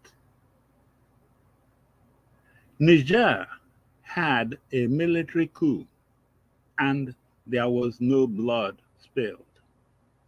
Not one of them lost their lives. And Nigeria had democratic elections, and on that day, over 80-something people lost their lives. So which one is better? The one that we stay alive or the one we lose our lives?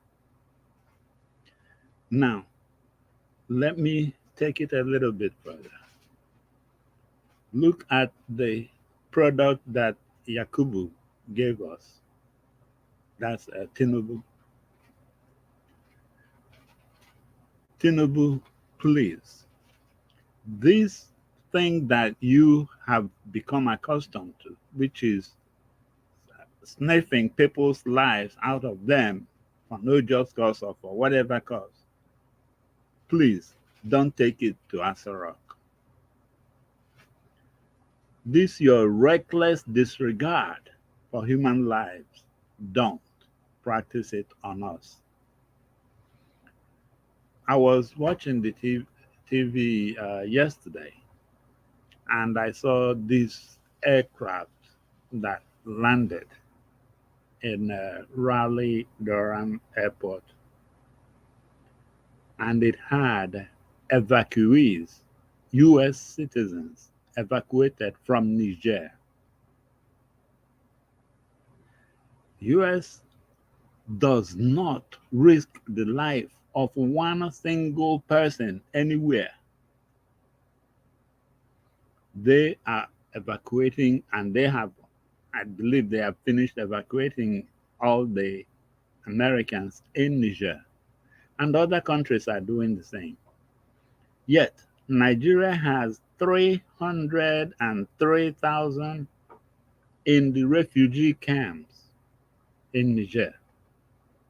And those refugee camps came as a result of Niger helping us, because those were displaced from all those terrorist operations there. Bola Tinubu, before you even give France the go-ahead to strike anywhere in Niger, make sure that each and every one of those Nigerians there, make sure you have brought them across the border, brought them home. Please don't even act like a mumu, which you have been acting like all this while. And let France go there, because it's not Nigeria that will be fighting. It's not ECOWAS that will be fighting. It will be France.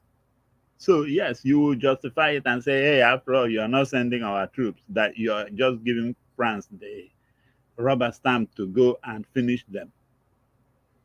But how about if they grab some of those, our Nigerian citizens, and place them in those strategic areas that they know France will bomb? Use them as human shields. Then that means that those people will be suffering double whammy. They got displaced from their homeland in Nigeria, and they got there, and then the Nigerian president sent somebody to come and buy them. Please look at this thing and see the bigger picture. Tinubu, please. We know that you're leaving that office in a short while, but before you leave, don't finish the rest of the Nigerians that are clamoring on their lives over there. Now, I heard something being said about ECOWAS being the decision maker in this case. That is stupidity. Is ECOWAS now our boss or our new slave master? And then ECOWAS will now be under France. That means we are not even under the slave master, but we are under the second or the deputy of the slave master. Nigeria is a sovereign state. If whatever ECOWAS says does not compute or doesn't look well with Nigeria, Nigeria should scrap whatever ECOWAS stands for and keep going the right way. In fact, I remember, let me give you an analogy of one pastor that said, follow me as long as I am following Christ. But if along the way I turn the other way, no longer following Christ, please stop following me, keep following Christ. So, Mr. Tinubu, if ECOWAS is not following that thing we have in our head as the way democracy will be, if that is not ECOWAS's position, please don't follow ECOWAS and take us to this war. And what is going on and what is really behind this thing in Niger, because it is not what it is or what it looks like. Remember, I'll give you this quote again, Genghis Khan of Mongolia. He said, what things really are and what things appear to be are two different things. This appears to be, oh, military takeover. Military takeover. Who did they take over? And how many people lost their lives there? None. The point is that that is a unanimous decision by the people of Niger that they have had it, being slaves the third time to France. Can you even go into the books and look at the way their central bank operates? How they put their money in the central bank of France and then go and borrow it back and pay interest on their own money. Can you imagine the third, fourth level of slavery being practiced on these our brothers? Please, if you cannot look at the whole picture and you just want to look only on military takeover, then you are missing the point and you are being the fool. If you want to be a good arbitrator in this case, bring France, bring Niger, and then bring everything on the table. Believe me, you will see how it will work out. Don't go into this war on my behalf. And then, Judiciary. I'm sure you guys are seeing what's going on. I believe that justice delayed is justice denied. But in this case, I want to also believe that you guys are being meticulous, really trying to, in fact, handle even the collation also. Because when I look at it, it's like two parts of petition before you. The first part comprises of constitutional issues, which you guys could be able to decide in 1 or 2 days. So that you are taking longer tells me that you are probably dealing with the collation. You are probably adding the figures and all those things. But if you tell me that you are taking this long just to decide on whether 25% of Abuja is a must, and all those other constitutional issues raised, if you tell me that you're taking this long to decide it, well, Judiciary, I'll tell you, it's beginning to look as justice delayed in order to be denied. And while you are doing that, I want you to think also on behalf of those Nigerians who were displaced and in refugee camps in Niger, and think about what this man we have temporarily holding the office is about to do with their lives. By the time you come up with your decision, will they still be alive, or will they have fallen as victims of this man's poor judgment?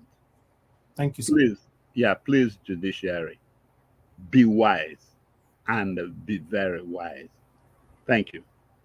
Thank you. Thank you very much, sir. God bless you. Thanks for your submission. Oga CM, thank you very much for joining us. Good evening to you, sir, once again. Please talk to us. You have 8 minutes. Okay. Thank you, Niger Watch. Good evening, everybody. Please, all protocols duly observed, and welcome back once again to our evening usual gathering. Actually, what motivated me this evening was that of, I think I've spoke a little bit of it before, enterprise, what he said. You know, I want to look at it this way again. You know, there are a lot of lies going on in Nigeria, and that is why people who do not want to reason beyond logic or beyond common sense, to bring logic into reasoning, they will always believe everything. Now, the idea was maybe the North won't vote for P2B, or the North won't, they do not want to vote for P2B, or for whatever reason. That's what people have always been saying. But we know, in fact, if there is any time for me to put forward the argument that P2B won landslide in the North, it is now. Since time immemorial, or since records began, let's say 1999, when we started this present political dispensation, Obasanjo came in. For whatever reason, the likes of El-Rufai, Atiku, they will always play tribal card in those days. Then Obasanjo will win. They will lead Obasanjo to the north. They will vote. Then Yaradua came. They say it's always like that. Then Jonathan came. They say the north don't trust Jonathan. And then maybe they go to the mosque and then start telling them, look, don't vote for a Christian. They will do this. They will do this. They are unbelievers in all those things. That all those nonsense. Eventually, it's been working for them. And the most religious irredentist ever that have appeared in the political scene is Muhammadu Buhari. He said it openly. So he said he say if God permits him, he will spread Sharia all over Nigeria. You know, he said a lot of things we know. So, and he's been failing each time he comes up for election. In 2003, he failed. 2007, again he failed. 2011, he failed. Until 2015, the fourth time, because of this President Agbado, they had to go and do deal with him, and they brought him to power. So that was the glorious time. Politicians from the north, and then they convinced the Talakawa. That is the Megaskia. This is the man. He's not. He doesn't take money. Look at him. He only have 150. All those nonsense. For the first time, Buhari wore suit with a tuxedo tie, bow tie they call it. You saw it. We all saw it when he was campaigning. They presented him as a very soft. He's a reform democrat. There's nothing they didn't say. He's the man that can further their jihad in the nothing. He's the man. He's their savior. We waited with seized breath. Now the man left the north worse than Jonathan. Jonathan, who is even a Christian and from the south. Jonathan left Aso Rock so uniform with Almajiri. He wore it with them. We saw it. He said, come out of the street. We are brothers. We want you to go to school. He established university in Yobe, in Jigawa, in Kebi, in Zamfara. This just like in Otuoke Ekiti, Ebonyi, and then in Nasarawa. I mean, somewhere in Nasarawa state, that is Lafia, and then in Taraba, in Wukare. He did all this. Why? Because he wanted to show. He even left East-West Road, concentrated on the north. He did all these things just to wait for him to be loved. They said no. They rubbished everything. Even brought in Boko Haram to disgrace him. that because Buhari is their God. Now, can you compare the legacy of Buhari in the north and Jonathan in the north? So if there is anything, this election, this has shown, thank God Buhari came. Because if Buhari hadn't been president, people would have said, oh, if Buhari had, the north he would have been the next thing after sliced bread. But look at where he left the north. When Jonathan was in power, Obasanjo or even anybody, you feel free. Governors can go back to their state. The governor, most of the governor of at least Katsina, said he's afraid staying in Katsina. Being a governor under Buhari, what didn't they do? So why I'm happy for people like Enterprise is that I do not see the reason. Nobody can convince anybody again that P2B did not win in the north. No northerner, they are intelligent, they are sensible.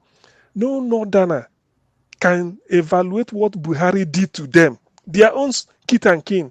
He's a Muslim like them.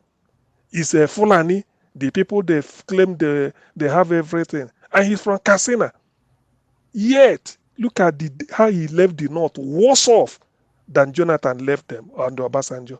So, back to what we're saying. Yusuf Dati Baba Ahmed, with double master's degree, one from University of Maiduguri, one from a university in Cardiff in UK, and a PhD from University of Westminster in London, having got a bachelor's from University of Maiduguri too in economics. So he's well educated and opened 2 universities, one in Kano and Bayes University in Abuja. He is the chairman of the board of governors. He's well educated by every standard. He saw through all this gimmick. That's why he told P2B, they've sowed a lot of landmine for you in the north. Do not come and campaign now. Concentrate in the south. Let me go and detonate all those landmines. And he did. Because he said that he told P2B, don't worry, let me go to the north. I will go and do the underground work. When he finished, he said it in the interview. He said the north are waiting for P2B now. They want to receive him. And they did. When P2B went to Kano, come and see the crowd, he said, come and show me where Muslims buy bread cheaper than Christians. I want to know. Come and show me. And they're all looking at him. According to Dati Ahmed, he said, when an Igbo man tells you there's a business somewhere, better follow him. P2B said, this vast agricultural land in the north, you will turn it to the next gold and crude oil so that an average farmer will be having money. The way they have granite pyramid exporting granite, that is what P2B want to do. So tell me, with all these messages that he did, even he went to the palace of all the emirs and told them, and they saw reasons because Buhari messed them up. If your own person can finish you, put you in penury, you must have to look elsewhere. So that Ahmed Nan said, that idea that somebody from the south cannot help, they can't do us well, they will marginalize us, it's a lie. Buhari did all the nonsense he did. The suffering is more in the north. The poverty, in fact, poverty capital of the world is Nigeria. And do you know why? Because of northern Nigeria, where they call north. That is, if Nigeria is only south, southwest, and southeast, we can never be we'll be even the best country in Africa. We are poor and poverty capital because of those people they call the north. And Buhari caused it because before Buhari, Nigeria was not the poverty capital. Go and ask them, they say Mesha in the north with 50 naira, 2 eggs, and the bread and tea, all these things. These days, with this thing, no more. So with all these things, we've now seen that P2B won. All this propaganda, thank God. That's why I'm so happy that Enterprise came. I'm so blessed. I'm so happy. It's like you came because of me. Because all this is what is holding the northern part of the country down. If you talk of Islam and the religion, Indonesia is more populous than Nigeria. Indonesia is almost 99% Muslim. Yet, when you go there, it's highly advanced. Why is northern Nigeria not as advanced? Dubai, everybody is going to. Americans want to go to holiday. British people, even Italians that are Catholics, they go to Dubai. Have we forgotten that Dubai is a Muslim country? They have emir in Dubai, but it's developed. Why? Why is it that in the north, they are using religion to hold people down? So I'm happy that these things are happening. And that is what what Obi should do. Open up the north. Let them see the light and behave like other Muslims all over the world. Indonesia is there as a guide. You can't be more Catholic than the Pope. You can't be more Islam than Saudi Arabia. Go over there. They are highly educated. I mean, highly advanced. Are they not the people recruiting Nigerian doctors? Why can't the whole of Kano State, Jigawa, Zamfara be packing doctors from the south to come and treat them? But those doctors from our side are going to treat Muslims in Saudi Arabia. Are those people, are they not Muslims? Why? Now, Saudi Arabia is buying the best footballers from the Premiership. I'm not making it up. Go and Google. Ronaldo is playing in Saudi Arabia and is drawing a lot of people. Everybody is now going, even coach. The England football manager, Gareth Southgate, is considering going to Saudi to go and manage a club. So this is the feudal nature why Nigeria is in problem. Whenever they talk, they as if North is different. Is it not the same Islam that they are practicing in Indonesia? Is it not the same Quran? Is it not the same Hajj that they go inside, that they go there? So please, Enterprise, I'm so grateful you came. And I want you to spread the gospel. The freedom of Nigeria to liberate the masses, it must start from the north. Because they have Muslims in Yoruba land. And they are progressing, they educate, they are moving up. People have forgotten that Gani Fawahimi was a Muslim. Gani is a Muslim till tomorrow. I don't think anybody is more Muslim than Gani. But he fought for human rights. He gave scholarship, educated a lot of people. Gani Fawahimi Solidarity Foundation, scholarship to even not only Ondo State, anybody. If you are lucky, I applied in those days, I couldn't get because I didn't go through I didn't know. So there are a lot of things, and Gani is a Muslim. So when people are playing all this religious card, bigotry, all these things, it pains me. And that is why the nonsense these people are holding on. The tribunal, I don't know what they are waiting for. Declare Peter Obi winner, the Northern has voted for him. Enterprise has confirmed it here. Because they've seen suffering. The Buhari they've been waiting for. They feel Abacha is not Muslim enough. I mean, Atiku is not Muslim enough. Can't remember, but nobody is more Muslim than Buhari. Oh, say Baba, say Baba, say Baba. Now they voted him. He messed up. He's even the worst. So why can't they not? Somebody should now come and convince me that the people that voted for Buhari and put 1,000,000% trust in him, he disappointed them, that those people are not willing to listen to another offer. That is the way life is. You can't tell me that the Northerners are mumu, that despite what Buhari did to them, they must be waiting for, no, we can't. Who? When you are hungry, do you care? Do you care where the food comes from? It is not the color of the cat, according to Mao Zedong, that matter. It is the cat that can. It is the rat that can build. It is the cat that can kill the rat. It is not the color of the cat. That's why we are where we are now, and it must stop. So I'm so grateful, my brother, for coming. Please spread the gospel. Tell them that you are now free. When they talk of Islam, tell them Indonesia is a Muslim country, the largest, the most populous Muslim country in the world. They are Muslims like every other person. Look at where they are. Their women work in factory line. Nearly 99% of the industry, they are owned by Americans. Nike, as I'm sure, that the biggest sports manufacturing company in the world, owned by Americans, is Indonesia.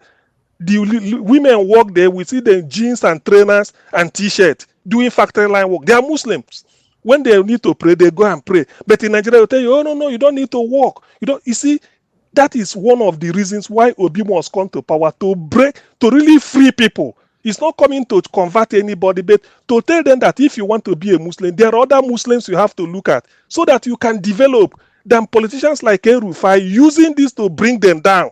All the time they are talking of ethnicity, religion, keeping people down. When you see a Muslim in Nigeria, see if you are fighting, forgetting that there are Muslims in Ghana, they are living peacefully. There are Muslims in Brazil.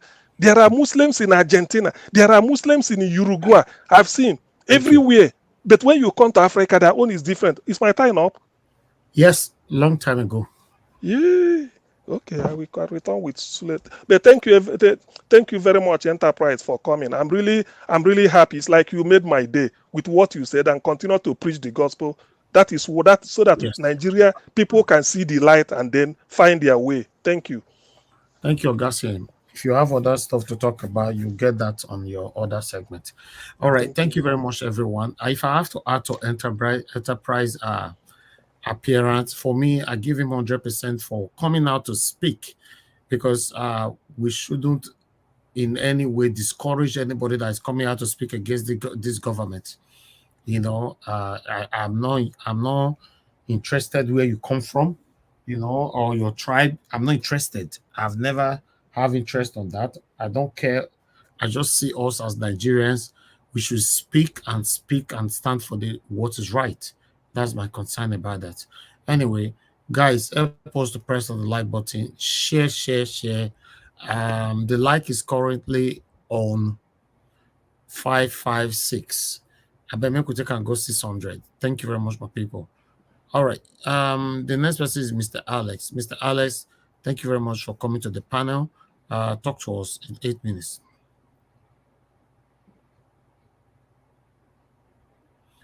Mr. Alex, are you there? Okay, you're on screen, but you're not muted. Maybe you're not close. Mike Okosaya, thank you very much for coming back again. Please talk to us, sir. Good evening to you. Yeah. Good evening, sir. Thank you very much. I can see you are inside the bus. That's fine. Quickly talk to us. Yeah. My reason of joining the panel today was what do you call it? I made mistake on the topic. The topic, I thought it said CJN has already declared OP winner. Then I was listening to everybody talking. I rewind the video right to the beginning. I cannot hear anybody jubilating or anything. So I was wondering, what's going on? No. Why everybody? No, when but the topic didn't exactly say declared. I study it. I say, oh, I make mistake. You say CJN declared that they're asking him to declare. Exactly. I thought he said declared. So I was joining the panel to give my own congratulations. I make mistake. But it's in advance anyway. In advance. Yeah, it will happen. Yeah. Yeah. Sorry, I made mistake reading the topic. Thank you. Yeah. All right. I will come back to you then. Come back to you. Thank you. Okay, sir. Yeah. All right. Thank you very much, my people. I appreciate it all. Oga Phyllis, we called you earlier on. I'm not sure you're still available yet. When you're available, you let me know. Mr. Alex, I called you as well. You're not available. When you're available, let me know. I'll go to Oga Onero. Thank you very much, sir, for joining us. Good evening to you. Please talk to us, sir. Yeah, good evening, everybody. Mr. Niger Watch, good evening. All the panelists that have been speaking constructively. The lady I listened to her earlier before I joined the panel, Madam, is in it now, whatever, you know. She's been very active and wonderful, and all the other female contributors. I always appreciate the ladies. They spice up everywhere. You know, now, let me also appreciate those on the comment section and those listening worldwide. Some that are listening that don't join the panel, you know, I've not joined for a while, but I've been listening. You know, continue to listen. Let the word go out. You know, well, let me address a couple of issues that have been raised earlier. Maybe expand on some other general issues.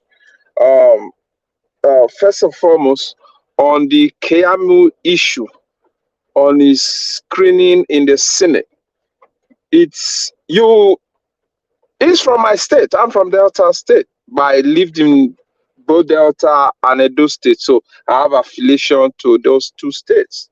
You know, I had never been a supporter of Keyamo since he joined the so-called evil APC party. You know, in his earlier professional life, we can say, okay, We were proud of him, of what he was doing to challenge the authority. He was one of those that sued Tinubu in the 1990s when the man became governor. He was one of those that sued him. Now he's his apologist.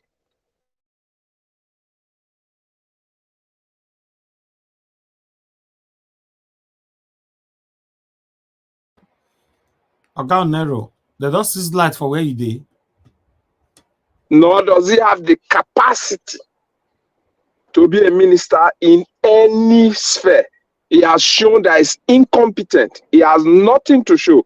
For the period he was Minister of State for Labor under the monumental failure of an APC government led by General Muhammadu Buhari, ably enabled by the current leader of the APC, I don't call him my president, Bola Ahmed Tinubu.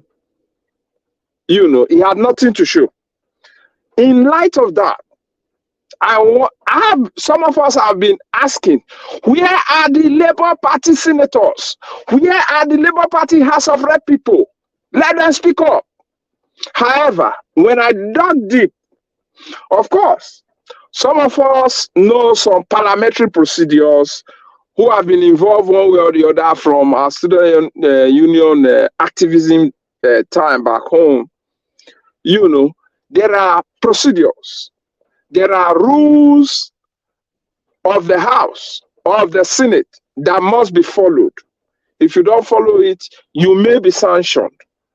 You know, so on one hand, I was thinking, is it that the present Senate president is suppressing, or the Speaker of the House is suppressing, or is not giving chance, which may be a high possibility, to the opposition senators to raise their voices, even when the LP senator from Abia State, I know his name before now. I never knew he was in other parties before now, you know. But I know we had a very outstanding LP senator from Abia State. I don't know him by his face before, but I know his name.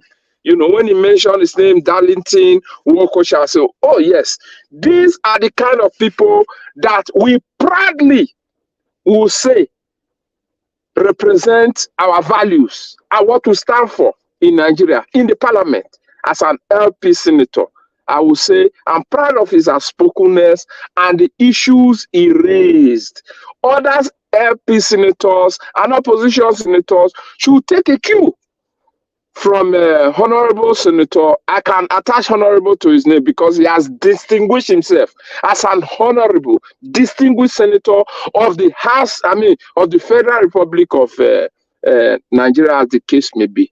Kudos to him. Kudos to him. We need more of that fire coming out from our senators to press them, to hit them hard. The evil APC, as the case may be, you know. That is for that on the LP senator. Then on the issue of what's going on in Niger, I'll first speak on the general terms.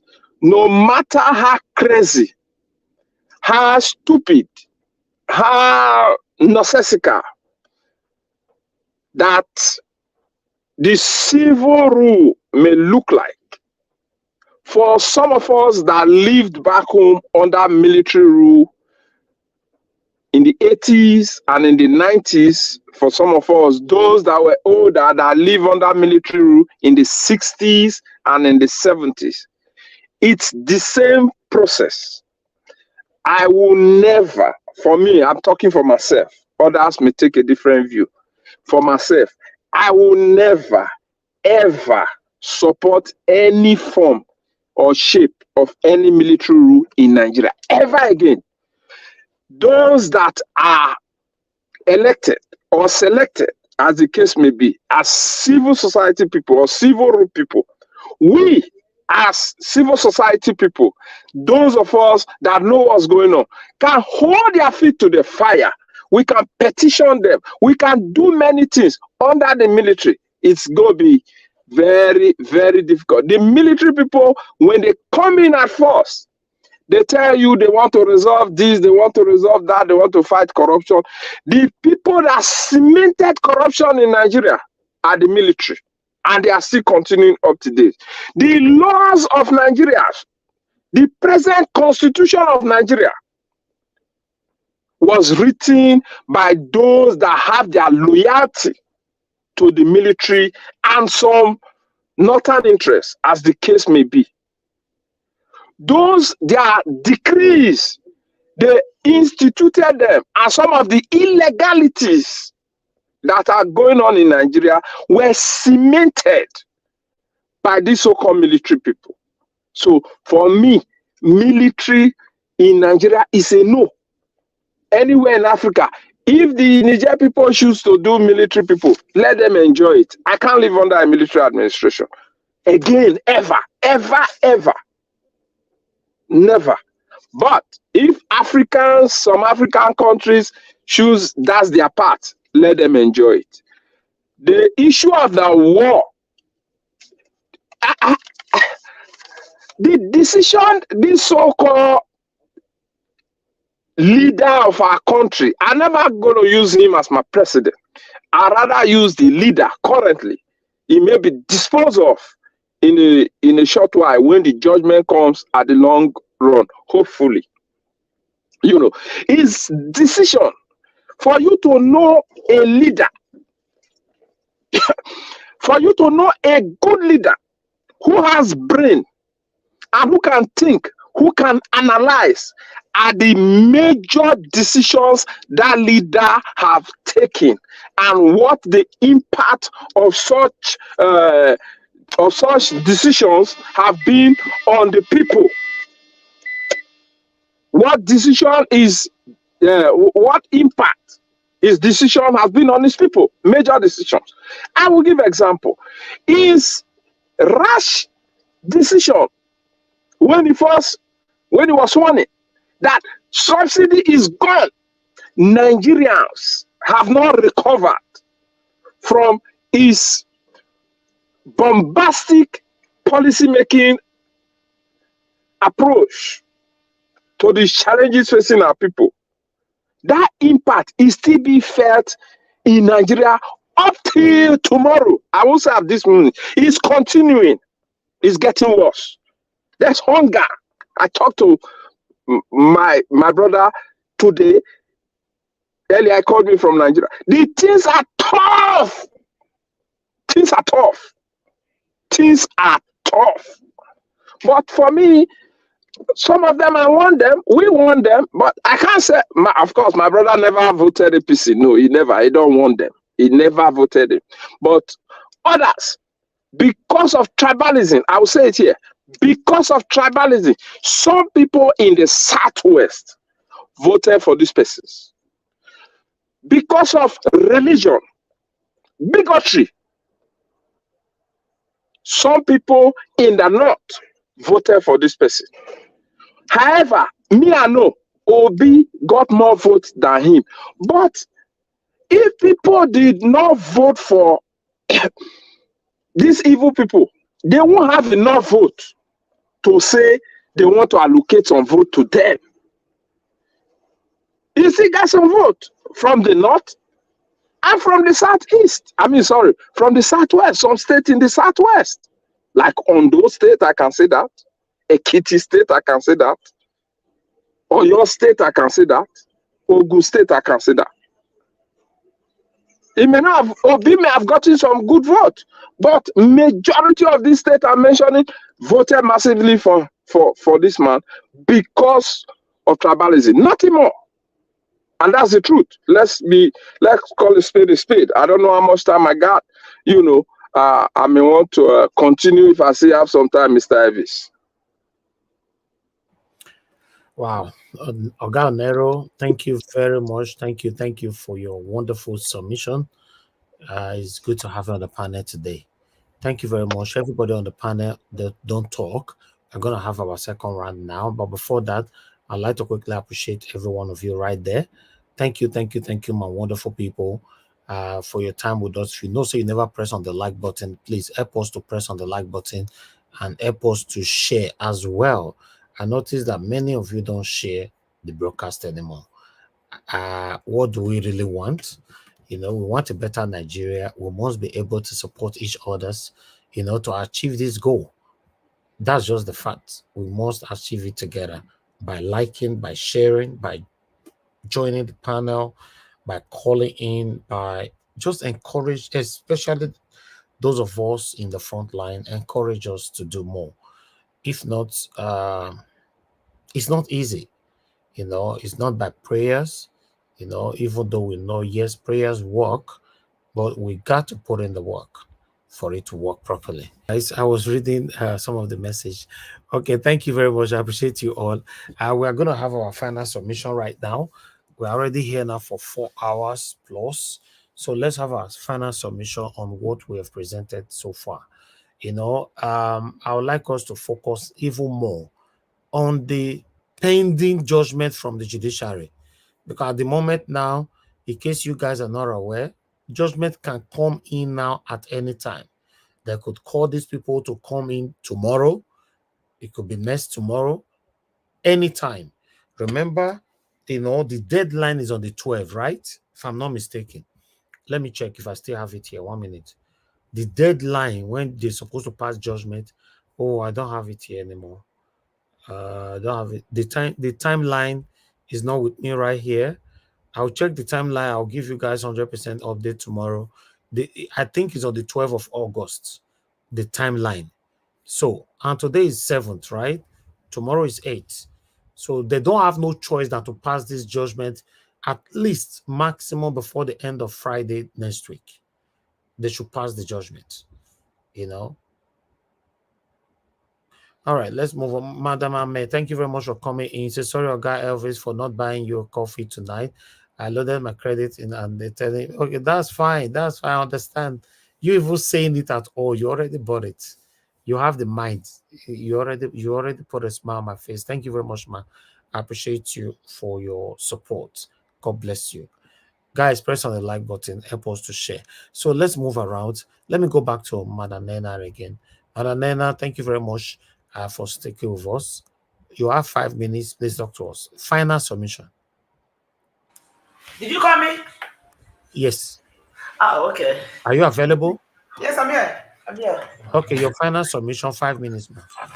Okay, yeah. Thank you so much for that submission. I just want to, address finally this.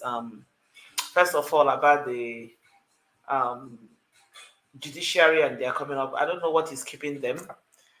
I don't know. I want to believe that at this point, honestly speaking, I believe that all this, even this song of war and everything that Tinubu and his people are saying, I think all these things are just like maybe gimmicks that they're trying to use to maybe delay the judgment and prolong his stay and everything. I think all these things are gimmicks. So for me, as far as I'm concerned, look at the massive turnout on the street of in Niger. It's obvious that Nigerians, they love the military. So as far as I'm concerned, whatever that is happening to Niger should be able to take care of their situation. Like people have been saying, they've been killed in different countries. What is so special that these people are coming in? That they want to go and do this, what is it called? The military intervention or whatever they are threatening to do. So that tells me that it's like this Tinubu's constant trip to France or whatever. Maybe he's into one agreement or the other with these people. He's trying to please them by acting all this stuff and everything that he's doing. So we don't need it. Nigerians, it's obvious that they love the military juntas. It's very, very obvious that they love them. They enjoy. They love it. They love what's just happened. So you cannot just force them to accept. Tinubu should not think that the way he forced himself on Nigerians to accept it, that's the same way every other country is going to do it. Whatever he's going to do, it's going to be a serious backfire on him and his people. That's just the truth about it.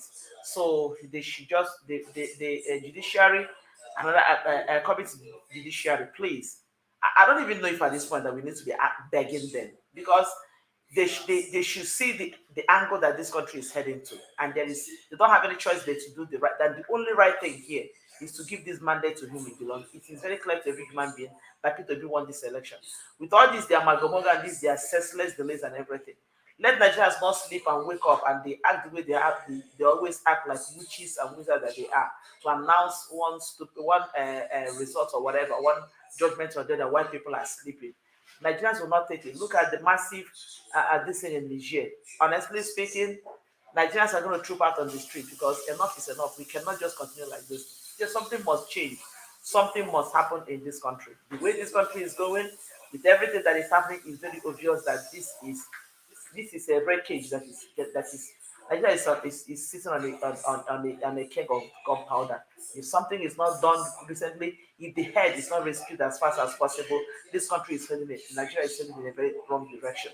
So judiciary at this point, nobody is begging you. You have seen all the evidence. The whole world has seen it. The whole world is even saying it that this man that is there is an illegitimate president. The whole world is saying it. So if you want to repaint the image of this country, it is all left for you. But if you want to destroy it, it is all left for you. Ariwoola and your lives, do the needful. Restore the hope, restore the sanity, restore the dignity, restore the integrity of this country that is called Nigeria. Whatever is left of it, it is all in your hands to restore it. Do the right thing. Nigerians are waiting, the whole world is waiting. Thank you so much, Mr. Evans. God bless everyone. Bye. All right. Thank you, Madam Nena. Thank you for your final submission. God bless you. Okay.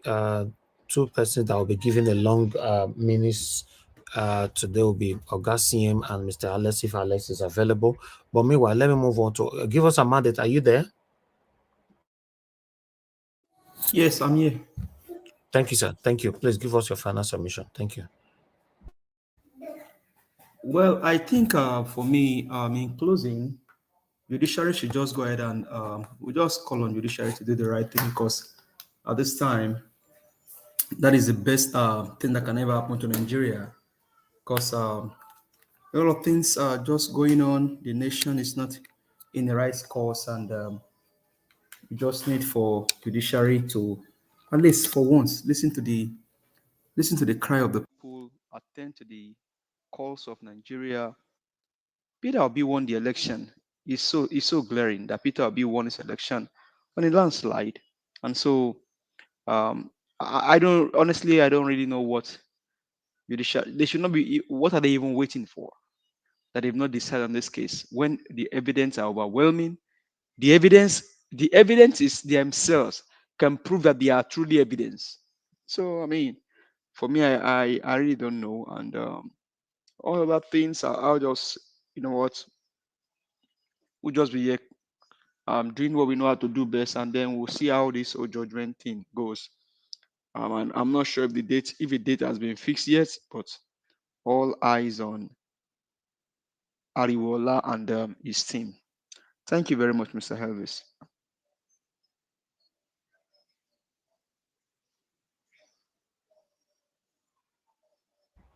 All right. Give us a mandate. Thank you very much, my dear brother. I appreciate your presence today. Thank you for your submission. Let me move on to the next person. Engineer Francis, are you there with us, sir? Yes, I'm still here. Thank you very much, sir. Thank you. Please give us your final submission, 5 minutes. Justice Samani, Your Honor, it is my belief, based on how long you guys are taking to come up with this, that you have addressed the constitutional section of the petition. And I am happy and encouraged that you guys are taking longer, because that tells me you want to do the collation yourself too and add it up and give us the real winner. You don't want to send us to a rerun. I hope that's what you guys are taking this time. Because if you tell me that you're taking this time to interpret the Constitution, which even what's his name, that Abakoba, Olisa Abakoba, said that the constitutional aspect of this petition can be addressed in 2 days. And I concur with him. So if you come up with a rerun or cancellation based on the constitutional section, why then are you taking this long? So I'm I want to believe that you are handling the collation also, so you can give us the exact results. That's one. And two, let me move from you guys and the judiciary. Tinubu, please. In fact, I don't even know if Nigeria, or what the Nigerian equivalent to National Institute of Health or the Centers for Disease Control is over there in Nigeria. But if they will conduct a test or some sort of survey, they will find out, and I can say this, that the incidence of cancer in those northern areas in Nigeria are higher than in the south. Now, let me tell you one suspect. The suspect, okay, there was a time there was a fire wildfire in Canada. The smoke from the wildfire in Canada, do you know here in North Carolina, next to Florida, it's like you look outside, the whole place is covered with smoke. We felt it. That's how wind can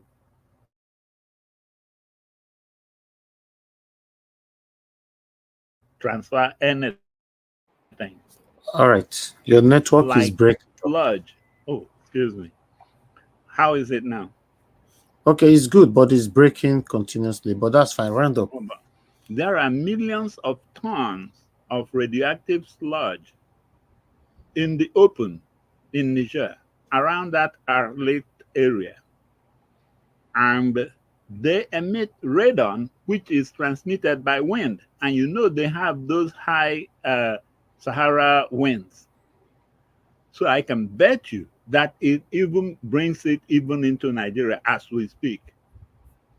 You are going to go and attack that nation and then send some more of those things in the air? Or France is now going to do it without you, but you already gave them your blessing. France doesn't care because we are millions of, well, not millions, but we are thousands of miles away from them. So whatever they do there will not, the wind will not get it as far as France. But we, the next door neighbors in Nigeria, we are the ones that will suffer the brunt. So whatever permissions you guys give France, take it back and tell France that if they attack Niger, that they are now attacking the whole of Africa. As a matter of fact, we are going to attack them back however we can. But please, whatever blessings you gave them already, take it back. We don't want them to come and attack our brothers and then send all those radioactive winds into Nigeria. No. Look at how careful they are being in Ukraine, being sure that they don't cause that nonsense, because they know that anything that happens around that Chernobyl will affect Poland, will affect everywhere. They are being careful about their own, but here we are being careless, trying to let them come here and mess us up. This is an existential issue, because that means that whether there will be a Nigeria in the future for the future generation or not, that depends on you guys. So ECOWAS, whatever you did with France, take it back. And Tinubu, I'm beginning to suspect that you are really not a Nigerian, because you have never shown the interest of Nigeria as your top priority in anything you are doing so far. It's only 60 days, but you have done more damage. Thank you. Thank you. Thank you, Gina Francis. He said Tinubu is not a Nigerian. Sad. It's sad that when you have money, anything can happen in this country. You know, we can't continue like this. We cannot. If you see what is pushing Tinubu to where he is right now, because you have money to buy everybody that allow themselves to be bought. So let me move on though. Let me move on and call on the next person. Okay. It's gonna be Augustine.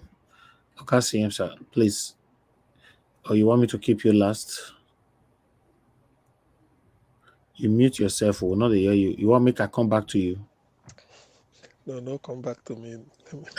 Let me, let me go on, not to worry. Actually, Okay. I know the burning issue in Nigeria today. I wouldn't lose sight of that fact. Is proper going to Niger Republic for war to, I don't know in whose interest. You see, the thing is, the simple logic to all this is that the military, the primary purpose of government is to protect life and properties. And that protection falls on the military and on the defense. Internally, it is the police and the secret service that will be internal, like SSS. Don't mind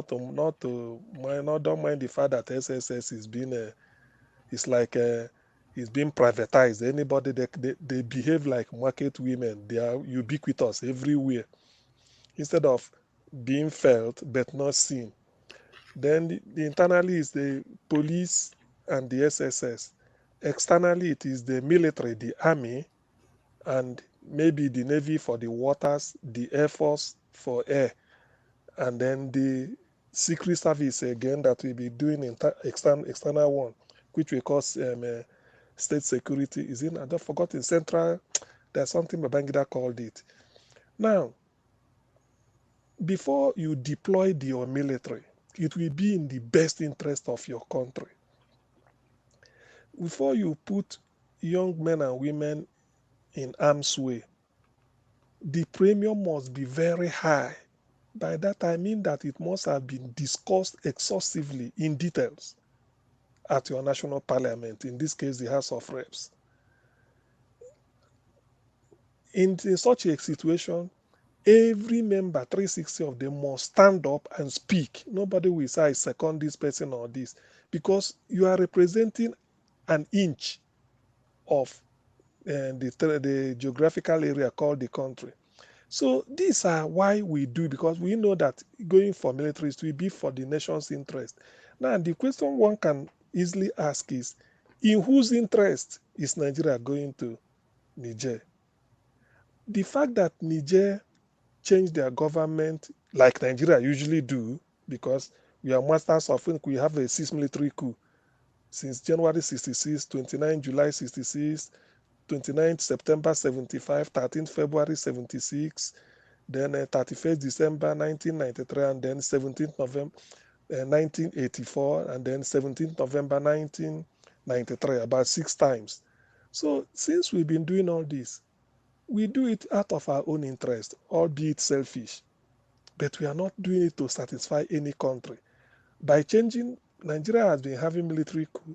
We are not doing it because we want to satisfy any country. And no country has ever felt threatened about it as to attack us because we change. So what is Nigeria going to do in Niger? If France feel threatened, it means because the French interest is served by whatever goes on in Niger. But Nigeria's interest is not threatened. So I stand to be educated why Nigeria is going there. So obviously, also when we have an illegitimate somebody at the Aso Rock, even if it's Obi who is legitimate, I wouldn't even advise military. There is no need for us to attack ourselves. Niger is, to me, as far as I know, they are harmless to us.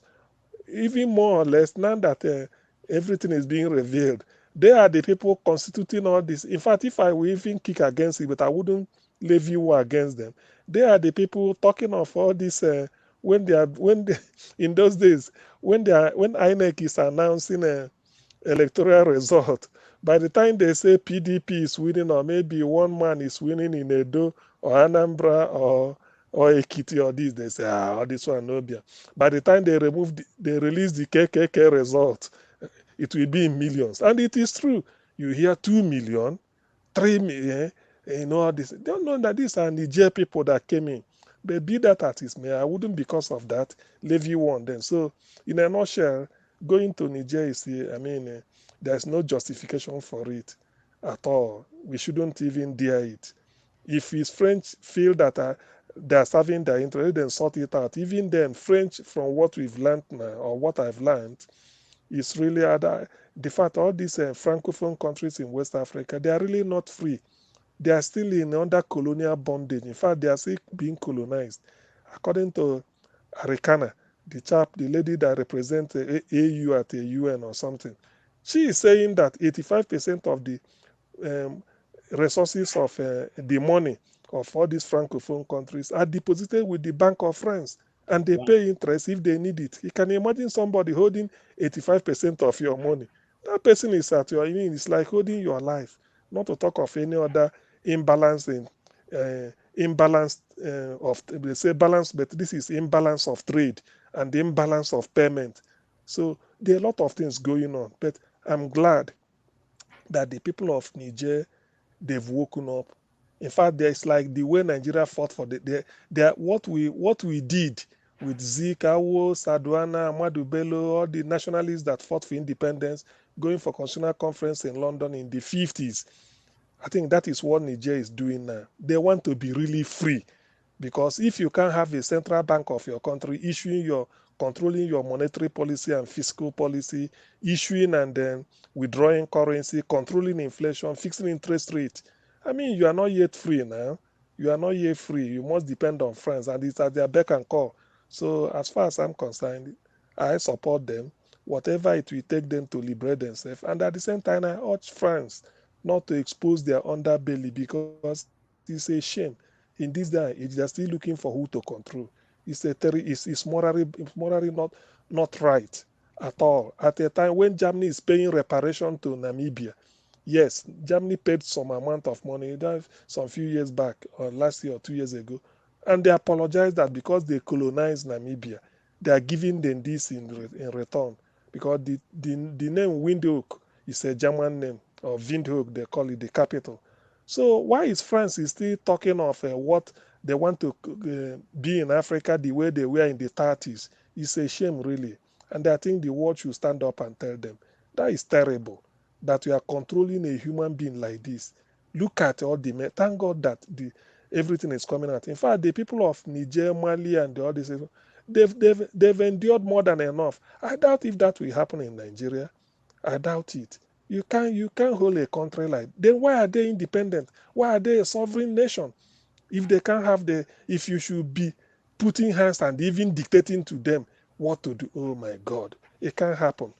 Even if in a state like where they practice federalism, like in Germany or Brazil or Australia or Canada or US, every state is more like independent of its own, only that they control currency and the immigration and foreign policies centralized. But in terms of you have some measure of autonomy, and that is what Nigeria had during the First Republic, which we were talking of,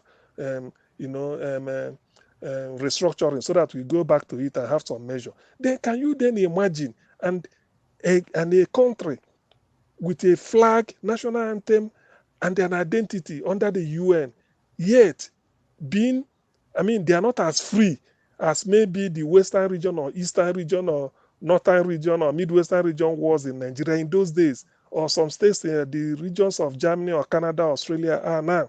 So it's a terrible shame. Tinubu should not go there and model things up, please. In the interest of humanity, just stay clear. The best you could do for them as fellow Africans is you appeal for peace, and then let dialogue prevail.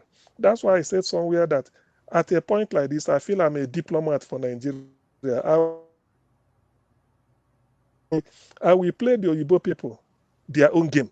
All I will do is that to slow things down, ECOWAS committee of maybe 8, we meet in one remote area in Burkina Faso. After that, we rise, drink tea, pose for photograph, and then move to another remote area, maybe this time in Ghana. After that, this is what we'll be doing. Instead, then we call France to come and present their own case. This is what they want somebody will do. Every country will have their own peace envoy. We can't continue, to be throwing bomb and grenade in African soil. It's not worth it.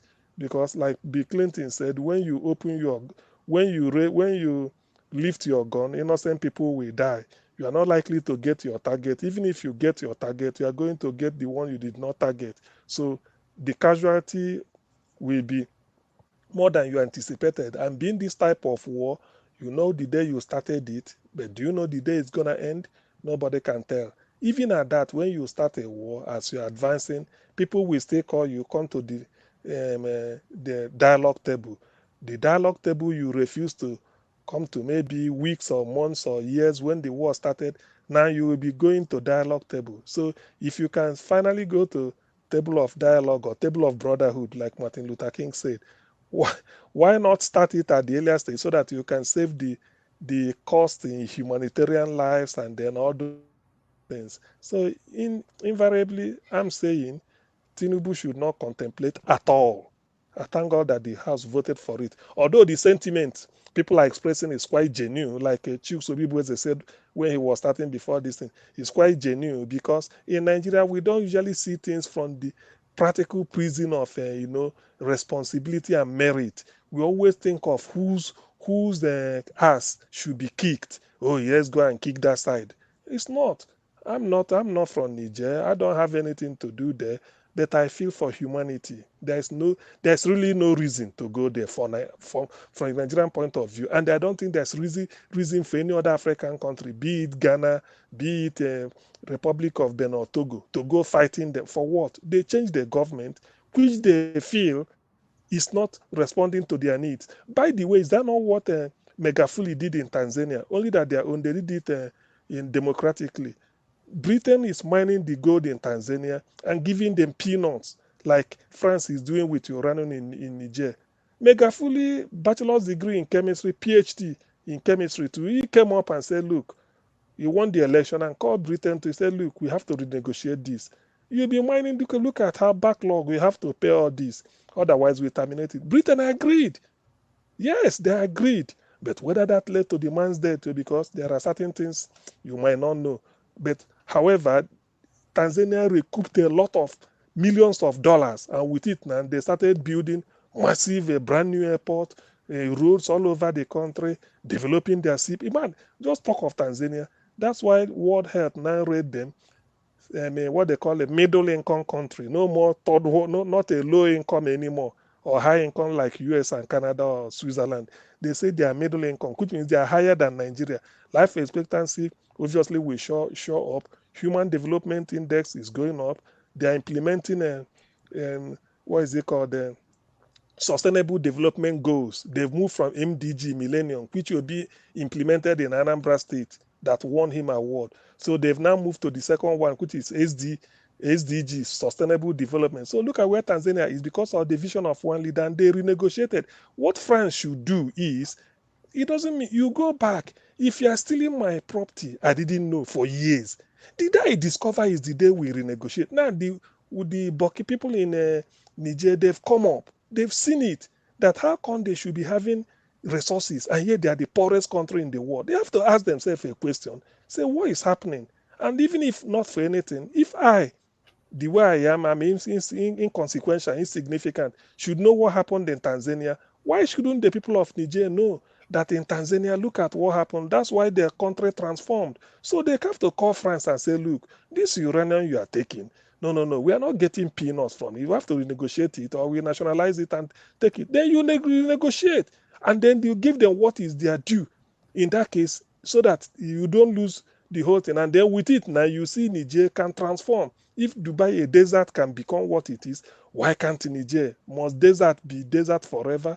With resources, you can transform anyway. So the logic, if I'm a diplomat, I should be calling France, say, look, come to the table. This is what we do. I cite the instance of Tanzania, because one good turn deserves another.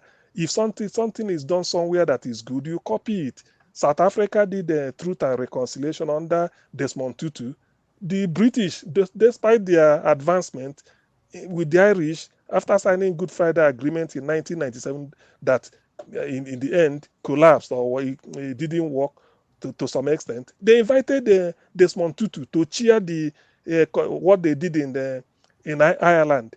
They invited him. Despite being a black man, they say, come, you did it in South Africa, come and help us here. He did. He cheered the one of the Irish.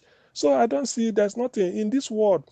The idea of the West, know it all, or the black man should be lauded, should be left where he is. No, it should stop. After all, why are we in an interconnected world? The people of Niger have seen that they are impoverished, not as a result, although their leaders could be corrupt, they found out that the resources, they are not getting what they want. And his France is taking everything. So why should France even if they say they don't want France to do it again, that is theirs. You can't be in France, in Paris, and be controlling what happens in Niger. It shouldn't be. So if you want to be a good neighbor to Niger people as a former colonial power, you go and renegotiate with them, give them their due. They've woken up. You've been deceiving them before. Now the scales have fallen off their eyes. They now know what to do. So that's why they've done it by force. Say, let's change the government and then seize all these things. So you go and negotiate, threatening them that you bomb who? After bombing them, then what happens? Then you take over Niger. It's not gonna happen. It wouldn't happen, and it's not going to be possible. So France, whatever they are doing, let them just swallow the what is it All called right. there, and then come to the negotiating table and negotiate with them. As per Tinubu, please steer clear. Nigeria has not got any money to go and waste anywhere. Besides, our interest is not protected. I mean, our interest is not threatened in Niger, and we don't stand to gain anything by going there. Thank you. Thank you very much, Agassi, and God bless you. Thank you. All right, my people, let me quickly give opportunity for Takuma. You just joined us right now. Mr. Elvis, I greet you very well. God How bless far, you. my lovely brother? My brother, they know say I do for background every 24 hours, 7 days a week. You I understand? believe you. I might not come to the show, but I'm there. You understand? You guys are doing very, very well. God bless all of you. Thank you. You see, Niger Watch, I want to quickly say something. Yeah. Timaya saying song, say me, I know they do graga, I just the pay raga. Make I tell you all these things are graga. They can't do anything. You see now with the language of Tinubu, we now know clearly who ordered the massacre at Lekki Toll Gates. Because that is his approach. His approach is violence, criminality, and chaos and causing confusion everywhere. We know who ordered the killing in Lekki Toll Gates. But you see, I thank God that the Northerners have confronted him head on. And I know one thing for sure, Nigeria Army, they are not equipped, they are not mentally ready, and they don't have the military strength to stand Niger. So that chapter is a closed chapter. France is unfortunately, they have been exposed. You see, Nigeria, there's a video I saw on your platform, on the WhatsApp platform, about this Italian, was it a prime minister, one woman, who made a submission on how, she thinks and she believes that Europe is supposed to be relating with Africa right now. You see this, they say you saw what? Yes, I'm not sure I've seen it. Yes, it's on your platform. It's on your WhatsApp platform. Very, very important. If I could look for it and they forward it to you, I think it's something that you want to look into. You see, the truth of the matter is that they say when person wake up, at that time in morning be. Exactly. Africa have been sleeping. You understand? But now Africa have woken up. And these young men in the military, I'm not talking about, I believe they are in our Nigerian army too, but across West Africa, this coup you are seeing is because the people are suffering amidst of abundance of natural resources. And regardless of the fact that they are on uniform, they are not spared from the suffering because they have family members, they have brothers and sisters, and they are seeing what the Western Europe are doing with the resources that their motherland has, and they have decided to take, their destiny in their hands, since the puppets, our leaders, will not do the same. I am encouraging the Nigerian military to follow suit. There was a speaker speaking here right now saying that he has seen a lot of things during the military, and he doesn't want to see military to come over. They say na condition, and they make Rafish bend. The current state of Nigeria right now, I'm not that young, I'm also not that old, But I know that in my very young days, the economy and the lifestyles of Nigerians were much better during the military regime. At least I saw IBB, Abdul Salami, those people. Even like the late, what's his name? Abacha, even though he was a satanic human being. But what our leaders are doing to us right now is worse than the military, because even the military have some sense of discipline. These guys have no discipline. So I heard that there are some people that are going to meet the judiciary to pervert justice. The likes of what's the former Lagos State Governor, the likes of Wike, the likes of Fashola Fashola, okay. Mary Odili, and I heard that Fashola now carries military. It's no longer police now, military, and they guide them. That is to show that if that is true, allegedly, I don't have that information to be confirmed, but allegedly, that is to say that there's something that is going on in the background. And I want to join a speaker that made a submission, was it yesterday, who was really parrying, saying that Nigeria should not wait for the decision before they take action. They should not wait, because we were waiting and believing that INEC would do the right thing. And eventually, look at where we are now. So now that we are hearing rumor that these people are trying to provide justice, Nigerians should begin to identify their location. Because if they need to use one person to do example, I'm telling you, that has been my position, and that will continue to be my position.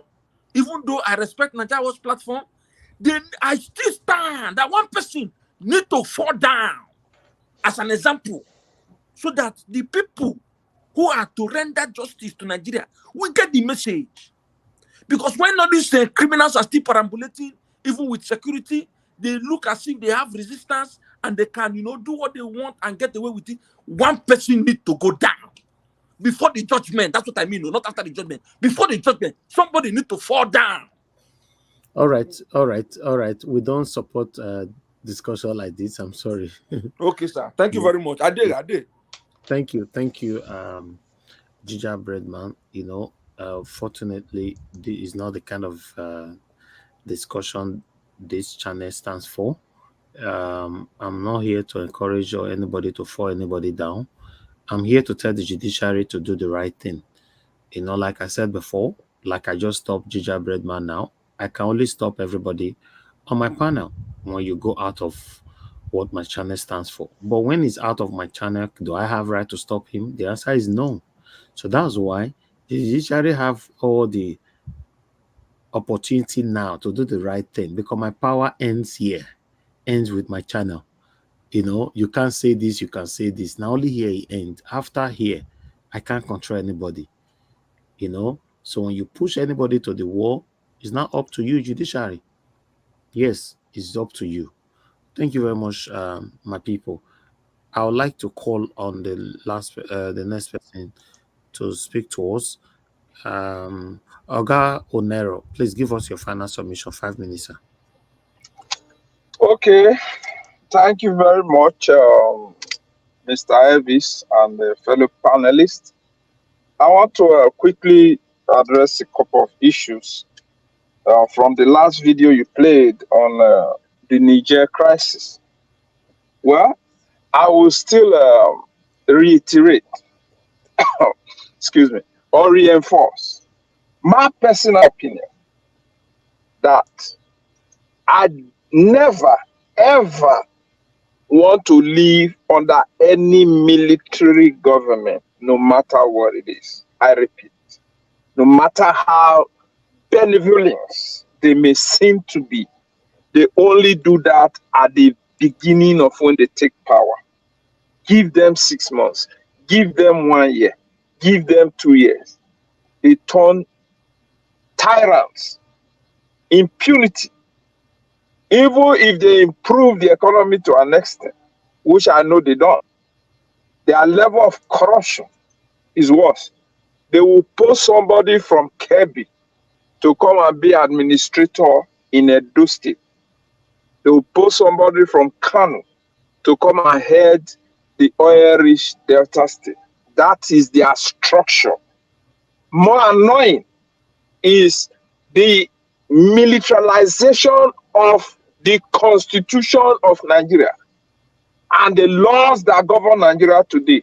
The laws we have been complaining about was instituted by these evil military people. On the Niger side, if they want to military to rule them, that is up to them.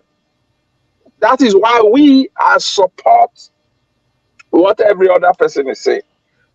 The Nigerian government should not use any form of force to kill any African brother in the interest of any Western world or even in the interest of Nigeria.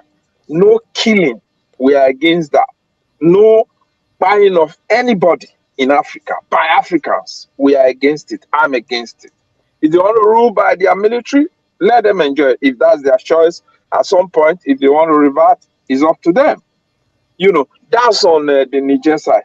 Now, back to Nigeria, which is our concern, the tribunal judgment. What we say, eyes on the judiciary. I commend all obedient worldwide that have really been putting their eyes on the judiciary, calling them out. Even when it's alleged, is putting them on their toes to do what is right.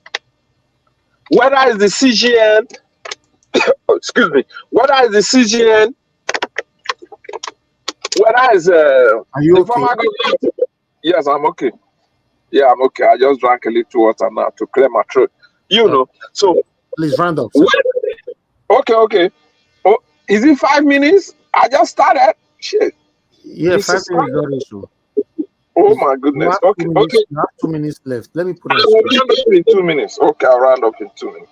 My predictions on their judgment, likely judgment. 2 things they're likely gonna do. They may order a rerun on one hand, and also disqualify Tinubu on 3 grounds.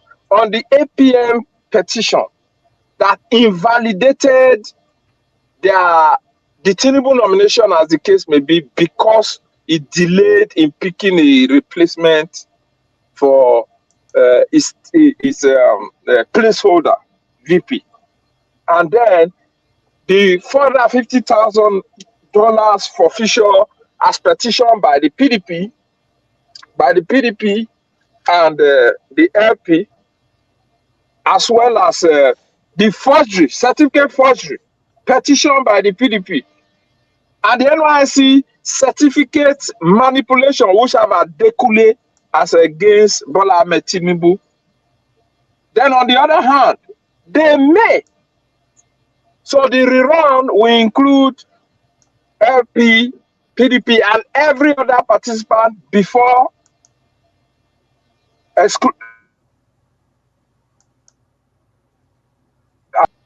if they want, I don't know how they're going to maneuver and let Tinubu not be disqualified. They may just order a rerun for everybody so that peace can just reign in Nigeria. Thank you. We don't need a rerun. We don't need a rerun at all. I'm just giving my prediction of what they're likely going to do. No, yeah, but we don't want that at all. Anyway, thank you very much, Oga Nero, for your submission. That is your opinion, and everybody is entitled to their opinion. But for me, I don't want a rerun, because a rerun, a lot of people will not have time to go on the street to go vote again. So, and Nigeria doesn't have the money to conduct another election, and we can also conduct another election under fraudulent, satanic person of Mahmoud. He's still there. He's still the head of INEC. So we should do. There's every reason for the run not to work. You know, we shouldn't embrace it at all. All right. Let me move on to Ahmed. Well, let me just add to what you said. Personally, my desire, just let me just add 20 seconds. Give me 20 seconds. My desire is for them to declare Peter Obi the winner. We will all be excited. But from what is happening in Nigeria, I don't know if they go that route. Thank you. Thank you. Thank you very much. All right. Madam Ahmed Bright, good evening to you, ma'am. Please talk to us. You have 5 minutes. No, your network is not good, ma. We can't hear you. We can't hear you at all. At all. We can't hear you, madam. We can't hear you. We can't hear you. Madam, we can't hear you. Your network is bad. I have to remove you. I'm sorry. It's disturbing the broadcast. I don't know what you are using. Sometimes when you come here, your network is good. Sometimes it's not good. I wish I can help. Thank you very much. Everybody right there. I believe everybody have given their final submission. So Oga Felix, we did not hear from you all day, okay, everybody have given their final submission. Thank you very much, my people. I appreciate every one of you right there.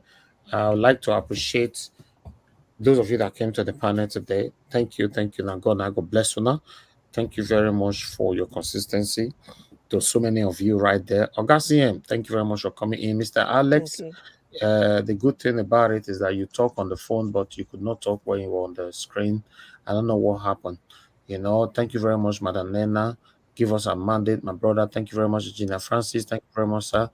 Appreciate you. Thank you, Mark Consaya. Oga Onero, thank you very much. Ginger Breadma, I'll give you another 1 minute, and I'll give Augustine 1 minute soon. So I would like to quickly appreciate those of you that supported me today financially. Adelaja Ogumbi, thank you very much. I want to give Ferdinand, thank you very much, sir. Lady Eugenia, thank you very much. Adolai Wash, thank you. Martin Benjamin, thank you, my people. I appreciate every one of you. Dr. Alexander Gomez, Ziparo, and God bless every one of you. Then we have Show, thank you very much, and George Blueshell. And God will bless you now. And for my wonderful people that called in, thank you. God bless you all. For those of you I could not pick your call, understand with us. If you not reach your turn today, go reach your turn tomorrow. Please don't be quick to blame us. We don't deliberately ignore people's call. Some people call this broadcast sometimes more than 50 times. You still don't get to their turn. Please don't take it personal. Some of you do take it personal sometimes, thinking that we deliberately don't want to pick your call. As far as me your be so, I don't have any issue with anybody on earth. So I don't even get space for my heart to keep anybody. To be honest, if I verse for you, I don't finish. So I'm not that kind of person. If you understand me, I'm a very total different person. I don't have that time. Please, I do a lot of research every day, put things together, looking forward to my broadcast, coming on air to talk to people with legitimate information and all that. That's my business. Say for me to come and say, please, if you not pick your call, understand with us. Somebody actually sent me a message that you'll be calling. You have, according to your statement, that you have called more than 1,000 times. We know they pick and we know they let you. Then you end up by saying that we know they let you. They enter the panel. I don't even know you. And according to your message to our WhatsApp, that's the first time you are messaging our WhatsApp. So there's no history that we have communicated before. There's no history that you send any message to Niger WhatsApp number before. Your message that I saw today is the first time the message is coming to our phone. And I don't even know you now. If I know you, we're not the select people. You said we deliberately don't want you to come to the panel. To be honest, I don't know. Even though you are new on the channel, we have a way of asking people, is it your first time on the channel? And where are you joining us from? So for me, Oga, Madam, whoever you are, please, not the two verse, not today this life. We don't know I would offend you, but just take it easy. Oga Felix, we don't call you for the past 72 hours. You don't answer us, but I'll give you 2 minutes to quickly talk to us. We're rounding up now. My beloved brother, I told you the last time, if you call me twice, I no great answer.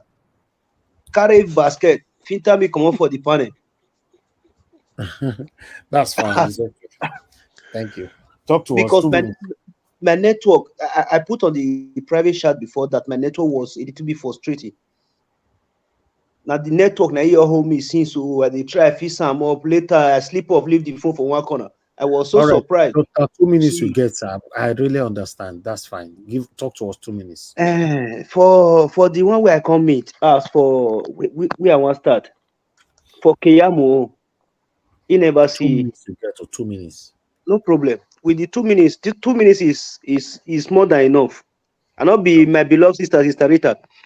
For the for Festus Keyamo, according to my beloved Sister Rita, make he enter house. I said it the other time.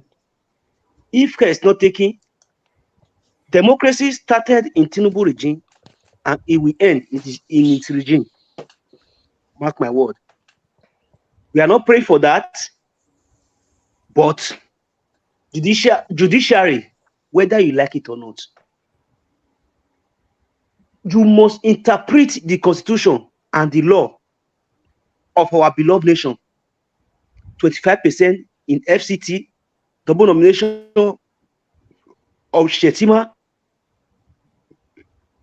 $460,000 provision in US is more than enough. Even though they threaten una for back here, say we don't give una money, allegedly, una need to do everything possible in our favor. Decline. If possible, refund their money for them. Do the right thing if you don't want to end democracy in Nigeria. It's a sad warning to you all. We are not begging. We are not begging. Don't think that we have been quiet ever since. We are just only waiting for your final judgment. If you are going to interpret the rightful constitution written by Nigerians, or you are going to turn it upside down and read the backside of it for us to hear, then you guys, you people will know the stuff Nigerians, where meaningful Nigerians have made for. When you push the goat to the wall, when he turn back, he will bite. Be ready. We are ready for you people. This is not business as usual. Thank you. It's time. It's now or never. For Iran, we don't have any money to spend. As the economy they go, so now we want to the budget another billion. We be said offer give. They should first and foremost ask Mahmoud for the money where they give her for Iran. May we fair collect that one. That one will solve a low problem for the economy now. Because we can't accept Iran. Day, night, money, we can never accept Iran from you people. I hear it for now. Thank you, sir. Thank you. Yeah, we shouldn't accept it. We shouldn't embrace it. We shouldn't discuss it. Because we spent almost $500 billion for the past election. $500 billion. In case you guys are not aware, you know, about 400 billion naira now we spent for that past election. Half of that money, the Mahmoud carry and chop. Exactly. Where they all use as they like. So $500 trillion. You don't count trillion before. You know I be. You know, this is what these people used. So we don't have, Nigeria is broke. A lot of people are suffering in this country. So we cannot afford to, even if judiciary are not satanic, they shouldn't even call for a rerun. Where's the money? You have to have some sympatheticness for this country. You know, you have to have empathy for this country. For you. How would you declare a rerun? Sorry to interject you quickly. See, they're not going to declare, you know. I'll tell you why. My reason. The judiciary, they are supposed to be learned. Now, do you want to declare a rerun? Who will conduct the election? When the body that conducted the one that you are trying to solve is still the one that is going to conduct that rerun, it's not possible. You understand? All right. Because ideally, INEC, if they were independent, it's not supposed to be part of the defendants in the presidential election petition. For the fact they were part of the defendant, that means they cannot conduct any rerun. So the judiciary will come out with a verdict. And failure to come out with that verdict. This is my 1 minute, Niger Watch. I'm sorry to interject you and just summarize here. Let me say this, a rejoinder to my last submission. Niger Watch does not stand for any violence. Niger Watch does not stand for any anarchy. Niger Watch is a political platform where Nigerians come to express themselves and share ideas, but with the verse. Some people are vexing. Many people are vexing. We cannot express it here. All right. Thank you. Thank you, Judge Brenda. Obviously, I know so many people they vex. So, a lot of people, a lot, millions of Nigerians are very bitter right now. So that's sure. Thank you very much, everybody. Garcian doesn't look like he's there. I wanted to give you a minute as well, but No, I am. okay. I think you I just am. sleep. Okay, no. Thank you. One Thank you, minute. Niger. Actually, usually the last word belongs to you. Belongs to you in the sense that we've come a long way. Like now you started. When you started, and then until we brace the tape, the alota they say must continue. But from all indications, the gospel you've been preaching here, the enlightenment is not there. They say all eyes on the judiciary. Everybody knows what is at stake. That all this they are doing shenanigans now. They are talking of that Fashola issue. What I want to clear is it really true that soldiers cordoned off his residence in Abuja? I don't know. For whatever reason it may be, there must be an element of truth there. You see, what they are trying to do, when we say all these things, they've taken Nigerians for a ride for a long time. They had better just declare P2B winner. This and I don't see anything before. If you talk of because the way to do it is this. Only I don't have no, there's not much time. The way to do it is this. Before you talk of rerun, it means that the people in the first ballot they are neck and neck. In other words, everything is tied in every way, which is not true. Which is not true. You don't go to penalty shootout if one side is leading. That is when you say there's no way. We've tried penalty, we've tried 90 minutes, no way. We've tried extra time, no way. Therefore, let's go to penalty. That is when you now talk of this. So when they are playing all this dangerous game, they should be careful. That's what I'm only asking. And Niger Watch, let's still come here and be doing the business, because Nigerians are listening to us and they've seen it. There is no way this election cannot be declared for whatever it is worth. Nobody can accept that. What is happening? I don't pray for a misunderstanding or something like that. Oh God, I don't pray for all those things because I don't even like it. I don't want to waste the red oil. But the thing is, you can't push the people to the wall. A lot people invested a lot of emotions on this election. No election has been like this since records began in Nigeria, because from both diaspora and Nigeria, people mobilized. People paid money from abroad. Go and get your PVC. Please try and vote. This is a Papa Mama Pikin. They printed it, put it on back of your mobile phone. You'll be looking at the logo. B won't be there. All you see is we did everything humanly possible at a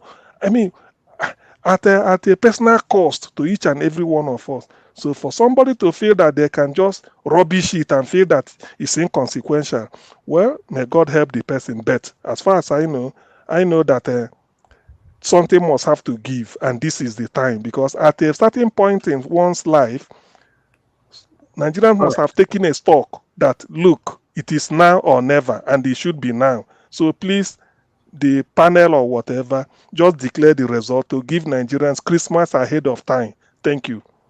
Thank you. Thank you very and much. To add something to what you said earlier,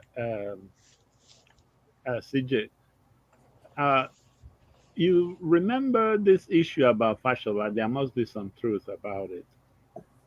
And I think that is what led Festus Keyamo to package his whole family and was about to flee before they called him for this confirmation hearing.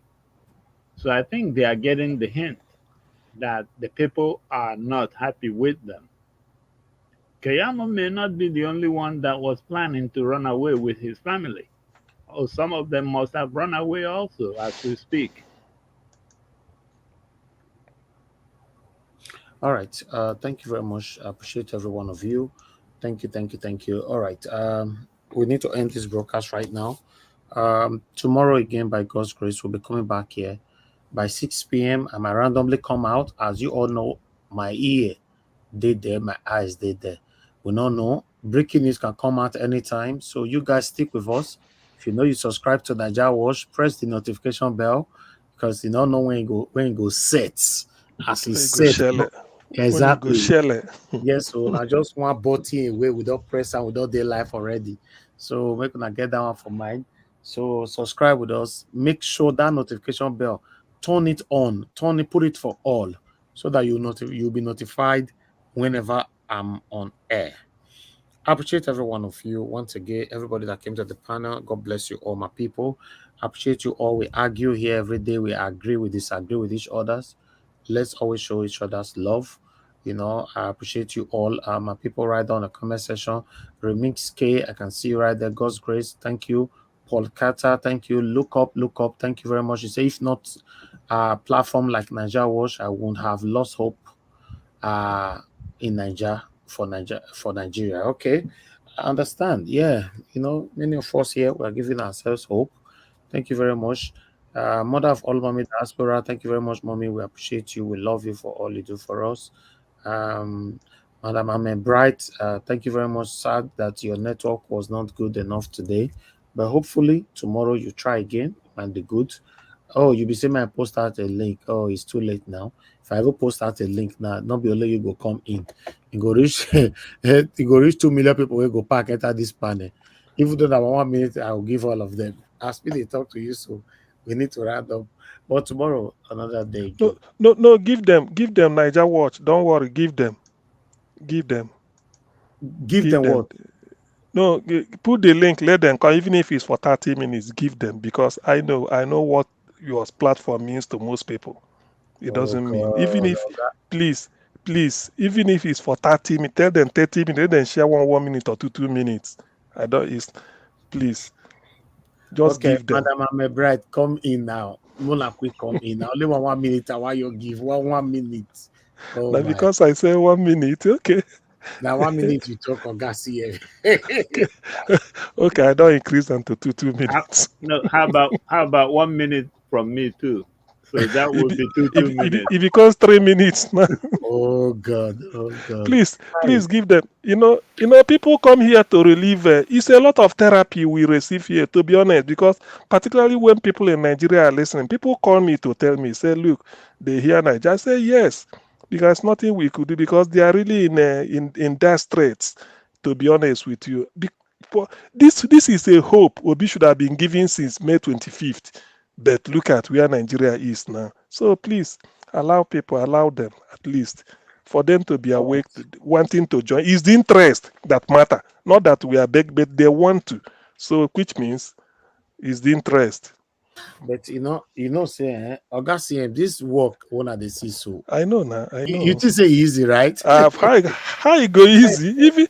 If which work easy in life? No, do you know what it means to enlighten people? You think it's easy? It's not. I know, we know. But don't worry, the decision you took without consulting anybody, it means you saw ahead of so many people. So that's why people are following you. After all, you didn't put it to vote. Who do we go? You just decided and stuck to it. Even when some of your lieutenants left you or those of your friends. But today, you are being vindicated. So, sorry, I just saw that right now that Arafai was rejected as a minister. No. Yeah, I just saw it. It's breaking. Yes, I know. I wanted to discuss it tomorrow. Okay, sorry. Let's just take it on this segment. All right. Okay. You don't say to. You don't say. Mr. Elvis, do you say you are bringing Obaseki and Shuaibu here? No, the deputy governor. I did say Obaseki. Deputy governor to Obaseki. Is that Shuaibu? Yeah. Philip. On Wednesday. Okay. Is he coming to answer query or what's the whatever it is? Whatever it is. I'm going to select people that will join us if he allows that at all. That will join the panel, because I don't want people to come in and start insulting my guest all the time. Okay. Yeah. Yes, it's not good. I've said it before. Mr. Najawa, most talk. Hold on, sir. Okay. You know, in the name of we must talk, and insult our guests. It's not a good thing. You know, the person that you insult today will not come back to your panel. That's it. Not be you they feed them. Eh? He will not come back again because you already let him know that you are a lion, you eat people. He will run away.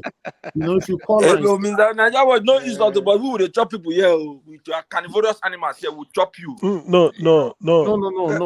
Niger Watch, I see it this way. You invited somebody into your house. You can't harm the person. Exactly. If the person get crashed, like Yes. say the person come blindly the way people enter here, and you happen to discover it is him, you can now say, but this one you invited him, he is coming, you are hosting him. So assuming it's a normal host, you present him with cola, or do you want cold water? Do you want a cup of tea or coffee? So when you give all these things, that is the hospitality, and then you turn back to humiliate. No, it's not good. No, Mr. Yeah, CM. but The instead truth of of the selecting truth people, of the matter is that you I just believe tell that people we are. what to do. Just tell people, set a rule, and just set a rule. People can follow that rule instead of.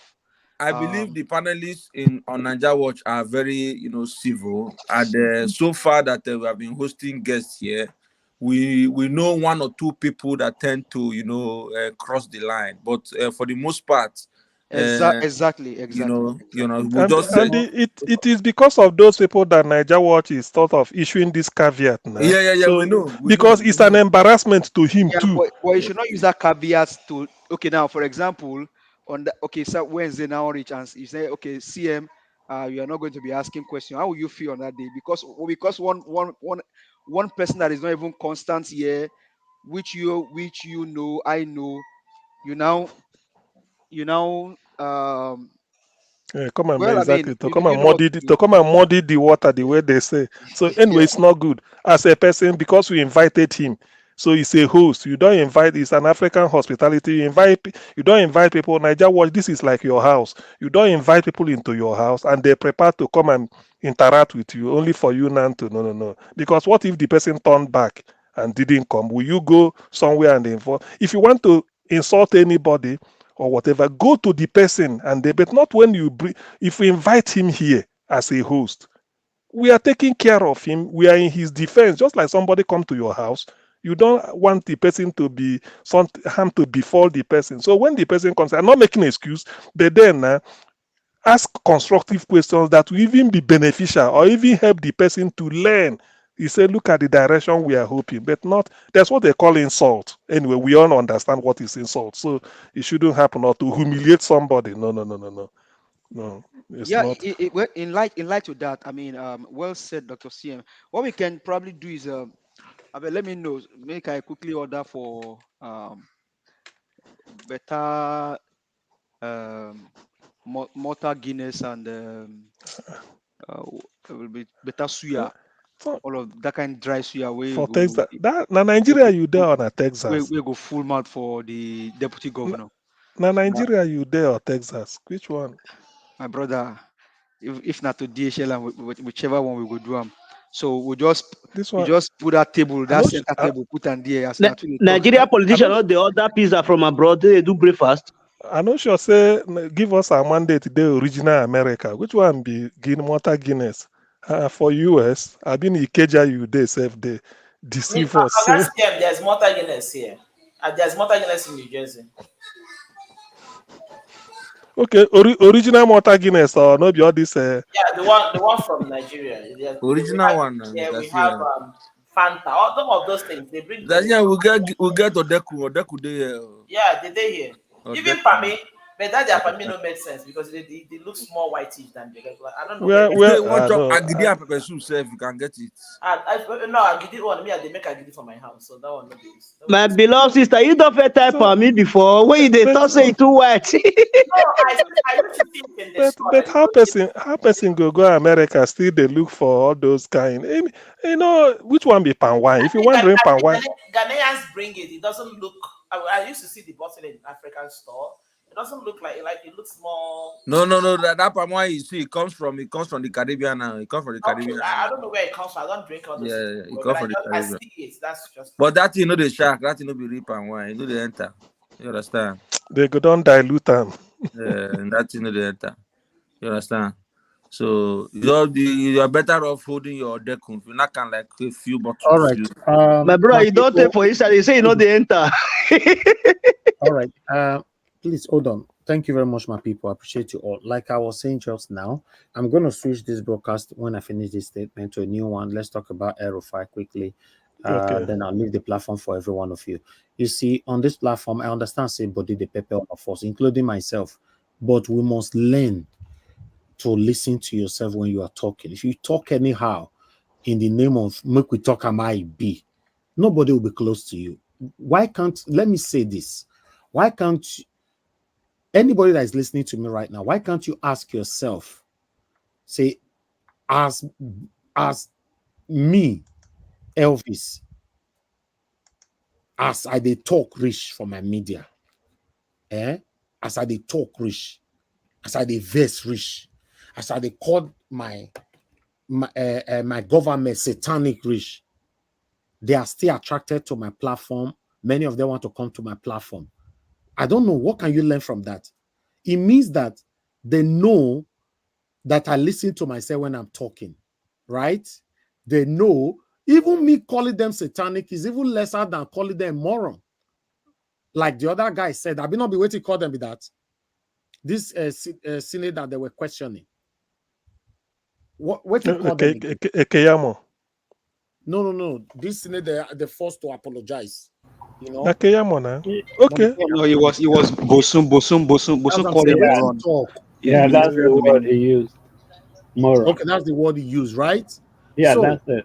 Okay, but they ask him apologize and move on. You see, say me or can't come here now. I will be telling my guests, say, you be killer. You join the people where you go kill people. It's not nice. It's not nice. I don't feel talking before. Anybody that is coming to this platform, please listen to yourself. In fact, any question you want to pass to my guest, read it, proofread. When I was in university, before you submit your assignment, you know, my professor normally tell us to proofread up to 10 times. 10. Yes. You proofread first. Oga CM, you know, na UK day. You understand our educational. So you want us to go use a Grammarly?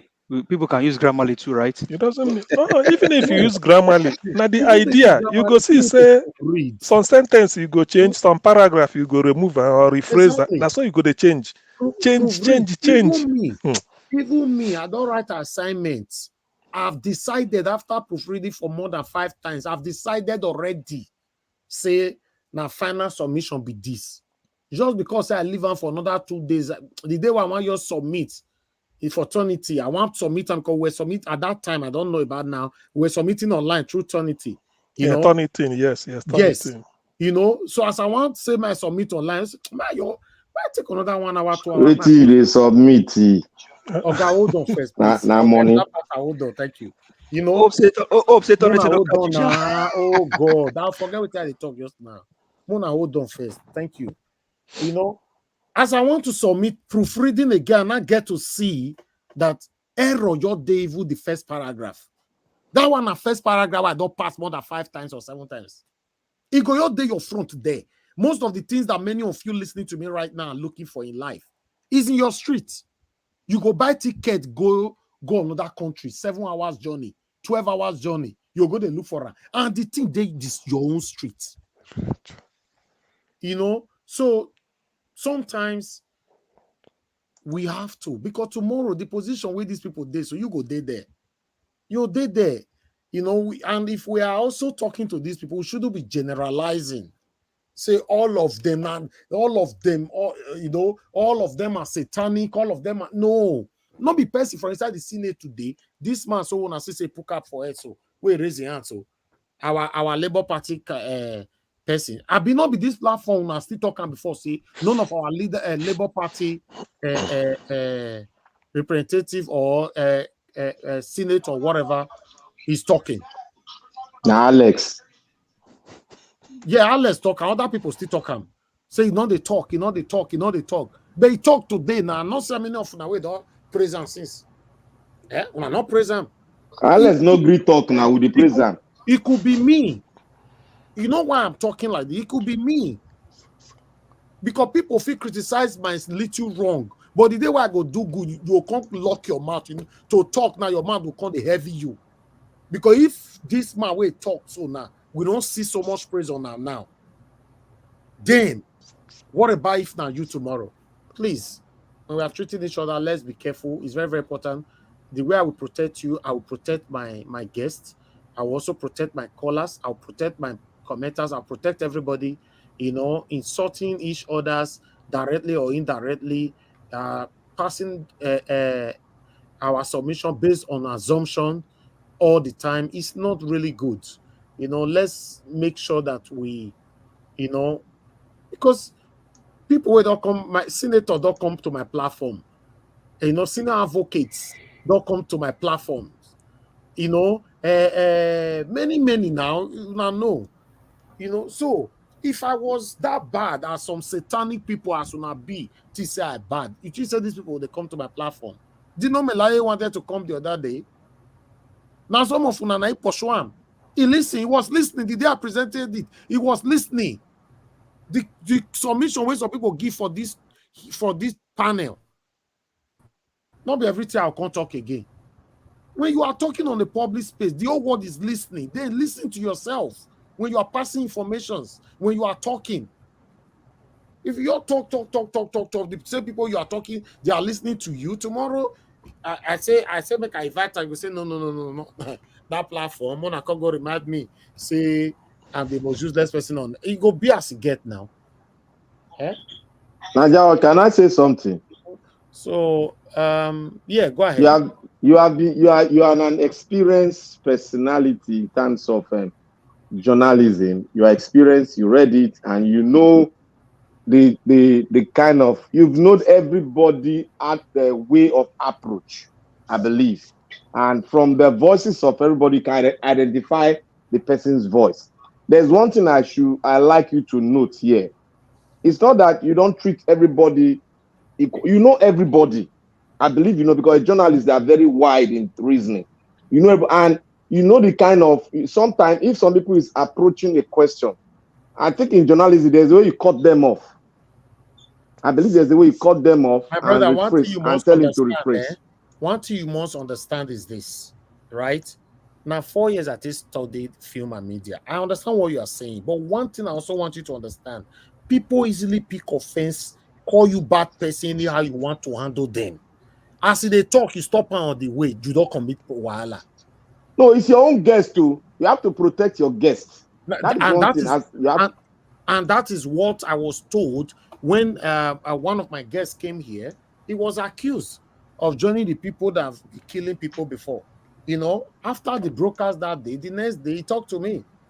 He said, this that was very, very unprofessional and it was very, very wrong. You shouldn't be allowed. The same person, they tell me so. You shouldn't be allowed such thing on your platform. Yes, you shouldn't allow it. I agree. I want you to do that. You shouldn't allow it. Because there are some people that come to talk anyhow. I like to carry everybody along, and I also expect everybody to use their own, maturity, their own sense, get some kind of thing where I want to talk. They heavy me. I believe say you are matured, you go know by yourself. So you go be as you get. It's not how body take the pepper person and all that.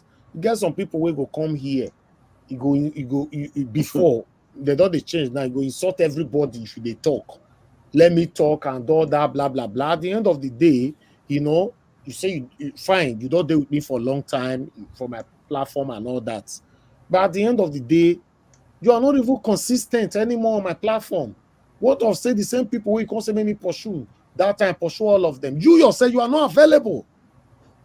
You see, this is what I call selfishness. You are not available. You be like a person who say me pursue your wife. You pursue and can't go marry him. How do you feel? It's the truth now.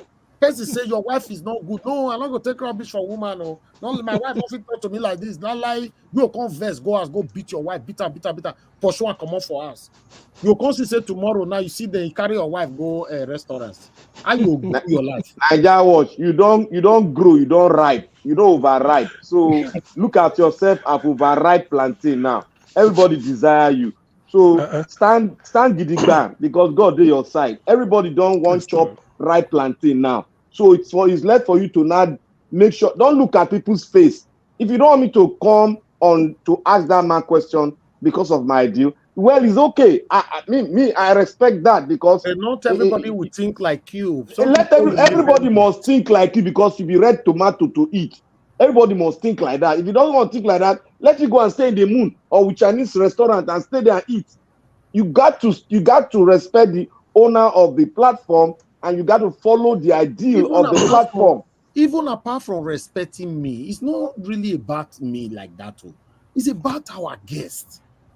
Apart from the guests, new person come platform. When we take careful of waiting, we they tell our new person. Anyway, the thing is, part of it. First of all, number one, part of all this is what they call editorial meeting or editorial decision or editorial policy, and that is left for you and your team. Then, secondly, I feel that when somebody comes, even if you know the person hold this type of view, by the question and the interaction, we can convert him. That is still good. Yes, we can say, look, this is your idea. This is our idea. Don't you think our idea is better? The person might be converted.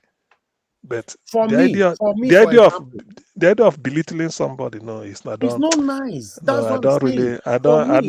If I want to criticize somebody, I criticize. And I the don't same belittle. person is on my panel, I can say, for example, you've been part of the House of Representative members for the past 8 years, and Yes. your presence, so things happen in social constituency, even Yes. your own constituency, even in so many other areas, and you didn't say anything. Yes. How do you want us to trust you forever? Exactly. That is not insult. That is enough. That is constructive. That is Yes, constructive. that alone, you are finished him. Don't be saying Exactly. you don't tell her, oh, Ali say, hello, sir. Thank you very much for coming to our platform. You are one of the satanic devilish person that please, let's all of us are learning. That one a military junta process. All of us are learning every day, and we should, see Barrister Mike Ozekome. He has been to my platform 3 times now, right? But the other day he was talking from another platform. He said, Mr. Yes Senate, Mr. Yes Senate, all they do is always grant loan. They don't care about the people that is dying. That's a constructive criticism. Exactly. Yes. It's a constructive criticism. There's a way we do these things, and we understand ourselves. But meanwhile, thank you very much, my people. Amaka Afojebi, thank you very much, man. I really do appreciate your consistency, for your continued support. Your pocket never run dry. Thank you very much, everybody that is listening to me right now. I'm going to turn this broadcast right now to a second broadcast. I'm ending this one 100%. So I want us to talk about El-Rufai, and we discuss other discussion here. But another thing about it is that I'm not going to be here, by myself for that long to do this together. But meanwhile, I appreciate every one of you right there. Please, I want you to, I'm going on the break right now. Refresh if you want to follow up with the next segment. All you just need to do is refresh, and then we take it from there. Now God bless you now, my people. Yeah.